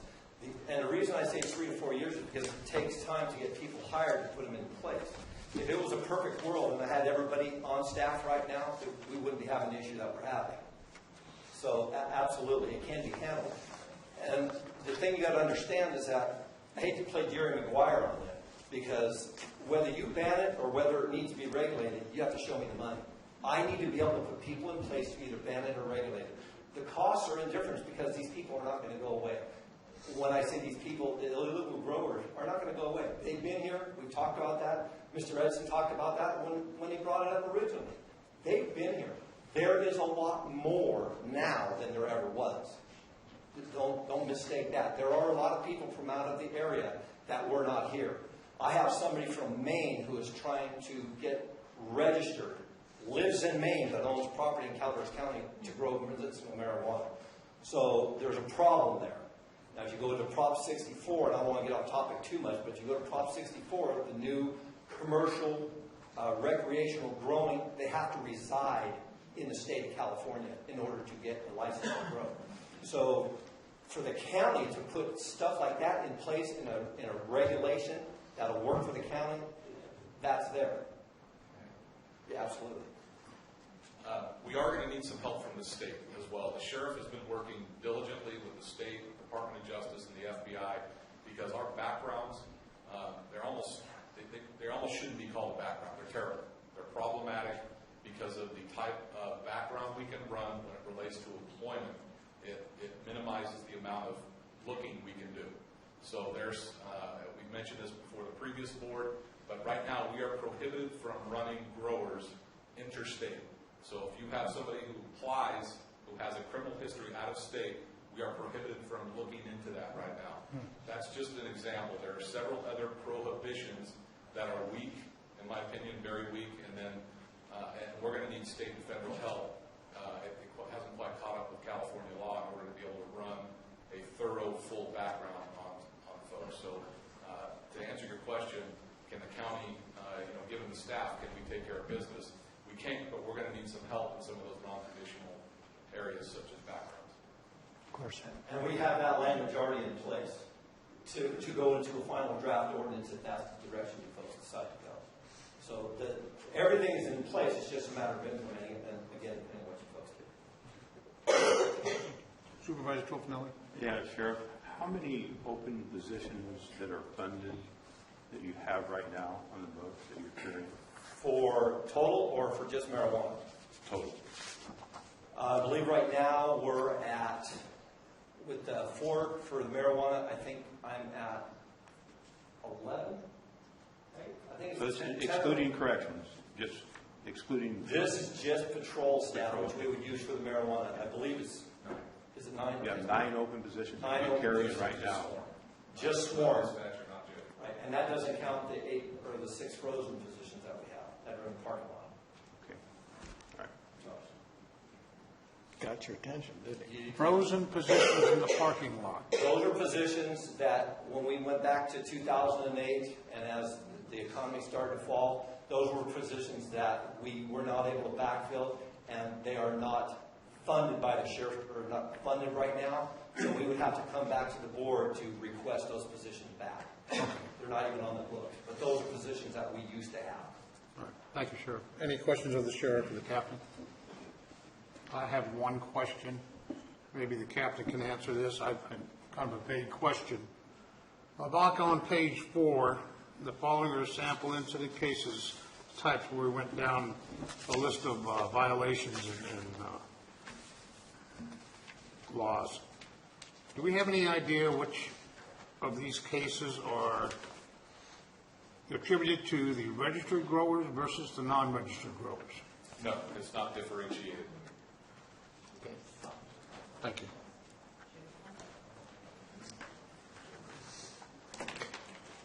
Any other staff presentation?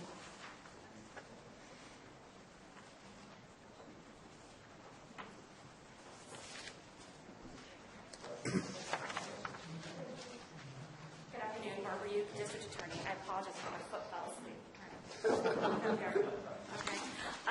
First of all, I want to thank you all for acknowledging that this is not a land use issue only. It is a much broader issue than that. Last year at this time, we were repeatedly told that this is a land use issue and had nothing to do with crime. So I really appreciate you taking a broader perspective and realizing that it is not so narrow as it was approached last year. During the study session, a board member asked what my position was on the urgency ordinance. I think it was Supervisor Garamendi, if I recall. And another board member asked what our impacts were. And so I want to deal with the impacts first. Interim CAO emailed me asking me, well, what are your impacts of the urgency ordinance? And I emailed back, well, which way are you asking? Are you asking about the fees? Because that's a really easy question to answer. And unfortunately, it was the other way around. It was the broader impacts. So to be very clear, in case you were unaware, my office does not receive any of the registration fee money. The registration fee money is very narrow in scope and very narrow in its permitted uses due to Prop 26. So my office would be considered peripheral in nature. We deal with the crime that occurs, and if it's not specifically the misdemeanor that is attached to the ordinance my office is not covered. And, and I never asked for fee money. It's not something that I want. It does create kind of a conflict. Prosecutors are held to a different standard than other attorneys. We can't be paid by case. Our salaries can't be determined on how many cases we file, because that creates a conflict. We have to seek justice, not funding. So I'm fine with that. And so when I mention the fees, I want you to appreciate that perspective and where I'm coming from on that. With respect to workload, that is a much more complicated question, and I did have some additional exchanges with Mr. Lopez about that, because I can't discuss my cases in public, and I'm not going to do that just to make points or to try to impress upon you how much work we're doing. It's just not worth it to jeopardize any of our cases. But I can say that our workload is a subset of what the Sheriff's Office does. Sometimes we are involved on the front end. For instance, whenever they do a search warrant, my office is very deeply involved. We like to make sure that they are going to withstand legal scrutiny. My office works very closely with the Sheriff's Office in reviewing all those documents. Sometimes it takes hours and hours and hours and hours of work. So for every search warrant they did, you can, I think pretty much all of them, just know that my office was there reviewing those search warrants after hours, at home, 2 o'clock in the morning, whatever it was, we were there, although you don't necessarily see it. For the work that gets followed up on, my office is also there to support. At a time, I did have 2 investigators. I'm down to 1. My investigators did help out in some of the frontline investigations when they needed it. But we also deal with other agencies, not just the Sheriff's Office. We also deal with whatever increased caseload Angels Camp might have. And certainly we've had some cases go through Angels Camp, whatever CHP is dealing with, whatever CAL FIRE is dealing with, whatever Fish and Wildlife is dealing with. Those cases ultimately come to the DA's office. We are very fortunate that we've had the assistance of CDAA, that is the California District Attorneys Association. They have an environmental circuit prosecutor. She's taken about 30 cases for us that we would not be able to take otherwise. But that is, again, a peripheral result of the urgency ordinance. But we're very fortunate to have that resource. They haven't told me to stop sending them cases, and I'll probably keep doing that until they tell me to stop, but I think we're getting real close on the tipping point, because we do share that resource with 7 other rural counties.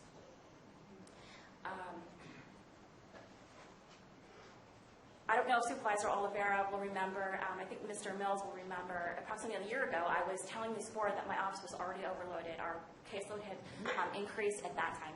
I have asked for additional resources to try to be a full partner in regulating or supporting or clamping down on the industry. I did have a plan. I've articulated that plan and what I think it would take for my office.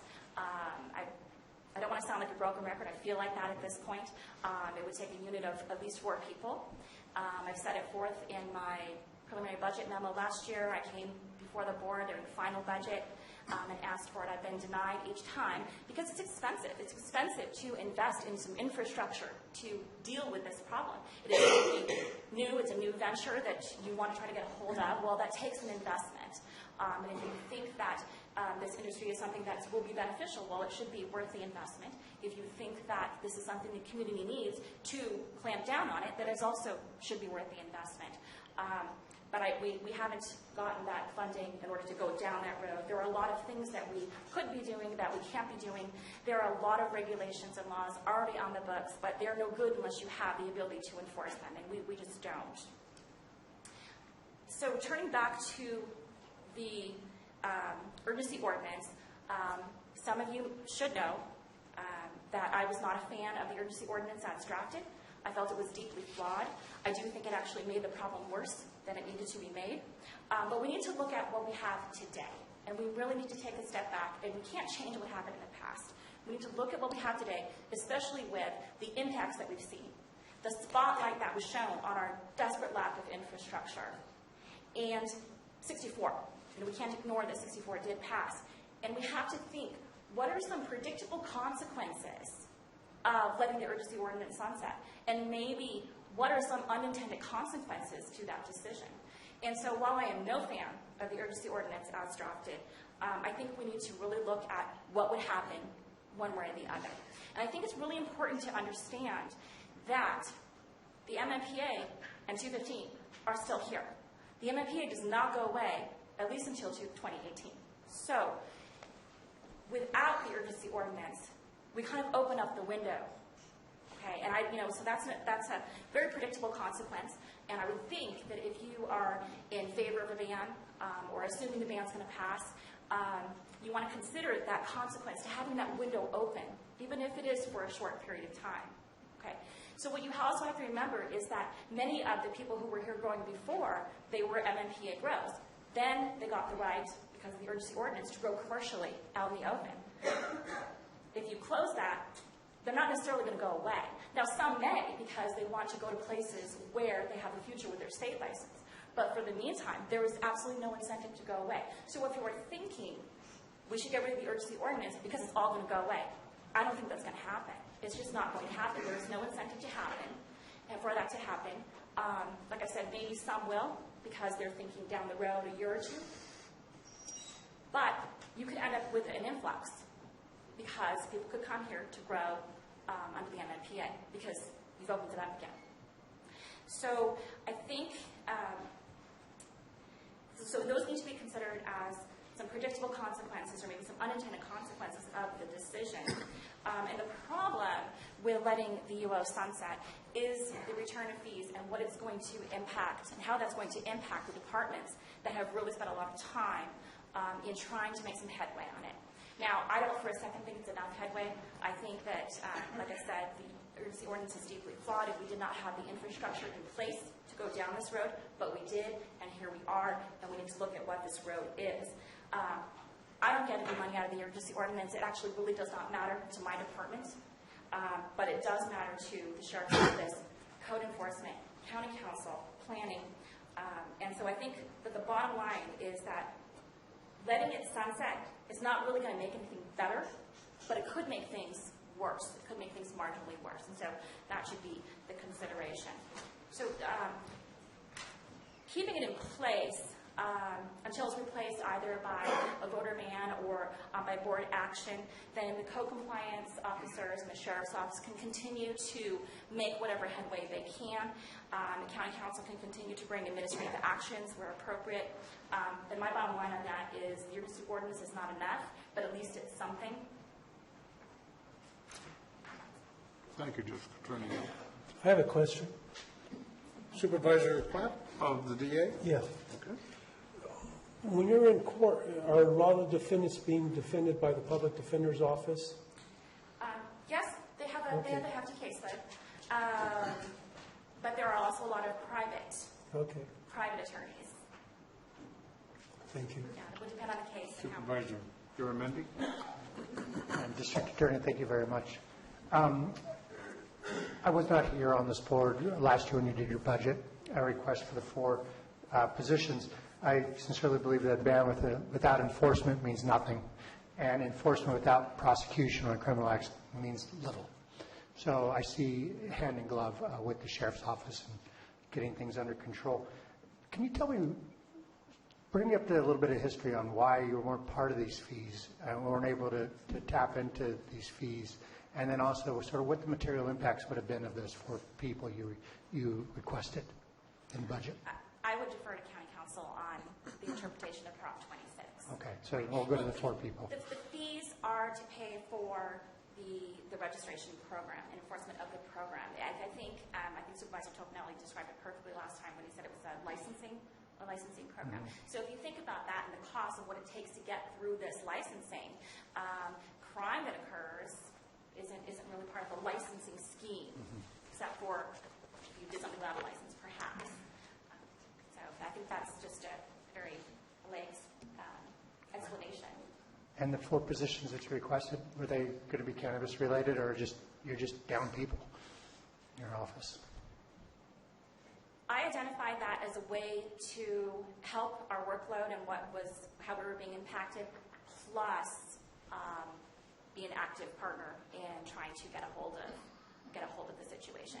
One of the positions, kind of the linchpin of the position of the unit, is the forensic accountant. And I felt that was very important because this is a cash industry, and that's the way you're going to get a hold of it, is to either support the industry or to ban the industry, to go after the money. If you envision the industry operating under strict guidelines, well, there are going to be cheaters in that. And the only way to get the cheaters out who are engaging in unfair business practices and undercutting the person who is spending a lot more money to do it right, you need somebody who can build cases based on the money. In addition, we're going to have the tax structure.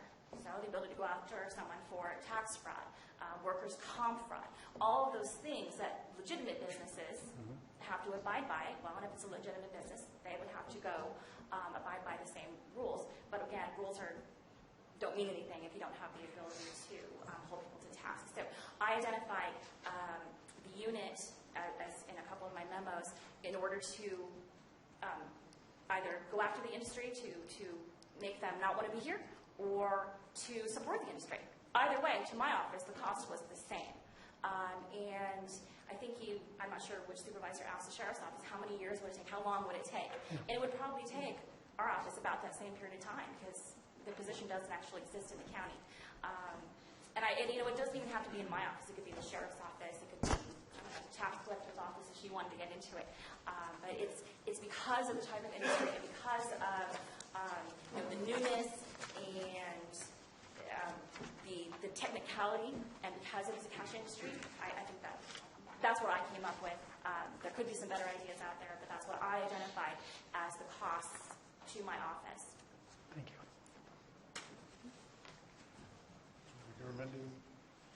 Any further comments of staff by the board? Okay, we'll open up to public comment.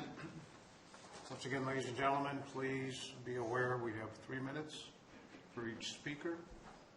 And before we start, could I see a show of hands who wish to speak? Okay. I want to remind everybody that we want to keep our fire lanes clear for the fire chief, so no more than 5 to 6 standing in the back at one time. Thank you.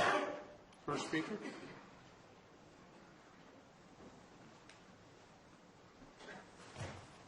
Actually, it says good morning, but good afternoon, Board. We are here today to decide how the county will proceed with the cannabis issue. It has been recommended by county staff pretty strongly, I would think, that we should continue the urgency ordinance for at least the maximum amount of 1 year. This would ensure the county faces no defunding of law enforcement, stripping of county regulation, and controlling legal cannabis cultivation, at least until May 2nd's vote. Then, if we face a ban, cannabis by the voters, you would have time to do so. We'd have that year in which to enact that ban, somehow fund that ban, somehow come up with the money that would be lost from Measure C if you do not renew this ordinance today. Before you adopt the renew the UO, or not renew the UO, or ban, I believe there's also another need for an EIR. We've never faced a ban in this county and what that would do to the environment. We would know that every grow was illegal. Do you think those people are inspected? Give a crap about where they dump their stuff? Isn't that the complaint around here about most of the people? I also hope you're aware that in the past week, 2 bills were introduced in Congress. H.R. 715, the Compassionate Access Act, which would reclassify marijuana from its Schedule I class. Also, H.R. 975, to amend the Controlled Substance Act to provide for a new rule regarding the application of the Act to marijuana and for other purposes. Both of those bills were introduced with something that's not been heard of in our Congress, bipartisan support. You believe that? Actually, Republicans and Democrats together on one issue, willing to regulate marijuana. Amazing thing. As you have, or will have today, the physical impact report of $251 million to the local cannabis economy is more than any other industry by far in this county. That also includes some 3,400 jobs. If you continue not to vote for the UO or to vote for a ban before the election, you are personally taking responsibility on yourselves as elected officials to eliminate safe access by closing all dispensaries or safe access to marijuana in this county. The black market, instead of never tested their products that I know of, regulated cannabis sold through dispensaries is tested for mold, mildews, and other pathogens that may be on it. Sometimes you can't even sell your product to those dispensaries because it has that mildew, mold, or pesticide residue. Not us. We grow ours organically. I understand from some of you feel you were elected to rid this county of cannabis. Yet I hope you also remember the voters voted to tax legal cannabis businesses this year at $2 a square foot under canopy. Sorry, my time's up. Thank you, sir. It didn't beep. You hear a beep? No. Is our beeper working, Madam Secretary? We can't see nor hear it. Hi, my name is Shelley. I'm a property owner. My son here, Robert, who's in a wheelchair. I'm working, the urgency ordinance directly affects us because I'm working with UCSF right now with his neurologist and neurosurgeon. All the other medications didn't work. CBD is working. We're going 3 to 4 days with no seizures. If you don't renew it and we can't do it, I don't know anybody that could supply his medicine. 1 pound lasts 26 days. That's how we do the oil. So a whole year would be, 12 pounds. So I don't know anybody that could donate that. I can't afford it. So that's how it directly impacts us. I'm fighting for my son's life. We've done everything the doctors told us to do. This is our new thing. We've been a year and a half now. We're weaning his meds. Before this, he was having 3 to 4 seizures every single day. Again, now we're 3 or 4 days, even 5 days without any seizures at all. His quality of life is a million times better. So for me, if we ban it, it changes our life completely. I'm not sure what we would do at that point, if we would try to move, how we go on. Because right now our life is good. Right now I'm excited about what Robert's future is. I'm excited that he gets to do things and laugh out loud, things he never did before. So I'm just ask that you listen to some of the medical side of it and have compassion for somebody like my son that doesn't have a voice of his own, can't grow medicine for himself, and that's all. Thank you. Thank you.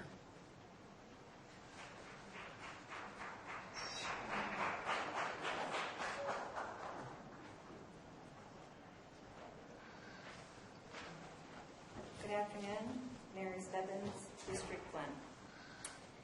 I'm here to speak on behalf of a renewal of the urgency ordinance for the maximum time period allowed, which is 1 year. Ma'am, could I interrupt you for a moment? Sure. Could you lower that microphone? There you go. Boo, boo, boo. Speak into Better? the microphone Better? for our folks out there. Thank you. Boo. Do you want me to start over? Sure. No. We'll give you the time. Okay. Okay, Mary Stebbins, District 1. I'm here to speak on behalf of a renewal of the urgency ordinance for the maximum period of the 1 year allowed. If the ban initiative does not pass, our county will need regulations to manage those registered to grow. It is important to ensure the board and an advisory board, the content of which is yet to be determined, have sufficient time to draft and finalize permanent ordinance. I understand every resident can be impacted by having cannabis cultivation in the county. Those at most risk, in my opinion, in an unregulated environment are those living in close proximity to growers, of which I am one. I thus did a rough tally using the original PDF registration list published in 2016. I say rough because all applicants do not have a city listed.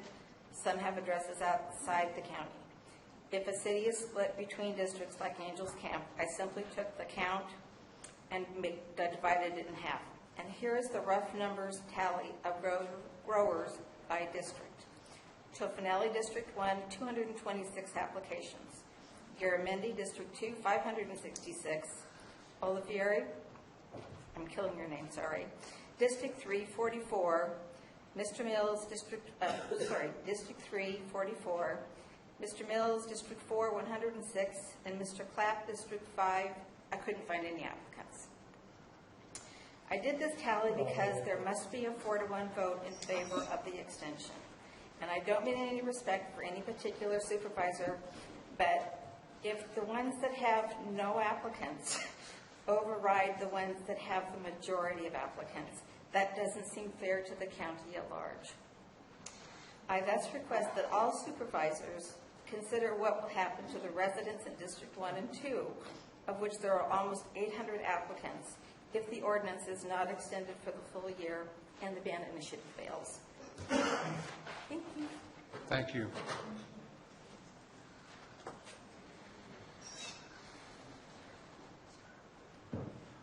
Good afternoon, Supervisors. Just wanted to take a couple of minutes to read into the record an email that I sent to all 5 of you, just so that everyone was aware of my feelings. I was unable to physically attend this week's study session, but I wanted to weigh in on what I heard while attending via internet connectivity. It seems as though the will of the people, as well as the majority of county heads, is meaningless to our current Board of Supervisors. Staff has been directed to begin writing a ban without identifying how the county would pay for it or how it might adversely impact those who are living here. I continue to believe taxation and regulation of the commercial cannabis industry in Calaveras County is the only way to ensure our safety and our longevity. Without these two things, the number of non-taxed, non-regulated grows will climb and anarchy will rule. I implore you to utilize and leverage the skills Supervisor Mills apparently has in process management to truly understand what is working with the urgency ordinance, as well as that which could be improved upon when addressing future methods of regulation.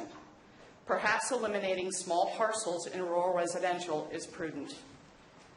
Adding additional restrictions and fees, such as a RIM fee for those that register as commercial, would be appropriate.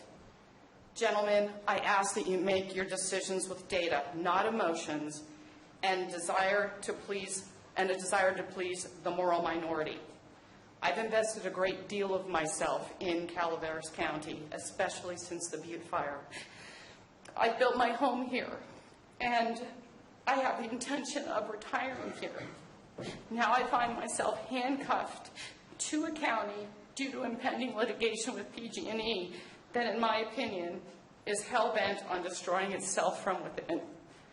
I implore you, do the hard lifting required to ensure there is a future for your constituents that is based on sound business decisions and does not sell out District 2 in the process.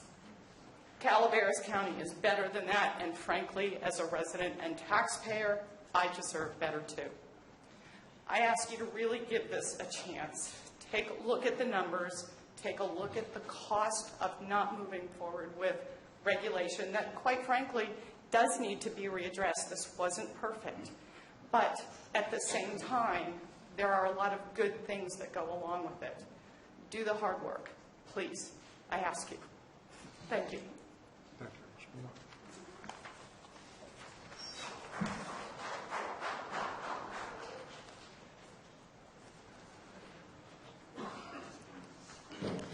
Bob Bowerman, District 5, resident for 16 years, and just loving it. This isn't a question of whether you're pro or against cannabis. I really shouldn't even come into it. This is a question of whether we want rules temporary or not. I'm not going to go back over everything that everyone keeps telling you, because you're probably waking up in the middle of the night going, wow, they're saying that again?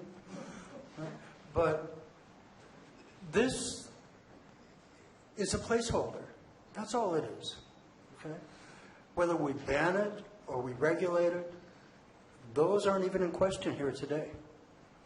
The question is, do you want rules or no rules? I don't think it's much of a question. I think the answer should be pretty obvious. I would really, really expect a 5-0 vote in favor of renewing this. That's the only thing that makes sense. But that's me, okay? But this is not whether you're pro-cannabis or against cannabis. This is, do you want rules or do you not want rules? The new rules coming up, whether it's a ban or what have you, we're working on that. You are, we are, a lot of people are. We will get there. But this is a placeholder. Keep this placeholder intact and keep our county safe. This is what we need you to do. a 5-0 vote, yes, on this is really a must. Thank you. Thank you, Mr. Bowerman. Next speaker.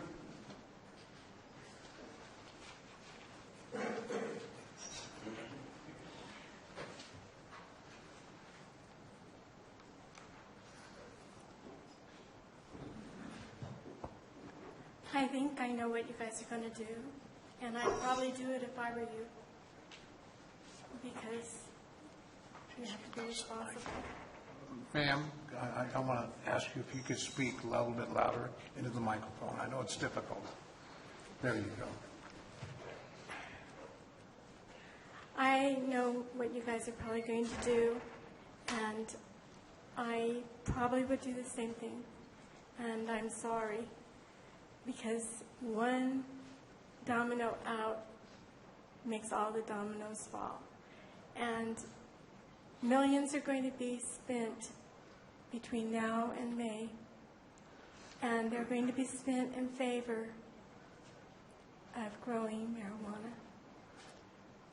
And I've lived here for like 34 years, but the reason we moved here was because it was like Mariposa County, but it was commuting distance.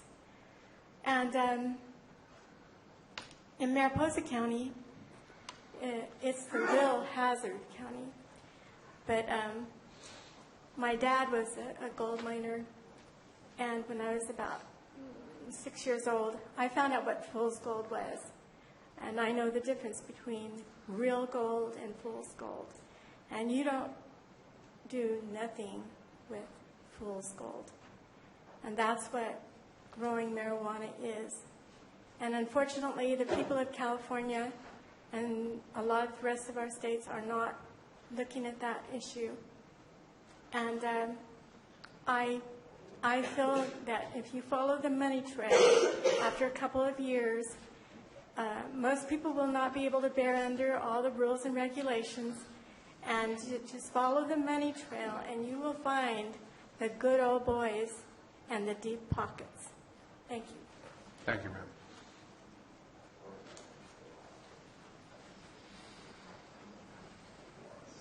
Next speaker.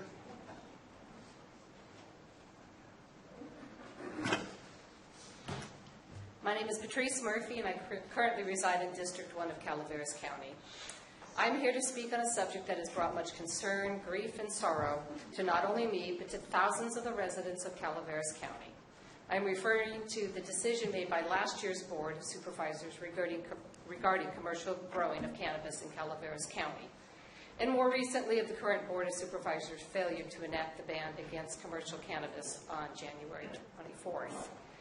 Men, you are our elected officials. Your job is to represent your district and defend the Constitution of the United States.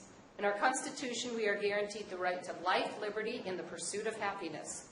For the past year, for a tremendous amount of residents of Calaveras County, those rights have been compromised. My preference would have been that the Board of Supervisors would have enacted the ban against commercial cannabis, but since you do not, we've got a problem before us, don't we? I would like to remind you that Proposition 64 allows for local regulation and taxation of marijuana so different cities and counties may ban its growth and sale. The reasons that I and those who are in support of the ban have for the ban is for the constitutional rights and the protection, safety, and betterment of the lives of all the people of Calaveras County. The vast majority of those that are opposed to the ban on commercial growing of cannabis in Calaveras County... Ma'am, can I get you to focus on the urgency ordinance extension issue? Okay, yes. That's why I do not want you to... Actually, I was going to ask you to not renew the urgency ordinance, but now I'm going to ask you to enact a ban now. I just recently heard today, and I haven't had a chance to follow it up, but I heard that there is federal funding for counties that enact a ban. I would like you to research that, check that out, whether you can do a temporary ban until the ballot measure or what, but that is something for you to consider. Men, you just heard, is the ordinance working well? No, unequivocally no. Why would you extend something that is unequivocally no, not working? Is discontinuing the ordinance a problem? Yes. We've created a monster. How about enacting a ban now? Is ordinance attracting violent crime? Yes. Why would you continue something that is unequivocally not working well, is attracting violent crime? I'm requesting that you consider a ban immediately. Thank you. Thank you.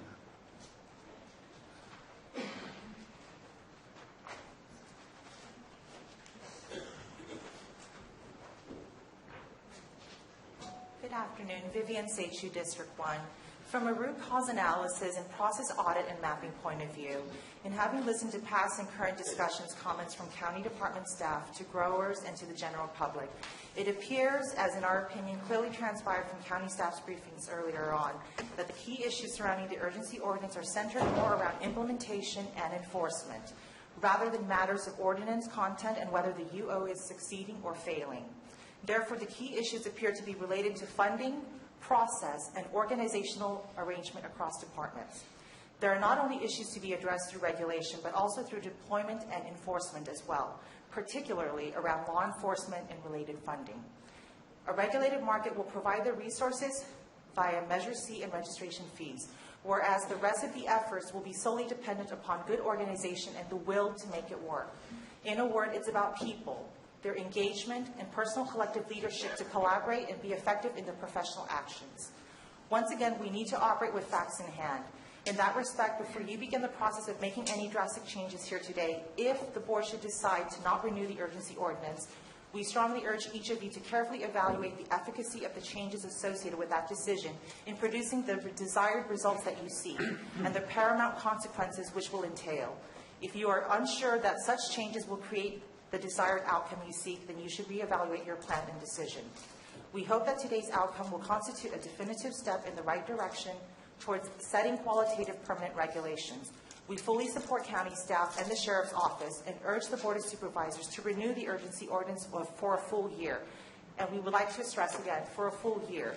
This is a simple matter of insurance, and therefore, to dovetail back from where I first started, professional process management. It is merely a simple matter of responsible risk management. Thank you for your time and consideration. Thank you.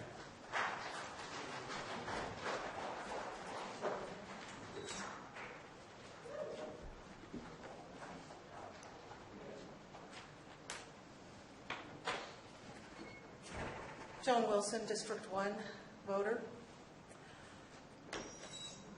Gentlemen, last year the Board of Supervisors set up this urgency ordinance to maintain parity with the upcoming state laws. Ending it before its full term would certainly be short-sighted.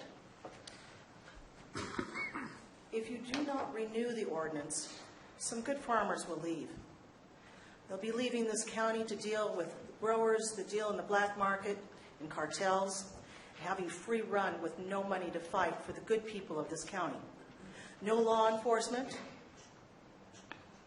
or lack thereof to deal with the problems that will arise out of that action. Wouldn't it be nice to support the businesses that are already here and have the money for you gentlemen to deal with salaries that are needed to draw talent and retain that talent and law enforcement that we have? County staff, law enforcement, and many others are depending on you to follow their recommendations and continue this urgency ordinance. You owe it to the people of this county to wait for the EIR. If you don't, now is the time to reveal a plan to pay for enforcement, since the state has made it clear that any county that does not regulate will forfeit money, our tax dollars, for eradication, drug rehabilitation, schools, etc. If that is what this board wants, they should wait for an EIR on a ban, because not renewing the UO is a ban. Permanently ending this ordinance is akin to aborting a child in the 3rd trimester. What legacy do you want to leave?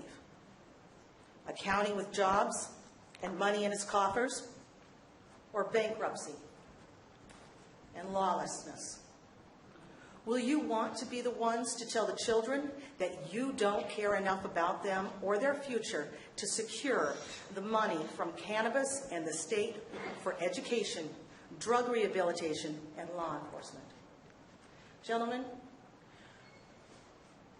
I just heard somebody stand here and tell you that there's federal money. I also heard that same person during lunch say that she couldn't find that verbiage that says that there's federal money. I didn't have time. Ladies and gentlemen, please. I urge you to renew this urgency ordinance. See it through. Nothing's going to be fixed or changed or be right in a short amount of time. It's going to take time, and you've got that time. Thank you. Thank you. Next speaker.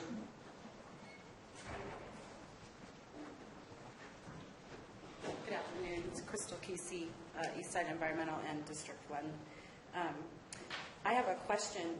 Was wondering if the public, can get a copy of Captain Macedo's report that he presented today. It wasn't in the agenda packet information, and is that information going to be made available to the public? So that's my first question. And then kind of riffing on Supervisor Oliveira's question, when they did the breakdown of incidents in 2016 related to cannabis, how many registrants were involved? I'd like to see that broken down between registered growers and non-registered growers so that we have a percentage of crime that's committed by the law-abiding registrants. Excuse me, ma'am. Are you here representing yourself as a private citizen or as an employee of environmental health? No, I have an environmental consulting firm. Okay, Eastside all right, thank you. Environmental. I was a little I'm confused. representing myself as a District 1. Okay, thank you.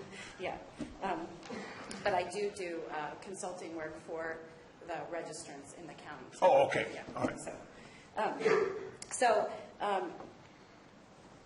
Can we get the captain's report too? Can we get a separation between the registrants and non-registrants for that list of incidents in 2016? Number 3, the sheriff said that the urgency ordinance isn't working at all because of staffing issues. So number 4 is, and he can't have adequate staffing because of political instability. You can't hire someone, train someone, and then, maybe in 2 months we'll have a ban. We won't renew the urgency ordinance. So we're going to spend all this money training you, but in 3 months you're not going to have a job.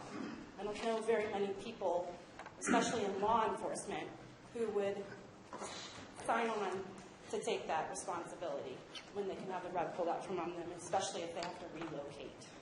And so if this issue is effectiveness because of staffing, then the answer to the issue is right around the corner.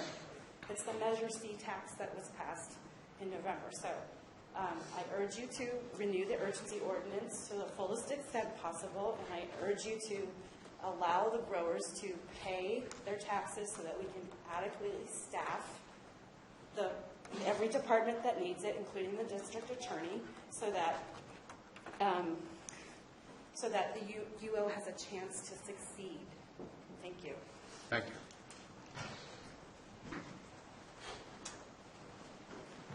David Juneau, District 5. I have done the research on federal money available for the enforcement of marijuana eradication. The numbers are in the billions. I'm going to request that this board ask for a more complete report than I would be able to put together,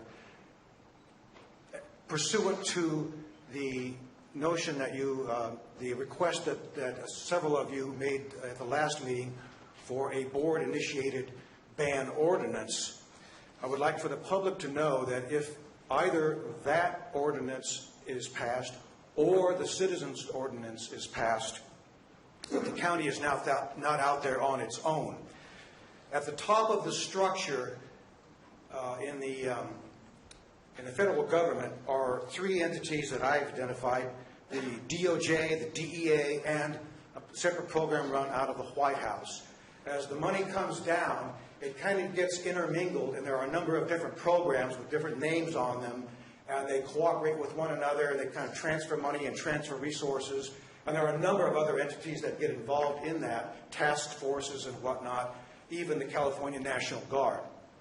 The money is for various different things, it's a little hard for a person who's a grant writer could make out better how the money is distributed, what's required of it. But I can tell you about one requirement. You have to be an entity with a ban in place. They're not going to help you enforce a grow ordinance in your county or your city or your state. So the money is there. It takes more research than I've been able to do, but it's a tremendous amount of money. And it's for much of it is for specifically disadvantaged counties, which we qualify for. A poor county with a big problem, a monster as it's been called. So it goes to us before it goes to other people, other entities. I would like for that report, even if it's a preliminary version of it, to be made available to the citizens in connection with your consideration of the ban ordinance that you have asked a draft of in the next few weeks. I think that discussion has to come together at the same time for the purposes that I've already mentioned. One of the previous speakers talked about money for our schools and our kids. If that was such a great idea, you'd have school officials for this thing, and they're not. They're all against it. And Dr. Bull from Colorado, who has a little bit more experience with it than we do, a superintendent of the largest district there, is quoted as saying, the only thing that marijuana regulation has brought to our schools so far is marijuana. Attracting talent to the county? Talent is not attracted to a third world toilet. And that's what we've become. Mr. Turnout, please focus on the urgency ordinance. Thank you.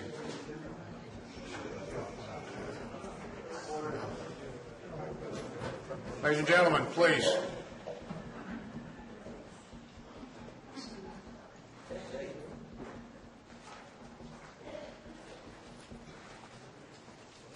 Good afternoon. Jed Richardson with Mountain Ranch Realty. I have a handout there for you on real estate values. Last time I spoke to you, I presented data which showed that the urgency ordinance has been effective in stopping the land rush into the county for cannabis cultivation. There's also been significant discussion that real estate values have been negatively affected by allowing commercial cultivation of cannabis under the urgency ordinance. I'm here to refute that argument. The data I handed to you is from the California Association of Realtors website, and the data shows median home prices for California counties by month from January 2013 to December 2016.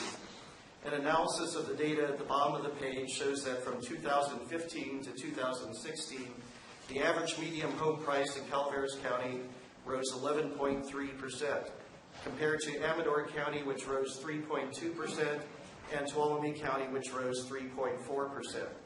Since a single year's data doesn't necessarily indicate a trend, I also calculated the average percent change in median home value for the past 4 years, indicating that Calaveras homes rose 11.6% versus 8.9% for Amador and 8.5% for Tuolumne. Also looking at the data from other areas, Calaveras beats all of the counties in the foothills and also beats the LA and San Francisco metro areas. It also beats California as a whole. The second page I had you is from the folks who oppose renewal of the urgency ordinance. That's stating that the median home prices only rose 0.5% in Calaveras County between 2015 and 2016, compared to the actual 11%. It also overstates the increase in value in Amador and Tuolumne by double the actual 3%. In the world of fact-checking, this statement by Mr. Tudo and Mr. McManus would be called pants on fire lies. As I have stated in the past, non-renewal of the urgency ordinance will open the floodgates to those with no regard for the law, a view echoed by the district attorney, cause a drop in the property values as legal growers leave the county, flooding the market, and cause economic hardship since growers will not be here to support local businesses. I urge you to renew the urgency ordinance for the full period so that we can get down to the very hard task of passage of a permanent ordinance. This is going to be hard work that we all need to participate in, and this ordinance needs to address the needs of law enforcement and all citizens in this county. Thank you. Thank you. Mr. Chair, I'd like a point of privilege. I'd like to have the speakers not be mentioning other people in the crowd's names. They should just be addressing the board, not people in the crowd. Okay. Any comments on that from the board? I concur. It's respect. Ladies and gentlemen, please attempt to refrain from mentioning individuals located in the gallery and out in our foyer, and just as a common courtesy to those people and the board. Thank you. Good afternoon. Megan Solvez, Road Bookkeeping San Andres, and I will only be addressing you board members. I want to start off with a couple of quotes. One was from the Union Democrat, June 8th, 2016, regarding Mr. Mills. It says that Mills will begin as supervisor as the start of next year. He intends to focus first on eliminating illegal marijuana grows. We need to make sure this county is safe, Mr. Mills said. Another quote is from Mr. Tofnelli's website when he was first running for election, saying that the previous board, instead of setting policy and allowing the experts to do their jobs, they have micromanaged in areas where they simply don't have the experience or expertise. Well, I was recently informed that the experts of this county here are the Planning Department, the Sheriff's Department, County Council, and the Environmental Management Agency. And these experts have spoken, and they've all agreed and recommended that the urgency ordinance be renewed to keep our county safe. The UO was designed to be a temporary fix until more permanent regulation could be put in place, but like any bandage, it needs to be left in place to do its job and reach its full potential. No, it's not perfect. Legislation seldom is. But it did the job necessary and will continue to do so if you let it. Just a few short weeks ago, this board voted unanimously to let the voters of this county decide whether or not to ban commercial cannabis in Calaveras County. Even a temporary ban voted into place by this board would not only cost the county millions in return registration fees and loss of emergency tax funds, it will open this county up for potential lawsuits that errors and omissions insurance will not cover. Supervisors, the choice before you is a simple one. Wasting additional county resources on drafting yet another ban you already sent to the voters is a fool's errand. Renew the UO, work with your designated experts to draft permanent ordinance, and let the voters decide whether or not to ban, as you already stated you would. In closing, I'd like to ask you all a question. Can you name a single industry available in Calaveras County capable of carrying our economy for the next 10 years other than cannabis? The facts point to no. And I'm sure you all are aware, money doesn't grow on trees, but a sustainable crop industry here that is coming out of the ground definitely can. Thank you. Thank you. Next speaker.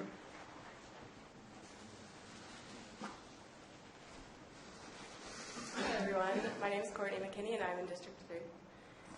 I only have one question that I would like to put before the board. Ideally, my question wouldn't be rhetorical, but one you ask yourselves daily as supervisors of the county. My question is, what are your proposals for economic growth and sustainability in Calaveras? I've spent some time looking for all kinds of long-term development plans for the county. I've looked for economic development plans, infrastructure plans, capital improvement plans, long-term tree mortality plans, anything really, and I found very little. My question is about the future of Calaveras County. Outside of cannabis, I have been unable to pinpoint any other industry with the potential to carry this county into its future decades like cannabis can. I have, however, been able to identify potential sources of weakness which the county will eventually have to respond to. The possibility for wildfires, the increased likelihood of deadly falling trees, the vulnerability of county roads and bridges. These are projects that will have to be paid for sooner rather than later, and it's not an issue of if, but when. There simply aren't as many products in our current economy that are as valuable and as relatively easy to manage as cannabis. And there aren't many climates so well suited for its growth like there is in Calaveras. To me, watching you toy with banning cannabis today is like imagining a decision to ban gold miners from Murphy's in the 1850s. Pioneering is the blood of this community, and change is part of maintaining prosperity. When we can't adapt, we disappear. And as far as I can tell, there aren't many options for this county that would provide as much economic possibility as cannabis. So if not cannabis, what? If you genuinely don't have time to find an answer to this question, it makes me nervous for the future of this county, and it makes me wonder if anyone in charge is really thinking about what Calaveras would look like in the next 10 or 20 years. Okay, ma'am, let's focus on the urgency vote, please. So I'll just leave you with a quote from the Visit Murphy's website regarding the mining industry upon which the town was built, and it should sound familiar, and it's relevant because we're considering right now not extending an ordinance, which, in my opinion, if solidified, would be an economic benefit to the county. Building gradually, the wild days became a thing of the past, replaced with families, gardens, ranches, and dairies. Hundreds of permanent structures were built, including an opera house, hotel, churches, and schoolhouse. As gold waned, the townspeople remained to work sawmills and stores, farms and ranches, and added their own chapters to the history of the community. Thank you. Thank you.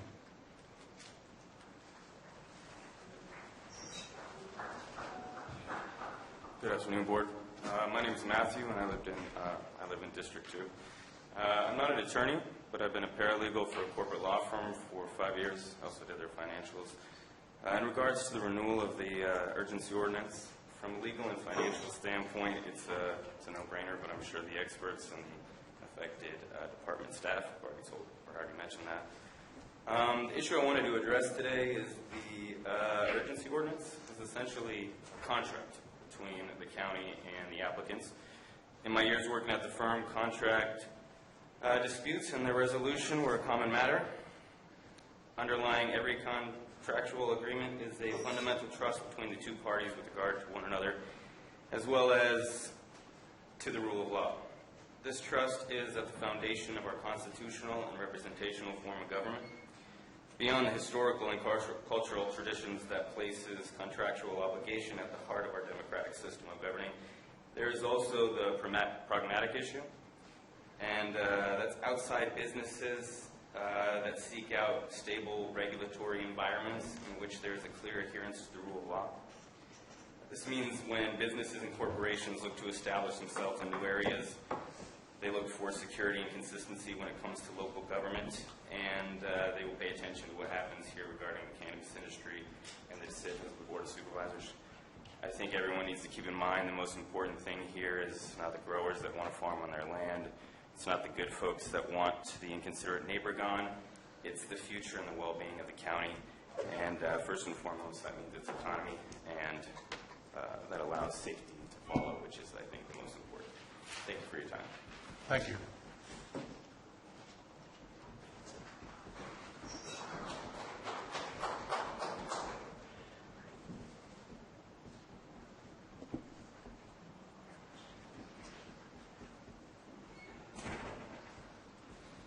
Any other speakers? Yes, sir. Okay, Bill McManus again. Hey, I just want to go back real quick. We're just going to point out some words and sentences I think you got to focus on, because words mean things, especially when they're legal documents. When the previous board and this board either doesn't pay attention to those words, doesn't research them, but goes along with them, you own them, you're part of them.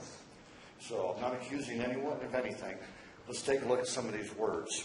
Right from the urgency ordinance in section 17.95.120, in the findings, I'm not going to read it all, I think you know what it is. Under the Controlled Substances Act, marijuana is a Schedule I drug. Mr. McManus, can I just have you? On this? No, you'll have your time as soon as we find out what that is. Ran out of tape. It's a little annoying. The tape is, yeah. Huh? Oh.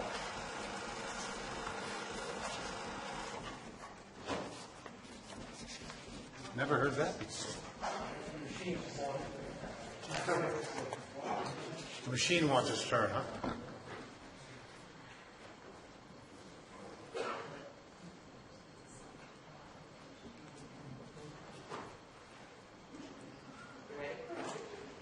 Ready? Okay. Back to dot 120 and our findings for the urgency ordinance, where the drug is defined as having no currently accepted medical purpose or use treatment in the United States. Paragraph B, the Federal Controlled Substances Act makes it unlawful under federal law for any person to cultivate, manufacture, distribute, dispense, possess with intent to go blah, blah, blah. In other words, it's against federal law. This becomes a predicate that you're up against when you're doing something like an urgency ordinance. What this means is that you acknowledge that federal law says you can't do this, and then you go ahead and do it anyway. That is what they call de facto sanctuary. That is where a county puts itself above the federal government. We've already seen how other cities and counties have dealt with issues on a sanctuary basis. It hasn't turned out well for them.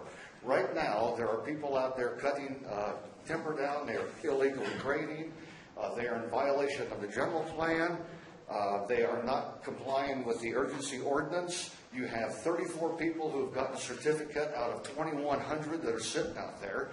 You want to tell the people that, hey, we're going to get tax money. Why do you think that they're going to be more compliant giving tax money to the county when they don't even apply for the application? It's not going to happen. It's a pipe dream. So do we want this to be a sanctuary county of Calaveras, or do we want it to be the rule of law? You know, when you go through, the one thing I would suggest, I know my time is short, I would propose the following course of action for this board in regards to the urgency ordinance. Thank you. That the board You were proclaim close. that a state of emergency has and continues to exist in Calaveras County regarding public safety. Number 2, the board act upon an urgency ordinance to ban commercial marijuana. That the board draft a letter to President Trump, Attorney General designate Jeff Sessions, regional DEA, ATF, EPA officials, if we can get a ban. And the one thing we have to do from now on is support our sheriff's department. I keep hearing we can't enforce because we don't have it. I have sit through 3 years of budget sessions for the previous board and this board. 5 seconds. Where's the money? Where's the money? Let's get it for them, and then let's get the job done. Thank you. We gave 5 seconds to Mr. McManus because I felt that our machine interrupted him. How much that cost? You don't want to know.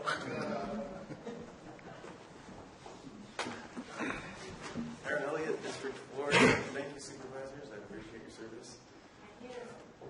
I've heard some stuff about the UO being a monster, and I just gotta disagree. It's actually a foundation.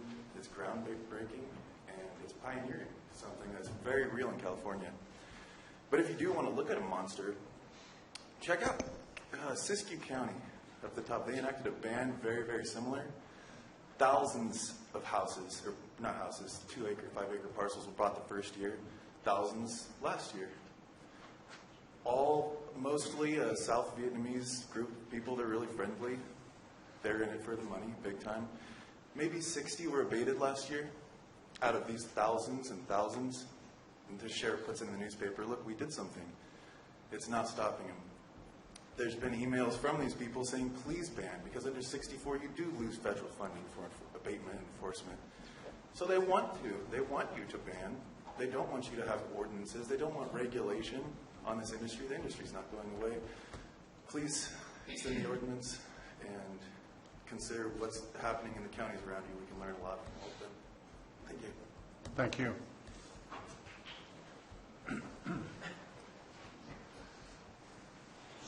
Good afternoon. Dr. Prapana Smith, District 3 voter and licensed cannabis business owner. I want to counter the claims that the emergency ordinance is not working. We've had 2 visits to our site. The first one was County Code Compliance or Building, Courtney, and his assistant and 2 CHP officers. That visit was fantastic. It was cordial. It was professional.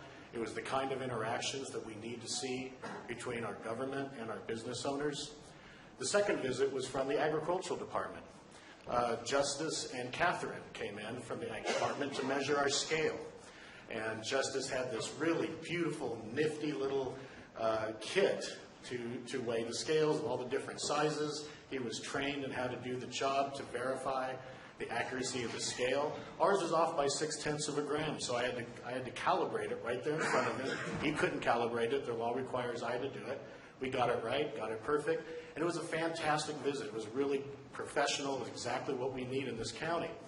Justice is one of the people who will lose his job if you do not renew the urgency ordinance. Let's talk about the crime. Mr. Garamendi pointed out that he has an objection to violence, a moral objection. Well, I concur. And so if we don't get a renewal today, we're going to have some serious problems out there, and you guys will be owning it.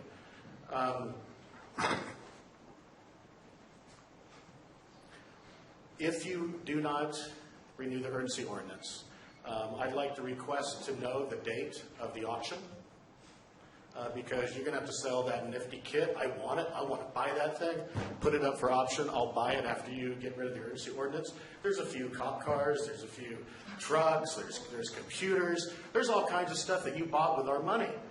Put it up for auction so we can get that money back to the people who that money belongs to. Thank you. Thank you.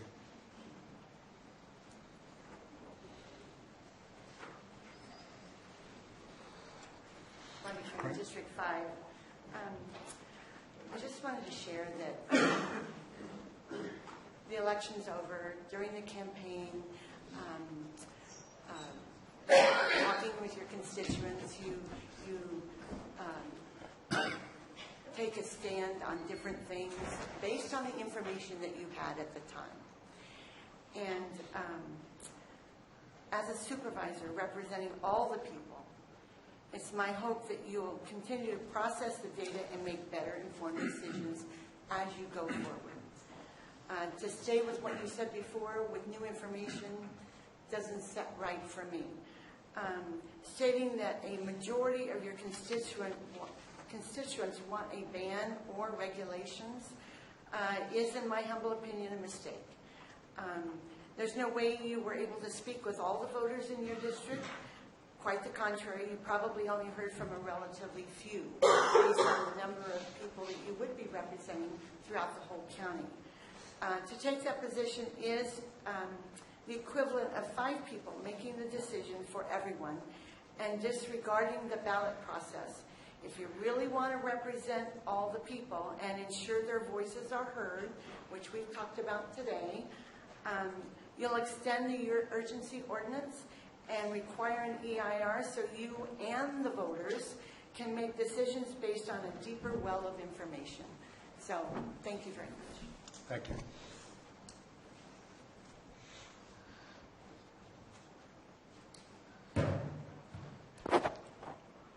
Hi, my name is Jackie McGowan, and I just wanted to correct some misinformation that was just presented here regarding the federal law. This is information coming from a Senate Joint Committee meeting on the path forward after Prop 64, which took place at our Capitol just 1 week ago. In the background paper that was submitted to these committees, it states that,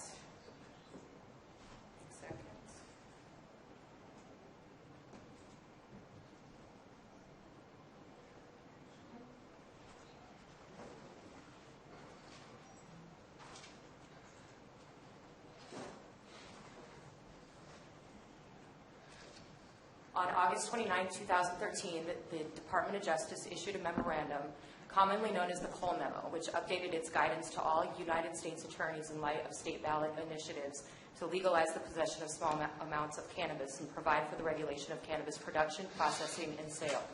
While the memorandum notes that the illegal distribution and sale of cannabis is a serious crime that provides a significant source of revenue to large-scale criminal enterprises, gangs, and cartels, it also states that the Department of Justice is committed to using its limited investigative and prosecutorial resources to address the most significant threats, which include the prevention of, and several things, but it says that the Department of Justice, in jurisdictions that have enacted laws legalizing cannabis in some form, and that have implemented strong and effective regulatory and enforcement systems to control the cultivation, distribution, and possession of cannabis, conduct in compliance with circumstances consistent with the traditional allocation of federal, state efforts in this area, enforcement of state law by state and local law enforcement and regulatory bodies should remain the primary means of addressing marijuana-related activity. The memorandum suggests that the existence of a strong and effective state regulatory system and a cannabis operations compliance with such a system may allow that the threat that an operation's size poses to federal enforcement interests and encourages federal prosecutors to review cannabis cases on a case-by-case basis and consider whether or not the operation is in compliance. Also, in December 2014, Congress passed as part of an omnibus budget bill language that prohibits the United States Department of Justice from spending funds to intercede in state efforts to implement medical cannabis. This amendment, known as the Rohrabacher-Farr Amendment, is right now in effect until April 28th of this year. Thank you. Next speaker.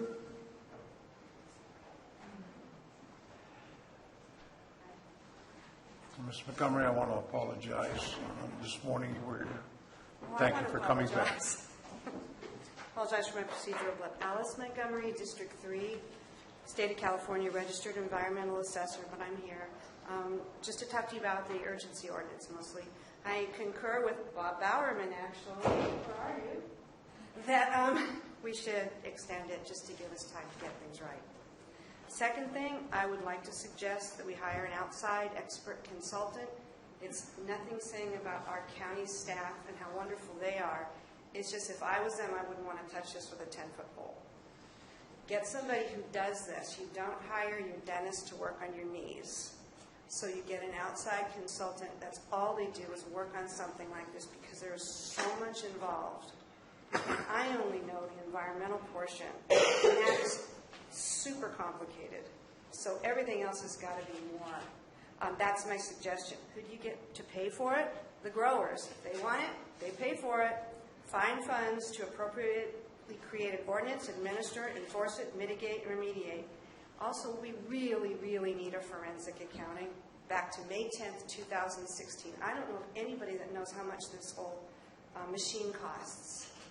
So if we're going to do it correctly, we really do need to know, and I really appreciate that Barbara Sagast for that. I originally suggested $1.75 to $2 million, like way over a year ago. I was woefully inadequate. If Captain Macedo says it was $627,000 for labor for half a year, that doesn't account like his one shots that he bought. We are way low. We have no idea. This other thing is we need to get in follow-up. We have to budget for biannual, which means every 2 years, an independent audit of this program. If you want to make a best of program, then you get an outside audit and you have it audited every 2 years. And then we know, and then we have best practices. These are my suggestions. I really thank you. Thank you. Any other speakers?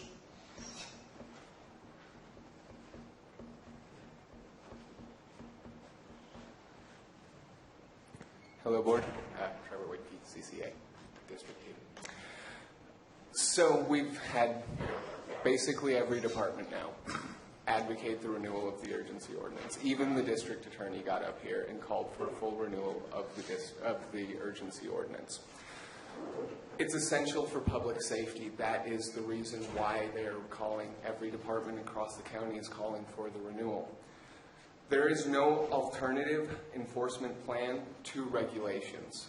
I've heard the suggestions that fees and fines will be an option. Fees and fines simply will not be an option for enforcing the issues associated with cannabis cultivation in this county. Only strict regulations funded through Measure C will provide the funding that we need to actually get strict regulations on the book. As I said before, there's a 6% recovery cost that we found out from the study session last time. $500,000 in fees and fines have gone out. $30,000 has been recovered. That's a 6% recovery fee. And it just so happens that is exactly the same as what Butte County was able to bring in through fees and fines when they enacted their strict ban on commercial, allowing for a small, limited amount of personal grows. The strategy doesn't work. David Tuno came up and spoke to the issue of federal enforcement. Don't go this way? No, no names. Okay, excuse me. I apologize for that. That's okay. That's all right. Yes. So people have suggested the possibility of seeking out federal enforcement monies. The issue that we have with this is the Rohrabacher-Farr amendment that currently makes it impossible for the federal government to go after compliant states, Rohrabacher-Farr makes it so the federal government can allocate funding to enforcement. There's the Cole Amendment, or the memo, which makes it so the Department of Justice is not allocating funds to enforcement in legal states. This is a big issue. We are not going to have access to funding anytime soon through federal enforcement. Captain Macedo got up last time during the study session and spoke to the difficulty of recuperating funds through the federal government. Specifically, he talked about reimbursement process for DEA grants. That means we have to spend the money and then reimburse it on the back end. And if we don't have the money to spend now, then we can't be getting reimbursements on the back end. Additionally, it creates budgeting problems, as he had spoken to. There needs to be changes in federal law and policies to get access to those funds. It doesn't look like that's going to happen regarding given Jeff Sessions' recent comments that it is not a priority for the federal government to intervene in this issue. So, thank you, sir. Thank you. Next speaker. Any more speakers for public comment?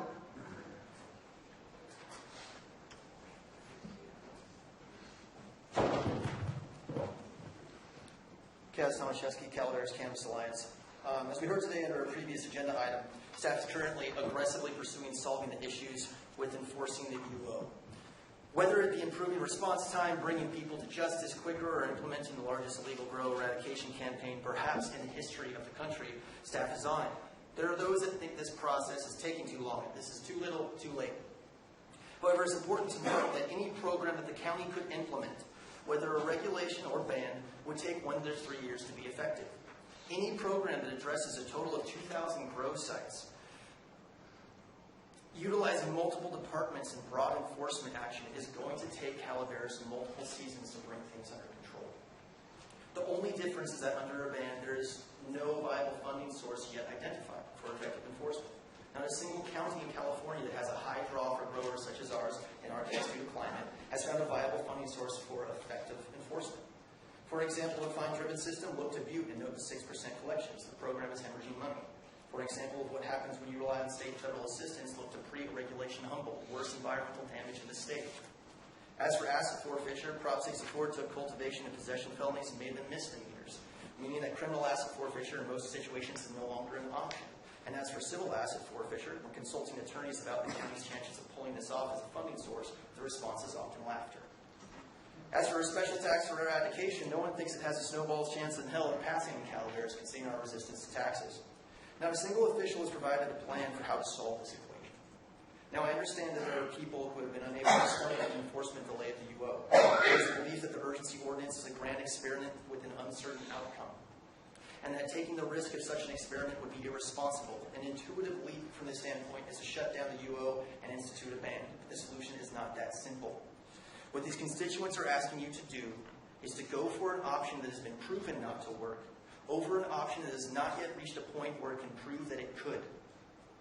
If you handed these critical constituents what they wanted, it would come in broad approval of these constituents. But without identifying alternative funding sources, it would also come with moral damage to the economy and public safety. Failure to extend the UO long enough to allow staff to roll out their solutions and reap the benefits of tax revenues will be cutting off the imminent reveal of what might be our only viable option in this county, no matter what we might like. I understand that as representatives, you need to give your people what they want. Instead of an unworkable ban, consider for a moment giving the Sheriff Department a chance to pull off the biggest eradication campaign in history with our tax dollars. That might do the trick. Thank you. Thank you. Ladies and gentlemen, are there any more candidates for public speaking?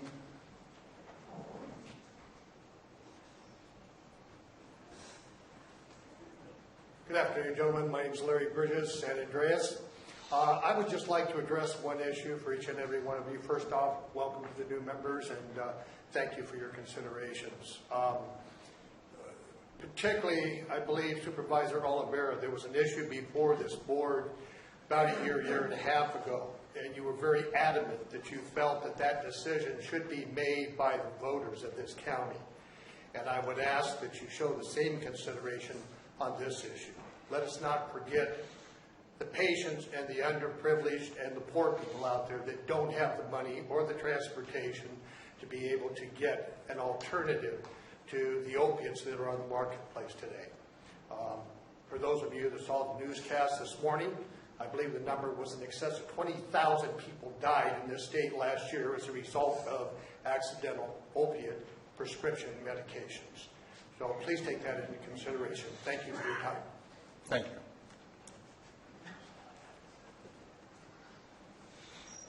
Ladies and gentlemen, any further speakers on the public comment?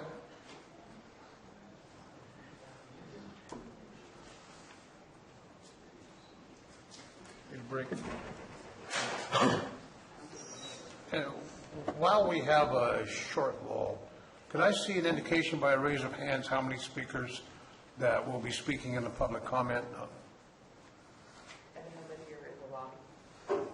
Can we, in the lobby, is there any of the public speakers that desire to speak?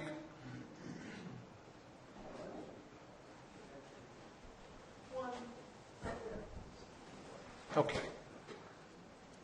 I'm sorry. Hello, how are you? Hi, Dina Morris, Calaveras County citizen.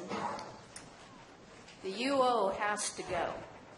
I just listened to our law enforcement confirm what I already know, that this has created a monster in our county. The ordinance is attracting violent crime. Again, I already know that. It's the nature of the industry. Nobody's saying that. They're talking about the farmers. This is the nature of the industry. It's a crime-ridden industry that many of us have been handcuffed to with no payout forthcoming.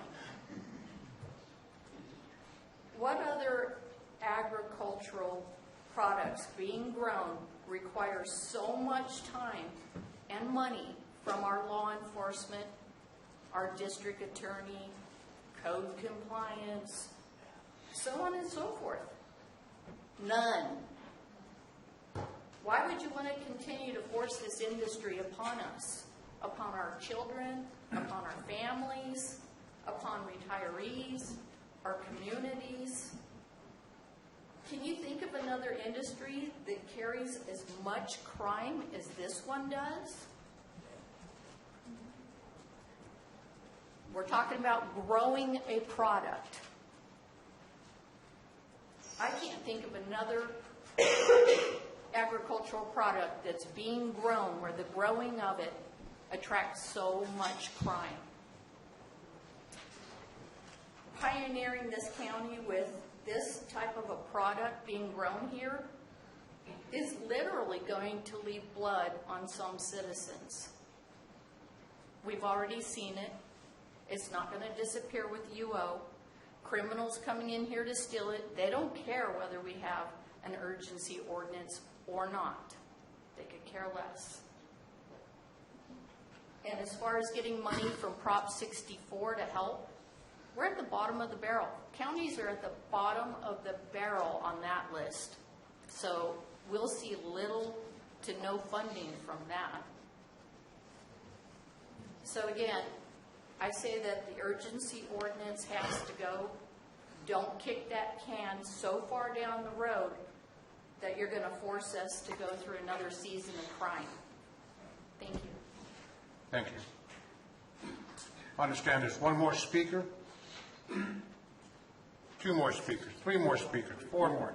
At this time, we're going to take a 10-minute break for our clerk and our board.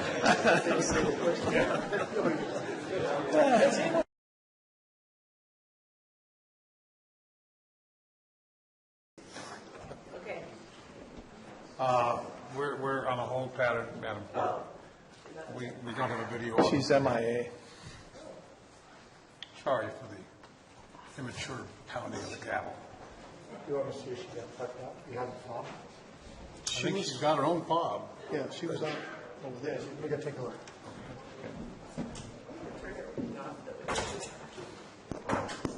I would ask that if there's any speakers in the foyer, that they come in.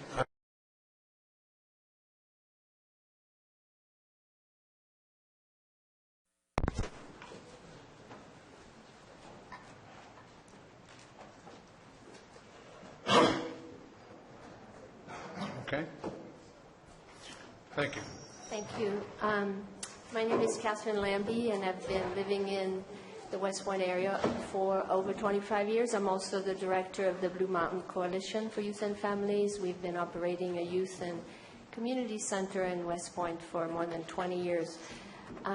I just would like to give a slightly different picture of the perception of growers in my community. West Point is the little community at the end of the road, often forgotten by everyone. We have really high unemployment. Our schools are always threatened with closure. We have to constantly be vigilant about that. Recently, we've had an influx of young, pleasant, smart people and families. They put their kids in our schools. They are helpful. They donate generously. They are volunteers in our large community garden and at the school. They want to be involved. They want to pay taxes. They want to be participants in our community. They want to grow roots. They do not want violence or crime. They have been a real asset to our community. And we are an aging community. It is a welcome influx of young, productive people. Thank you. Thank you. I urge you to continue the ordinance. Thank you. Thank you.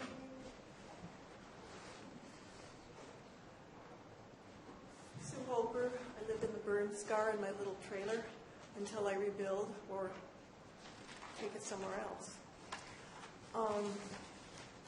What I have to say is really simple. Right now, we don't have a ban. We don't have a permanent ordinance. We don't know when there's going to be another. We don't know when there's going to be another emergency, like fire, that we can't predict. The only safety net we have right now is the urgency ordinance. Please don't take it away. Okay, thank you. My name is Kurt von Puttkammer. Was brought to West Point about 3 years ago. I'm a registered architect and land planner and a licensed general contractor. I came up here to grow, or was offered to grow, sustainable, natural, organic setup grows. Very little impact to the environment. I want to share a story, a conversation I had with the business owner, the biggest and oldest business owner in West Point. No names. We've become friends over the last 3 years. He took me aside yesterday or 2 days ago, and he asked, what's going on? Why would they possibly want to retract that ordinance? And I said, because they think it doesn't work. And he looked at me straight in the eyes, and he said, I know the people who come through my door. It is working. Thank you. Thank you.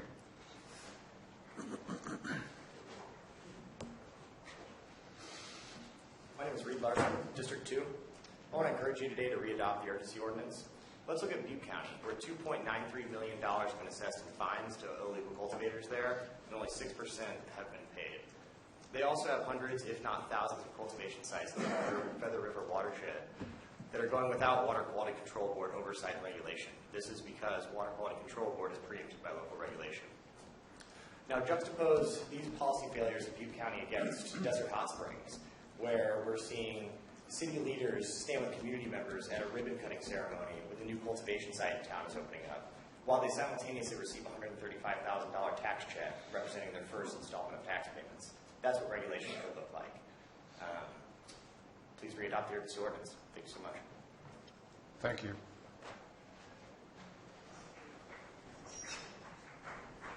Any more speakers for public speaking or public comment period? I believe Sheriff DiBasilio had a comment. We're going to allow him to come up twice. He has a gun. I appreciate that. Thank you, Supervisor. Smart man. Now I feel some importance. I just wanted to clarify a couple of comments that were made. I don't know if it was Captain Macio or myself that said the urgency ordinance was causing problems. I want to be very clear. The urgency ordinance did not cause the problems that we're having. The problems that we're having are because of the Butte fire and an ordinance or a ban not being put in place in a timely manner. And I know the past board was trying to see what the state was going to do. AB 21 rolled around, and then March 1st they said, okay, we're not going to mandate that the boards or people put something in place in their county, or you're going to fall under the MRSA laws. So I want to be clear that that was not our intent, if that's the way it came across. I still say that the urgency ordinance that the past board put in place did help. It has moved us in a forward progression at this point. It is slow, I will admit that. It is problematic. I said that, and I still stand by that. But it's better than not having anything. I just want to be very clear about that. And to me, again, I want to reiterate that the urgency ordinance is insurance. If you extend the urgency ordinance for 10 years, it doesn't matter if you guys do something else, and it doesn't matter if Measure B passes. That's the bottom line. You need to have some insurance for our county, and this urgency ordinance is that at this time. Thank you. Thank you, Sheriff. Ladies and gentlemen, before we bring it to the board, is there anybody else to make public comment? Okay, thank you. I'll bring it back to the board. Comments, questions?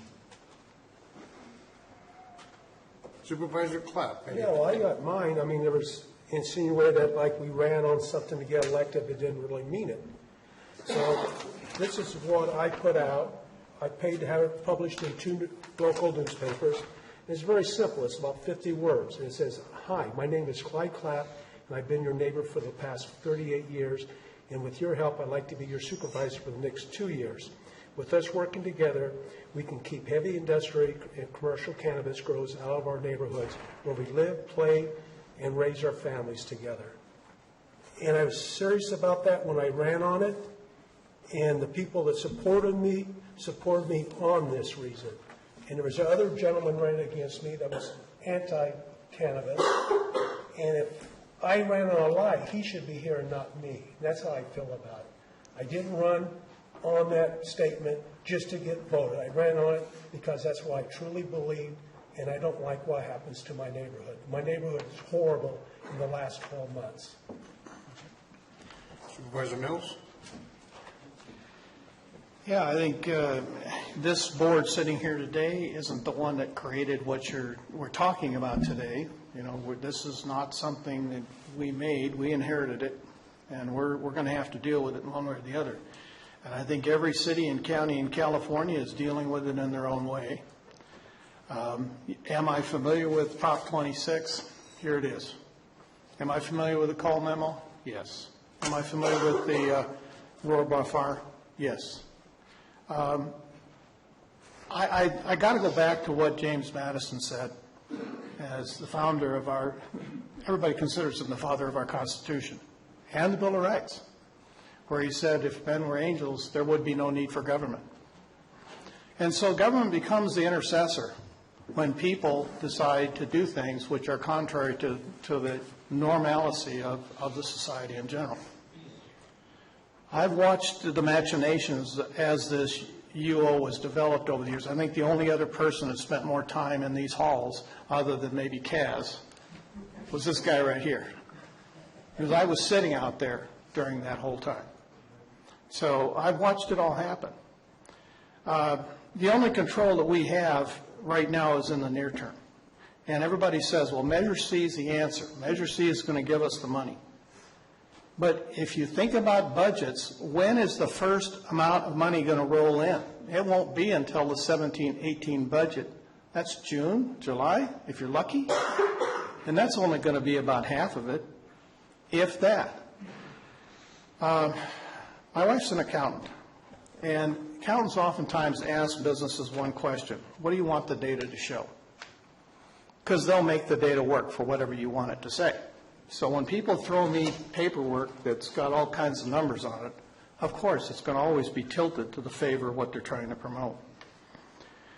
I want to remind everybody that the governor's emergency or urgency ordinance that he has in place regarding water and the drought is still in place. And he is pushing forward with 20% domestic water reduction by 2020, no matter what the counties think. That means that all of those who decide to grow indoors are going to have to be faced with that possibility of verifying that they're reducing their water sources. So I think the thing to think about here is that what do we have What can guarantee us a future until we can get to that permanent spot? And that's really what it's got to come down to. So, just my thoughts right now. Thank you, Supervisor Mills. Supervisor Tofinelli?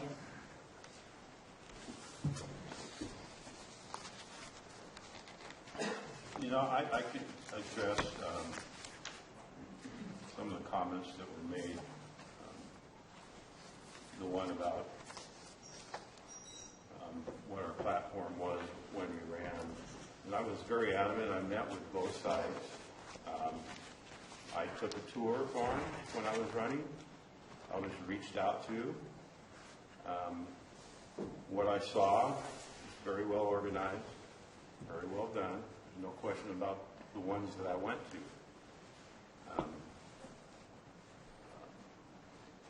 But my concerns are, and I said at the time, that I think that the county should wait until 2018 to find out what MRSA is going to be. I ran on that platform. I ran on the platform of getting it out of residential areas. It doesn't belong there. It's a commercial operation. Most of all of the complaints that I get are from residential areas. In my personal belief aside, that is what I ran on, and that's what I sit here today on. I have not changed from that. We as a board here, and also our duties here, as most duties of government, is to provide safety to the public on all sides of it. No matter where you are out there sitting here today, on what side of this issue or any other issue, who knows what's going to be in the future, the next big issue. It seems like I've been here before and there was other issues when I first got on. Much like this time, there was a big issue then when I first came on the board last time, and that was the golf course down there. And there was people on both sides all over the county on the golf course. It was a huge issue. So there's always going to be issues coming forward here anywhere. Not only this county, but in cities, the state, the nation, and so forth. But the primary function of what we need to look at here as a board is what's going to provide the public safety. I know the sheriff spoke, and some of the things that he said stood out of my mind, and I even spoke about when I was campaigning, and speak about now, is there are still 9 open funded positions in the sheriff's office. And there's been a long-standing openings in that, being able to retain the people there to fill those positions so he can do what he needs to do to provide the safety to the public. The other thing that's being talked about here today, and I think everybody was very passionate on both sides of what they had to say, but at no time was this urgency ordinance put in place to be a permanent ordinance. It's always been a temporary ordinance.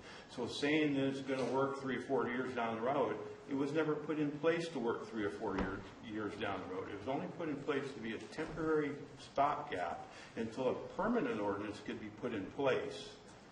So I think you are losing sight of the fact of when you speak about this urgency ordinance. Even if we extend it for a year, it's a temporary ordinance. It's supposed to be put in place by law until you get, again, a permanent ordinance put in place. And I think it's our task to do that. And we may not be taking the path that's very visual or very insightful to people on how we're getting to that point. But again, we were put into this. 4 new board members are here today. We were put in here in trust that we could figure out what needs to be done and make everybody feel safe, and we're not going to make everybody feel happy. I'll tell you right now, there's going to be people going, no matter on this item, no matter what we do, we're not going to be able to split the baby and make everybody happy. It's just not going to happen, but hopefully we can get to a place where everybody feels safe about it and understands what we're trying to do and understands why it was done, what it was done, things were done in the way they were. I do have a couple questions of County Council. And one of the questions that I had is, some of it was answered. I think the DA started down the path on what the state laws are governing where we are in California. I know, with Prop 64 passage in November and a couple other things that were going on, it may be a little bit different than when this urgency ordinance was put into place and was claimed. But if we were to deny or just let this go, what would happen? Where are we with the laws in the state of California?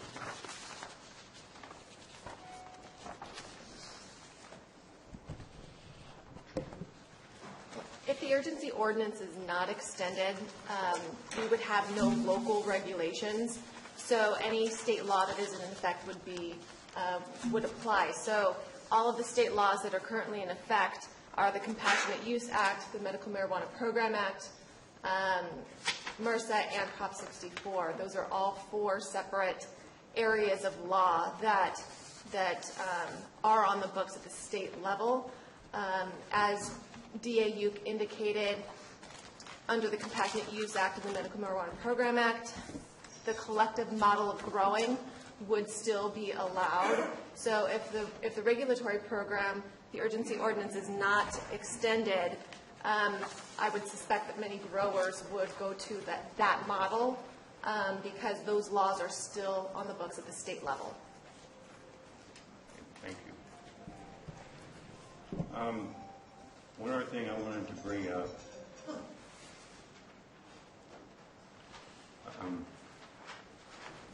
I appreciate all the emails and phone calls that I got. Obviously, it's a very, very, again, emotional topic.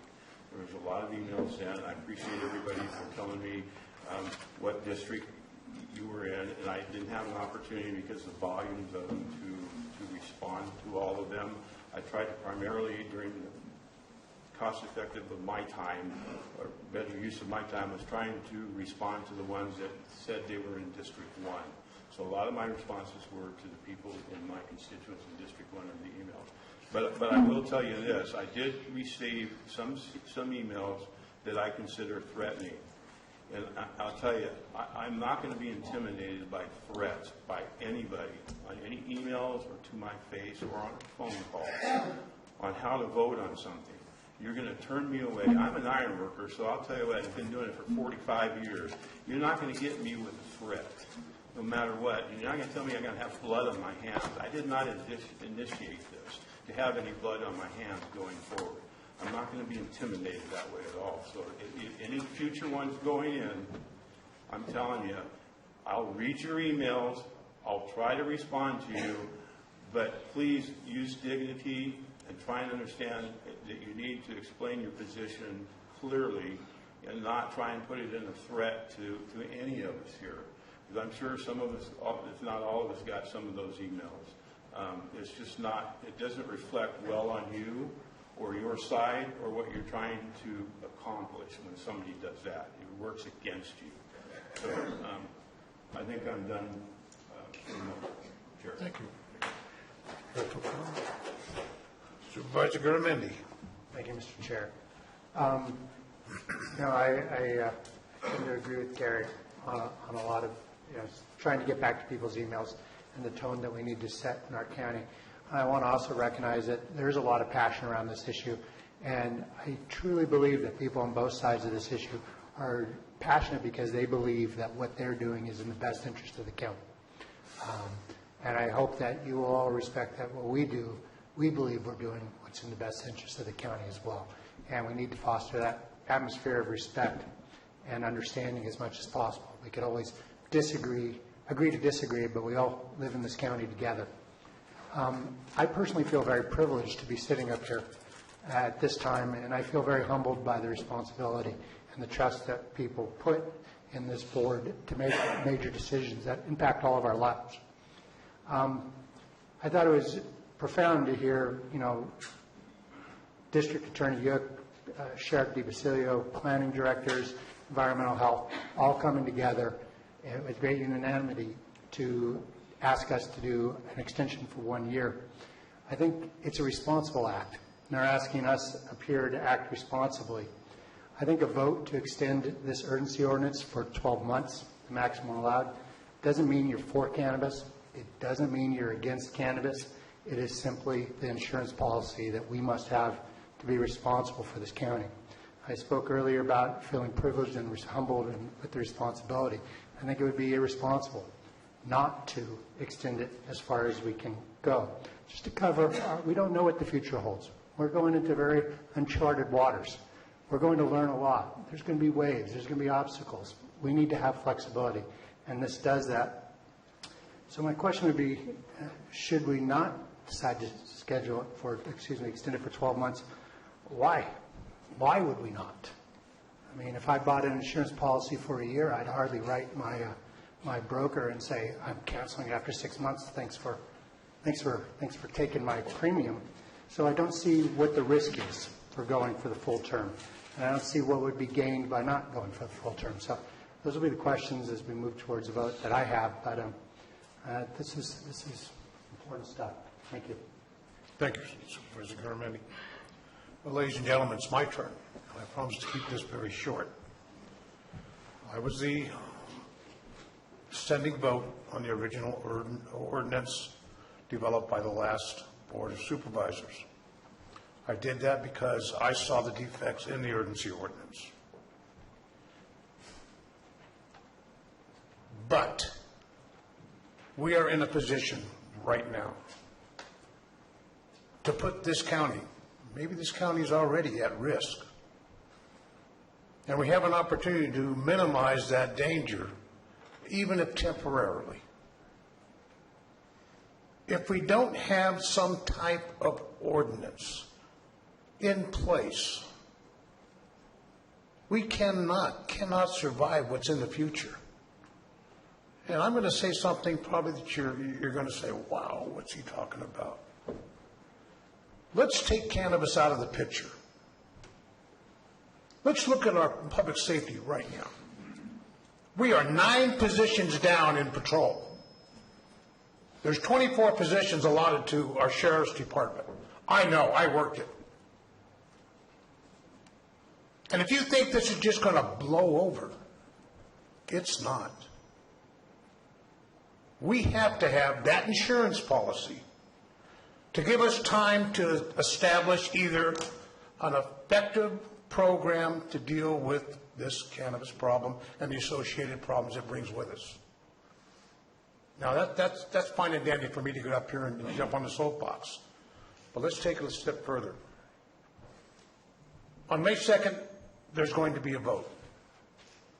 I have always supported let the people decide. That'll be that opportunity.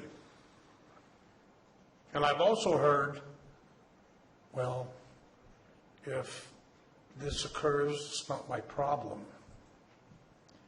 Ladies and gentlemen, it's my problem. It's Supervisor Tofinelli's problem. It's Supervisor Garamendi's problem, Supervisor Clapp's problem, and Supervisor Mills' problem. And I will not sacrifice the public safety of this county if there's anything I can do to prevent that. Told you it was going to be short, folks. That's it.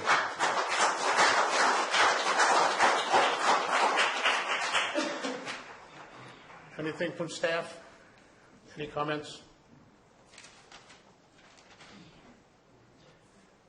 I would entertain a motion for item 28 on the agenda. And please understand, and in fact, Madam Clerk, would you read the title for me?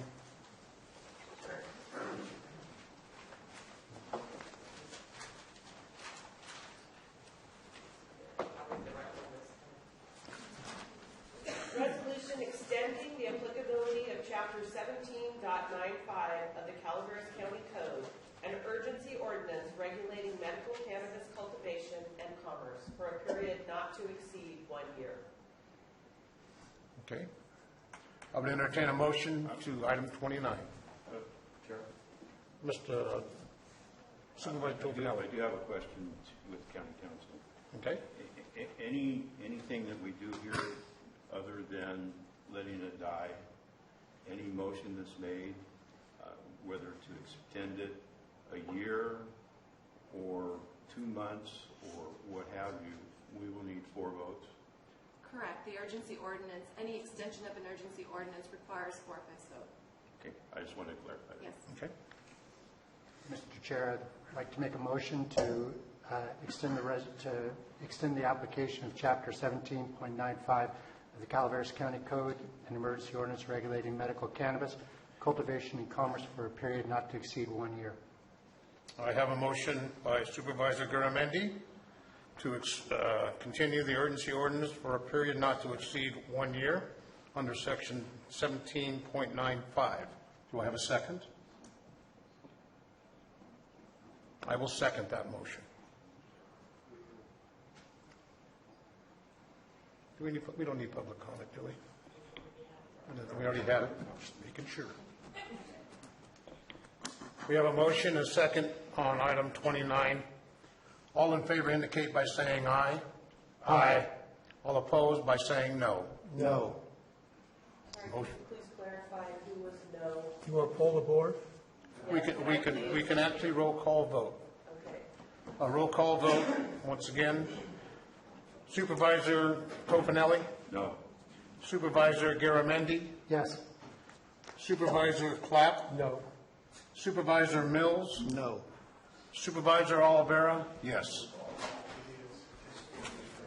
Okay, motion fails, 3-2. I would like to make another motion, Chair, before. We're still in session, ladies and gentlemen. Thank you. I would like to move that we extend the urgency ordinance until the time that an ordinance comes before us, a permanent ordinance comes before us, and is adopted and put in place. Council?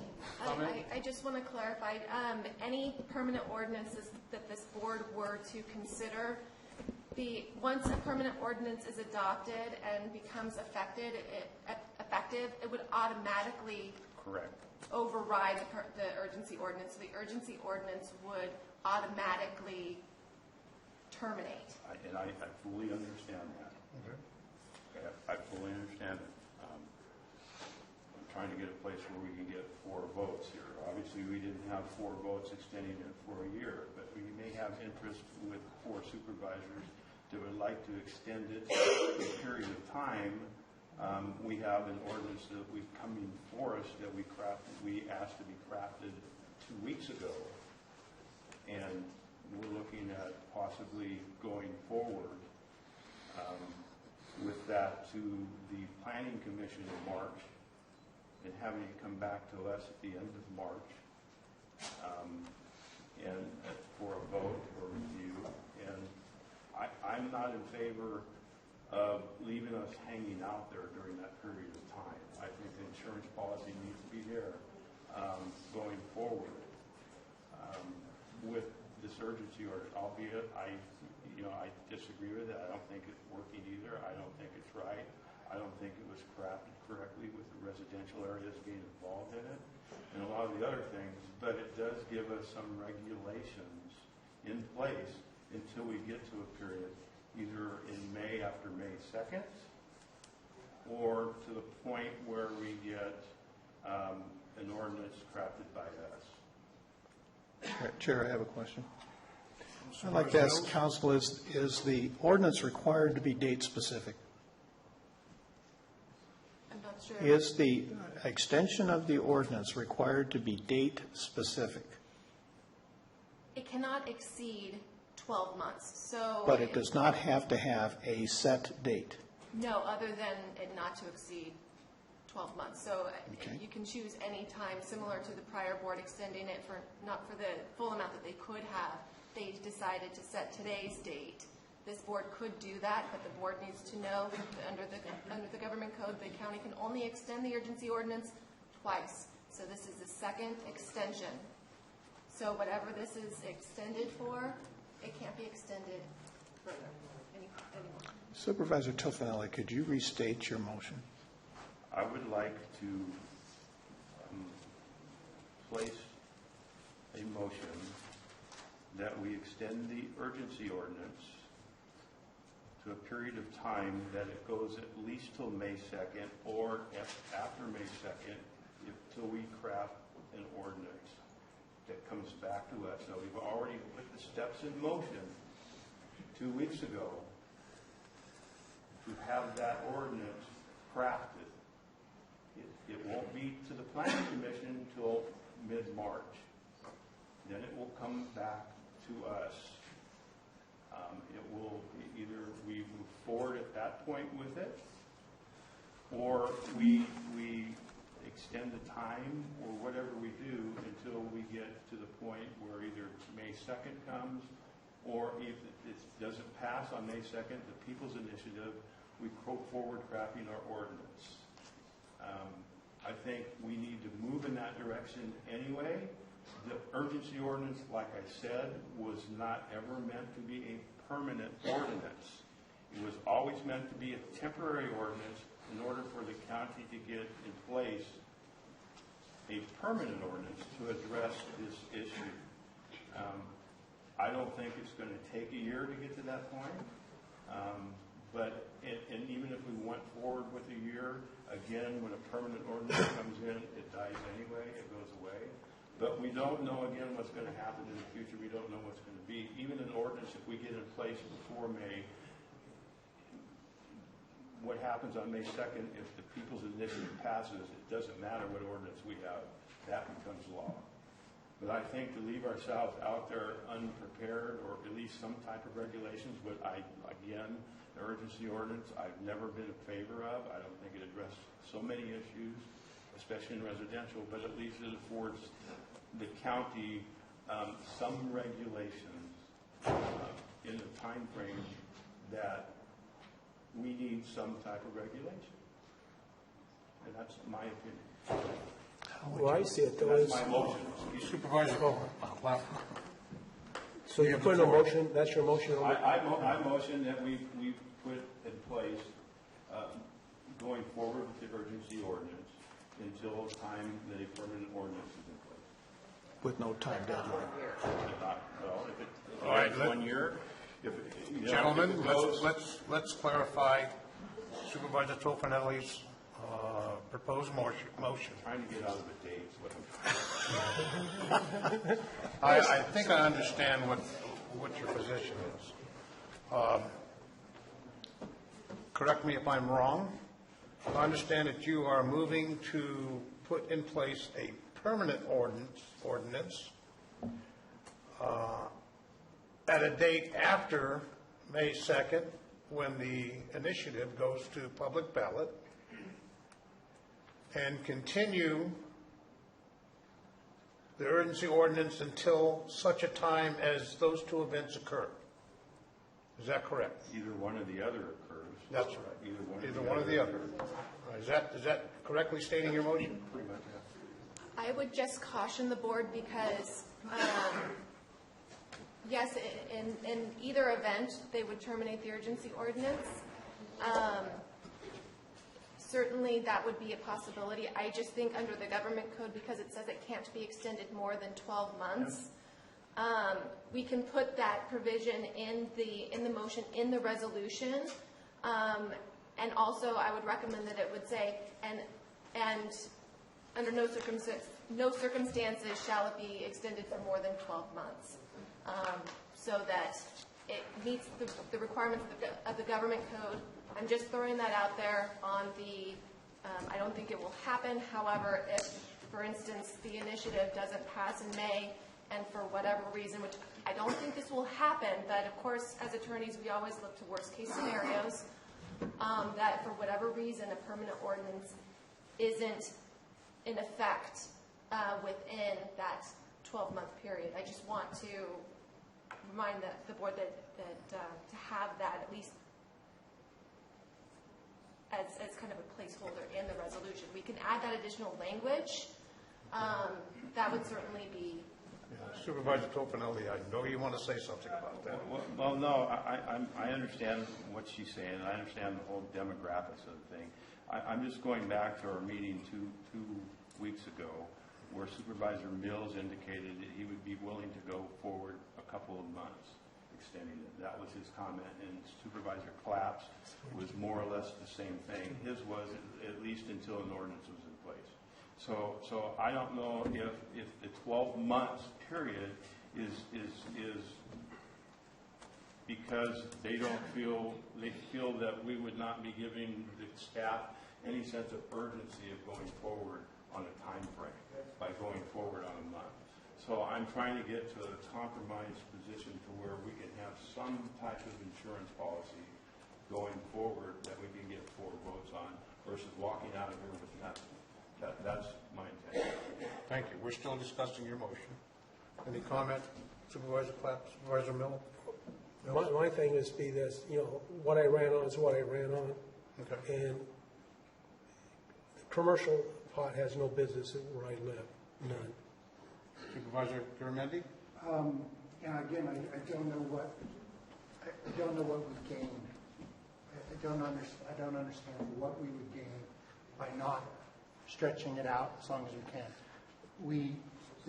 This urgency ordinance terminates the minute, or shortly thereafter, 30 days after, is either a permanent ordinance put in place by this board or a vote of the people. Should the ban pass, that's it. I get it. It's democracy. But I don't understand what we gain by not doing this. And that would be my question. Okay. I would love to be enlightened. All right. My comments are, once again, I will do everything in my power to make sure this county is left with proper public safety. If that means extending an urgency ordinance to the point where we have a permanent ordinance in place, I would consider that. But keeping in mind the opportunity, no, the right of the people to decide is foremost my priority. And I would recommend that we design,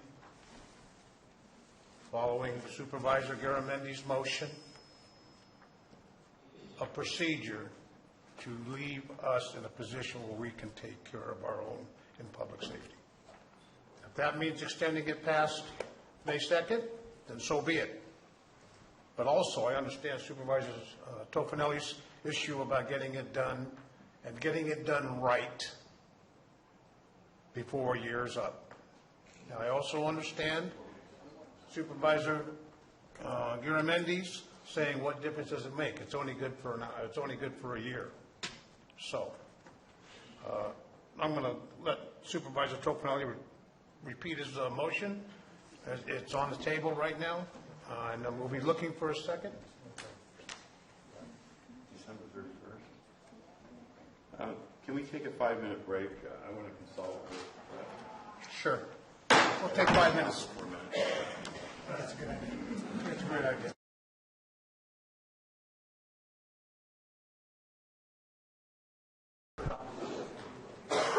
You haven't turned them on yet.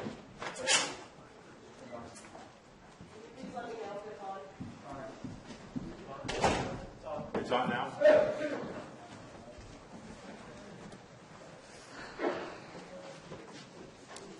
We good?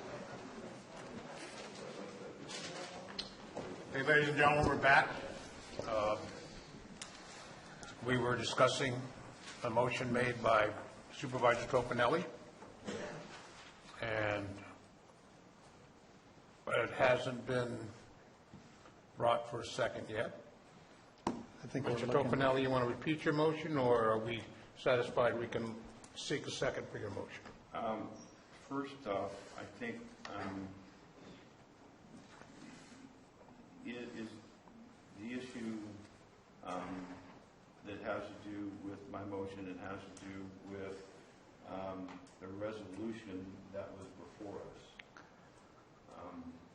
I think County Council has crafted some different verbiage on that. And if you'd like to speak to what you have crafted on the resolution. Would you like to withdraw your motion first? Yeah, I'll withdraw my motion. Okay. At this point.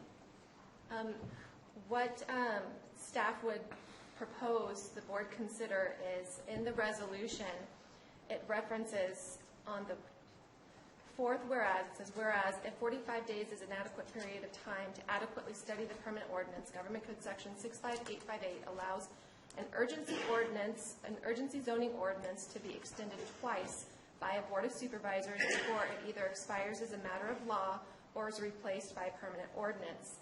And whereas the county extended the urgency ordinance on June 21st, 2016 to February 14th, 2017, and staff proposes that we add an additional whereas that would read, whereas this board wishes to this board wishes to exercise the second extension of the urgency ordinance pursuant to Government Code Section 65858. After that, the remaining part of the resolution would remain the same, except for the final paragraph where it reads, be it further resolved that the Calaveras County Board of Supervisors hereby extends urgency ordinance number 2016-0510-3069, which was passed on May 10th, 2016, and was extended on June 21st, 2016 to February 14th, 2017, for a period until it expires as a matter of law or is replaced by a permanent ordinance.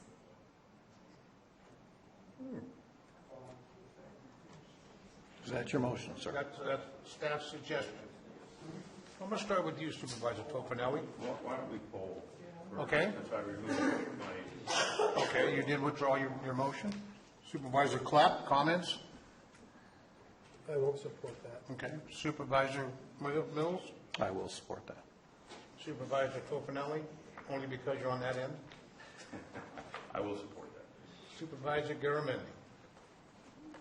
Council, can you just read that fifth whereas one more time for me? I wrote it down, but I can't write fast enough. What we were proposing is whereas this board wishes to exercise the second extension of the urgency ordinance pursuant to Government Code Section 65858. I'll support that. I would support that. Having that in mind, I would entertain a motion to that. I'm sorry. Go ahead, Mr. One Miller. question, and this is really maybe directed to the County Council. Would you want to amend the title of the resolution so it correlates with finding the last bit for the resolved? So that language is the same. Okay. I would like to make one comment before you ask for a vote. I have a comment, sir. Okay. I do not in any way want staff to take this as anything to do with being able to take their time on what directive they were given 2 weeks ago. The urgency to get our ordinance to us in a timely manner that we spoke of, in the time frame that we spoke of. I just can't stress that enough. Okay. Thank you, Supervisor Tofinelli. Supervisor Mills, your request. Yes, my point is that as we look at this, we also have to understand the ramifications of Prop 26 and what role that plays in the outcome. And so I'm another one that, I was against Measure D, and I had a lot of reasons why. I do not think that the urgency ordinance has done what it was supposed to do. I'm looking at it from a process point of view that it was not successful. And, if we had to take it all apart and put it back together again, it would probably be a different animal. But it's not. It is what it is. And so we need to move on with getting permanence, and we need to get back to stability in our communities and get a sense of direction for our county. And this is the way to get it done. Thank you, Supervisor Mills. I want to make sure that we understand this is not a ban ordinance. This is a permanent ordinance. Is that correct? No. It's a ban ordinance? Okay. All right. Slow down. Yeah. It's getting late. An extension. There we go. Thank you, Mr. Fry. Give him a jelly bean. It's an extension of our existing urgency ordinance. Are we all in agreement on that? Okay. Well, having said that, I would entertain a motion for the extension of the urgency ordinance as dictated by county council in agreement as far as the form with Mr. Mauer. Any motion?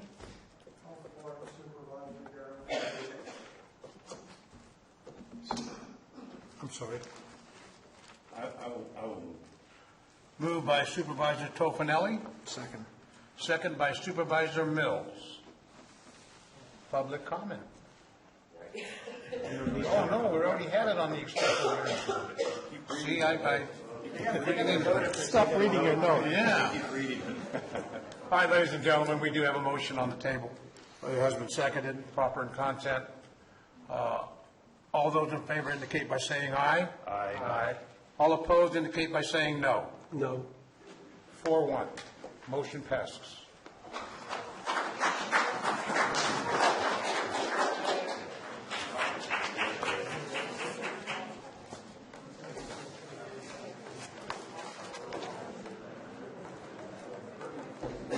Madam Clerk, when you're ready. Supervisor announcements. In compliance with AB 1234, Chapter of Government Code Section 53232.3D, this is the time for board members to report on meetings attended on behalf of the county and to carry out their duties as county supervisor. You have duties? We'll start with Supervisor Tofinelli. All right. I did attend the Mountain Valley EMS meeting last week, and I would like to say with great appease that Sutter Hospital has been given the designation as a level 3 trauma center. Way to go. So that is very good for our area here. You no That's longer real have to good. be transported all the way to Modesto if something is a trauma in a car accident, fall off a ladder, what have you. They will transport you to Sutter Hospital. So I thought it was great. That's all I have. Okay, Supervisor Clapp. Well, I went to CSAC with my two buddies, There you go. and we had a good time. They tried their best to educate us, but it was a tough one. And let's see, what else did I do? That's about it. Oh, I went to the Sweetheart Dance. Believe it or not, they invited me. Oh. And so that was fun and everything. That was for the Kids Drop-In Center over in Valley Springs. And so it's a fundraiser and stuff for them. They're having a lot of problems and stuff, financially and stuff. But yeah, it was a good dinner. Thank you. Supervisor Mills. Yeah, the dog didn't eat my homework this time. Let's see, 28th of January, I volunteered for the Copper Run, which benefits the Friends of the Library down there and the fire department and the school. Also had the Murphy's Fire Appreciation Dinner. My wife was a former board member. Calaveras Mariposa Community Action Agency, we assisted in development of their strategic plan. There was a council of governments meeting that night. Highway 4 meeting, we discussed the grants for tree mortality, status of the UWPA remap project, working together on the WIN Act proposal, the governor's order to the water districts. And then February 4th was the Lions Crab Feed in Copperopolis. February 7th, the Angels Camp Business Association Coffee Talk Tuesday, discussing business opportunities. It's always a different discussion every time we go there, so it's kind of cool. Met with members of CSA 2 on ongoing road issues on Stallion Way. February 8th, Mark Twain Hospital District Finance Meeting, Public Works. Angels Camp Business Association mixer February 9th and 10th was new supervisor training with Supervisor Garamendi and Clapp. And then February 11th was the Angels Murphy's Arnold Boosters Crab Feed. Tomorrow I'll be with Camera and UPUD, and then Thursday I will speak at the Rotary and Murphy's and also to the Copperopolis Homeowners Association. Thank you, Supervisor. Supervisor Garamendi. Thank you very much, Mr. Chair. Had a busy couple weeks. We went over to Frogtown, met with the Fair Board, really talking about how we're going to revision that space as we look at the next 50 years. I think we all value the frog jump as it's an important part of our community. Also met with AT&T to discuss how we're going to bring both internet and cell service up country. Everybody knows that once you head up the hill, you're out of range till you get back. First meeting with the first 5. They are really a great group of people and have really great plans for our 0 to 5-year-old children in our community. Mental Health Board, it was very interesting. They're excited to see how they work with our jails and our deputies out in the streets to sort of prevent, as a preventative measure and to assist them. CSAC training, I got to hang out with these guys and we talked about, we learned about the Frankenstein called the state and local and federal budgets and how they interact with us. And I don't know about you guys, but my head was spinning by the time I left that room. It was very intense. West Point Library had a great event. Librarian was up there in West Point this weekend. We were really pleasant to have Ms. Giddens join us. We're very fortunate to have such a great librarian. Got to throw a shout out to Marty Crane and the Volunteer Center for winning the Golden Health Awards put forward by Mark Twain. I think it's a great recognition of the work that you and other volunteers do in the community. Thank you very much. And then a plug for Mountain Ranch Central Flyers having a mud run on May 13th. So any of you guys, that's right, I understand you're announcing and I'm running. So how'd that work out? They roped us both in, but at least you'll be in the mud and I'll be high and dry. Appreciate you having me back there, Gary. Anyway, I will post it on the web and hopefully lots of people will attend. I do want to, I do have one item, and Mr. Chairman, you said we would, if we wanted to add things to discuss, we should bring it up in this forum. I'd like to take a poll, just finding out, I feel like we need to start coming up with the county space plan in a formalized manner. I know we had an agenda item today. We took a step back, but as you go around and you look at our roofs leaking and our paint as high as you can reach, and then where people are going, it seems like something we got to formalize in a process. Supervisor Garamendi, we can take a poll for the board on that. I'll start with Supervisor Clapp, work down the line. Would you be willing to discuss that as an agendized item in the very near future? Yeah, I think it needs to be. Supervisor Mills? Yes. I would also encourage that and support that. Supervisor Garamendi, I hope you would support it. I hope you would. Yeah. I'll support it. Great.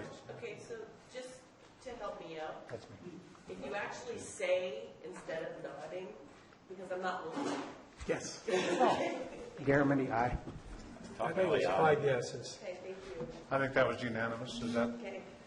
okay? And So then- we can look forward to that. It's immediately we need to start moving in that direction. You're right. You're absolutely right. Mr. Chairman, that concludes my lengthy report as always. Good report. Thank you. I attended on the first, the EPOC meeting, Ebbets Pass Property Owners Committee.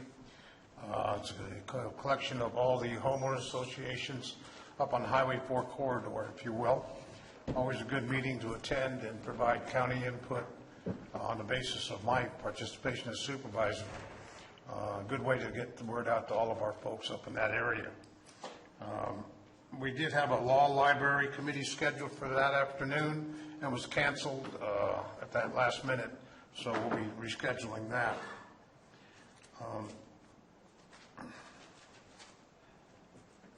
My phone's not performing well. I did meet on the 8th with Public Works, and we discussed some projects underway in District 3. Some problems we have due to the storm damage. That is going to continue a problem because we have anticipated some more moisture coming down. So hopefully we won't suffer the damage that we did this last event. We attended the agenda review on the 14th that afternoon. And on yesterday, I attended Sacramento, the Governor's Task Force on Tree Mortality. We had a coordinating meeting of the rural counties at 10 o'clock. Then we had the actual governor's meeting at the Capitol at 1 o'clock. That program is moving right along as far as our state funds can take us. There is a concerted effort to lobby for federal funds, and there is a legislative session in Washington, D.C. with NACO that several of our local supervisors from Amador County and from Tuolumne County will be up there positively lobbying our representatives for FEMA to take part in this tree mortality program. So I'm not going to Washington, D.C., folks. But that's very encouraging. We have representation one-on-one down there. It's a situation where voices must be heard. Must be heard by the right people. With that, I have nothing else to report. Big shout out to our member agencies for helping us. By all means, yes. We did have some exciting response from U.S. Forest Service, CAL FIRE, PG&E, Caltrans, for taking care of our tree problems up here now. Highway 4, the Caltrans has just about completed their work. They're still ongoing, and they're slotted for Highway 26 next, and that will be coming up. And we were assured that there is funding now for 2017, so that program will be ongoing and continuing. So, good job. Thanks. That's all I have. Staff? Nothing from staff, nothing from CAO, nothing from... Ladies and gentlemen, I want to thank you very much for attending today. Time to go home. Happy Valentine's Day.